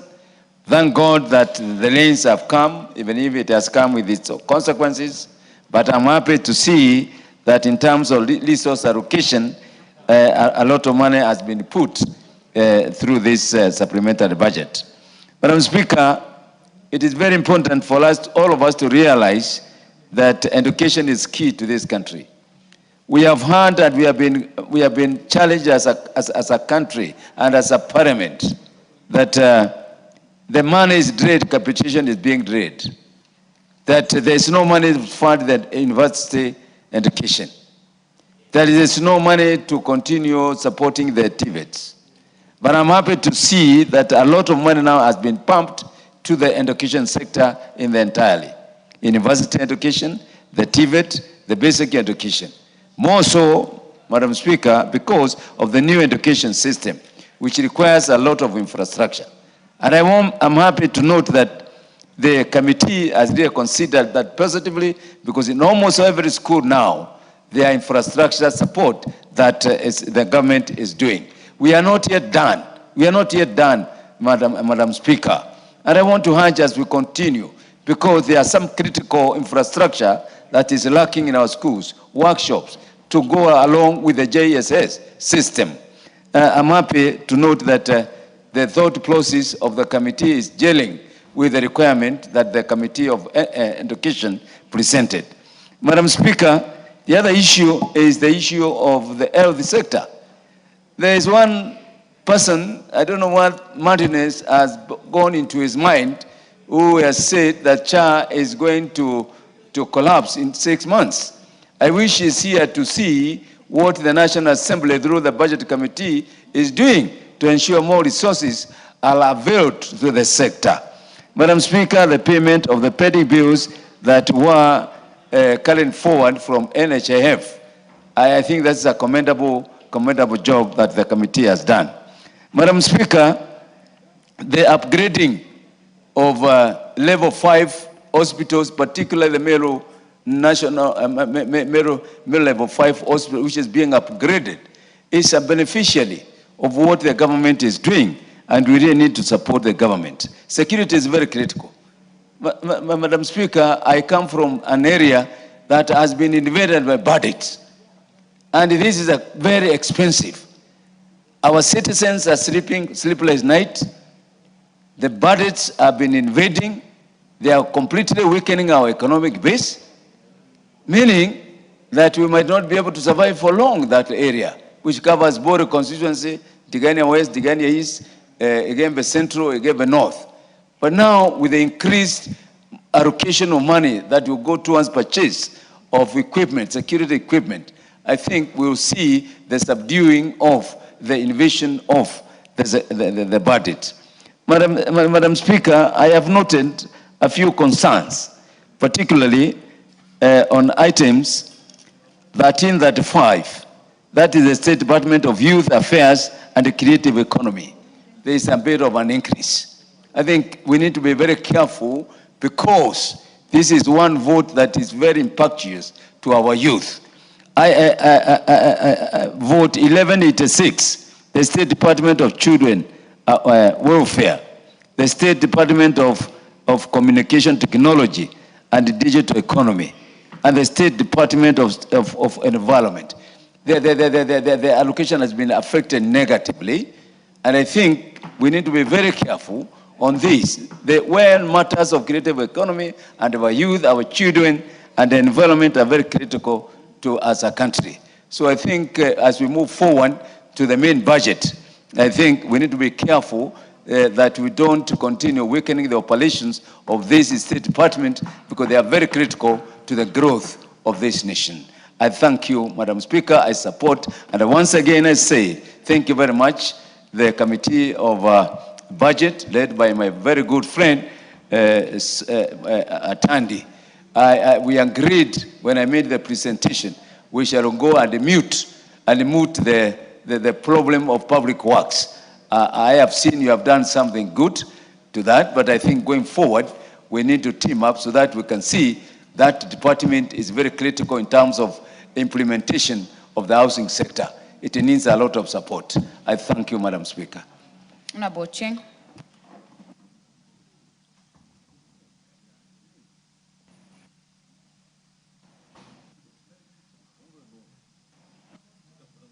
Omele is complaining.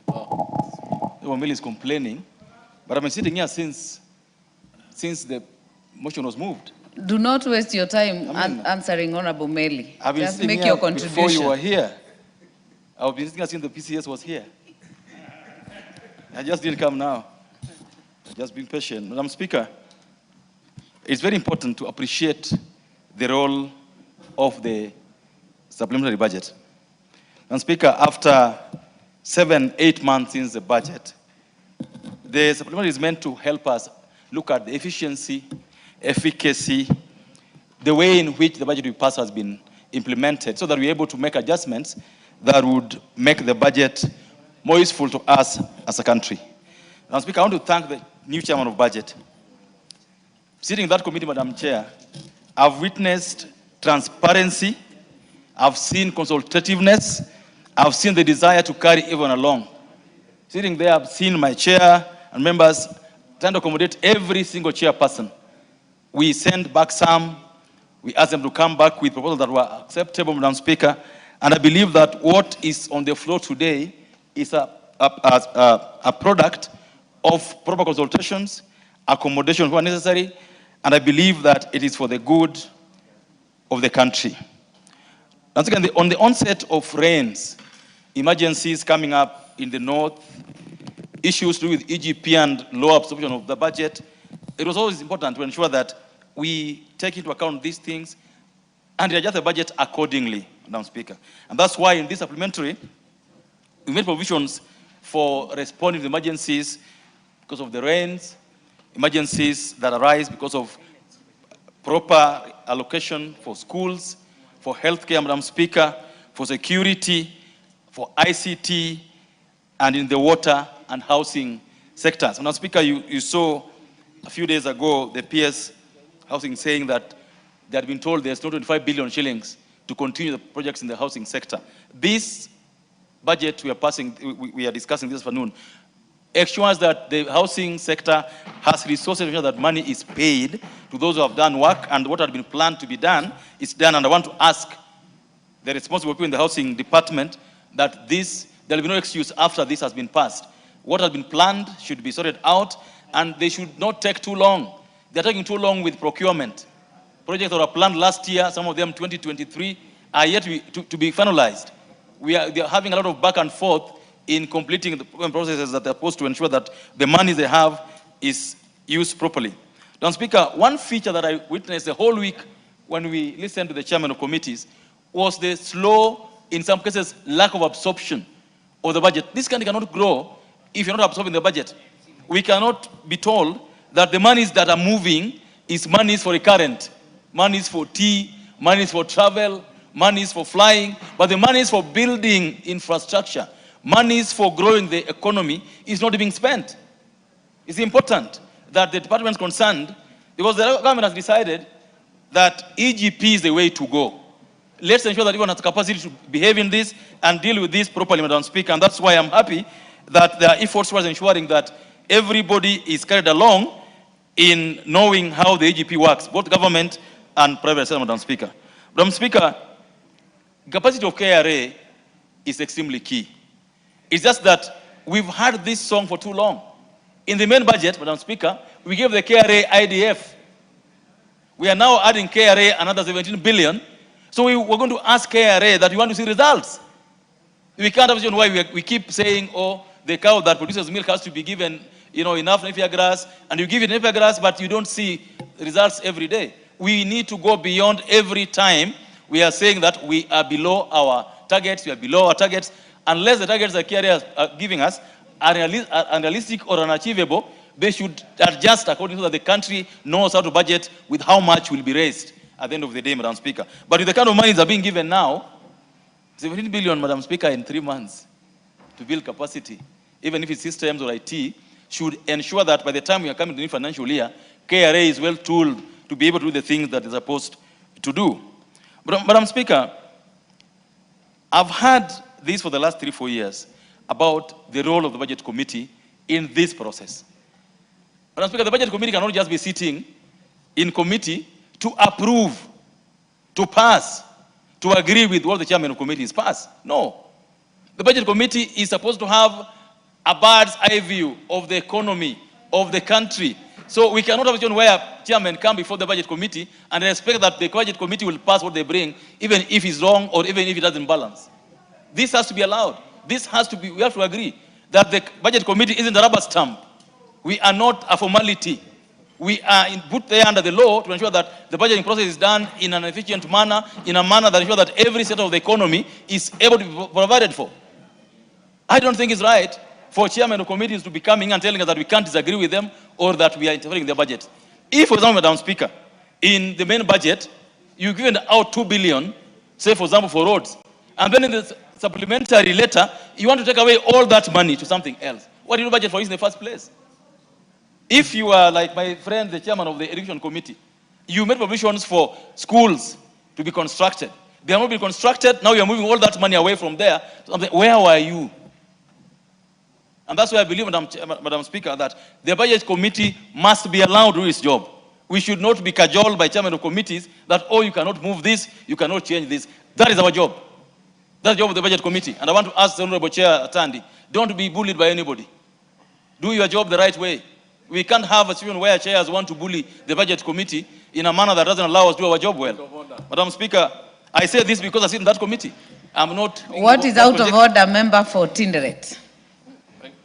Thank you, Madam Speaker. Madam Speaker, is Honorable Cheng in order to say that chairs of committees who supports the Budget and Appropriation Committee are bullying the Budget and Appropriation Committee, yet we actually offer a lot of support in all that we do as chairs. And in fact, we make their work easier by breaking down the issues in the department.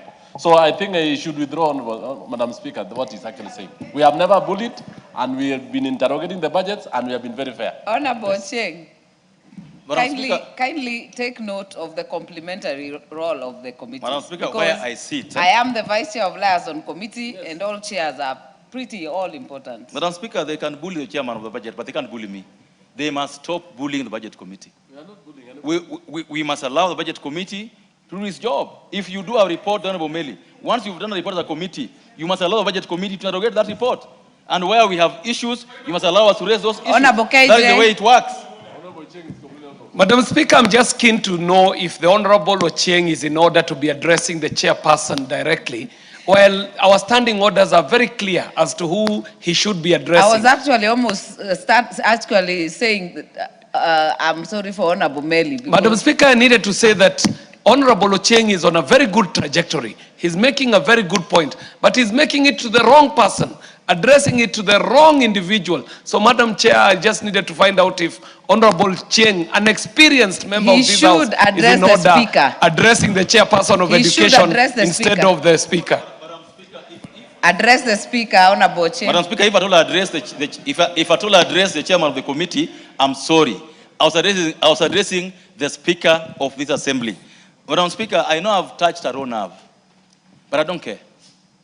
We must ensure that the rules that of this House are followed. We will not allow chairs to just do their things the way they want. Laws are there to be followed. Madam Speaker, and so I believe that what we brought to this House is balanced. We will pass it and request that this budget we're going to pass is implemented as passed. We don't want to where again in the next 1 or 2 months, we again come back here with another supplemental budget and doing what we are doing today, Madam Speaker. Let the departments concerned who have resources, be given resources, not come back to us with issues of no absorption, this was not passed. Let's implement the budget as passed so that this country can grow, Madam Speaker. With those many remarks, I support and will support. Thank you. Member for Funyula. Thank you, Honorable Speaker. Honorable Speaker, please, I require you to give Honorable Tanda assurance that I'm just doing my work as under Article 95, so that I should not start having goosebumps when he sees me standing up, Honorable Speaker. Honorable Speaker, by law, by practice, we have always had supplementary budgets. But I remember, Honorable Speaker, when the current Cabinet Secretary for National Treasury sat with us here in this assembly, he had very dim views about bringing supplementary budgets. And he used to say, and I used to concur with him, that's a sign of poor planning and poor management of public resources. That may be as it is. We have it with us here. And I want to make a few observations. And one of the first observations, Honorable Speaker,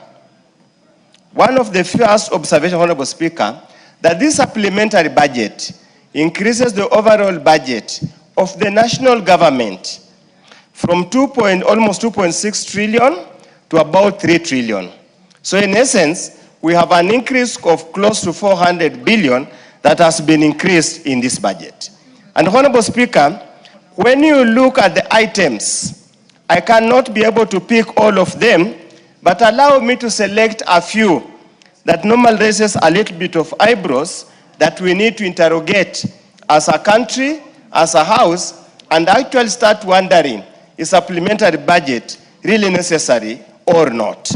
Because, first of all, Honorable Speaker, there is an increase under Vote 1017. Under Vote 1017, State House Affairs, Honorable Speaker, there's an increase of 400 million development for acquisition of land for State Lodge Eldoret. Honorable Speaker, to the best of my knowledge, the State Lodge Eldoret has existed since I started knowing the state. I'm wondering what has arisen that requires a whopping 400 million to purchase land for State Lodge Eldoret. That I leave for the Kenyans to decide whether that's prudent use of public resources or not. Second, Honorable Speaker, there is Vote 1169 under Crop Development and Management. And this is a matter that has been alluded to much earlier. There is an increase of development of 158 million for development of aggregation centers. Again, it's a block figure, it's not segregated, it's not indicated which are those aggregation centers that are being developed. Honorable Speaker, it makes prudent sense at any given time, Honorable Speaker, that if any development, it must be itemized so that we know exactly where it's happening. Honorable Speaker, without that list of aggregation centers being developed, everybody's left to imagine that this is a way of getting public funds to go into private hands without having been accounted for. In any case, we need to know exactly where are these? Are they collocated in one area, or is it better, are they spread throughout the country?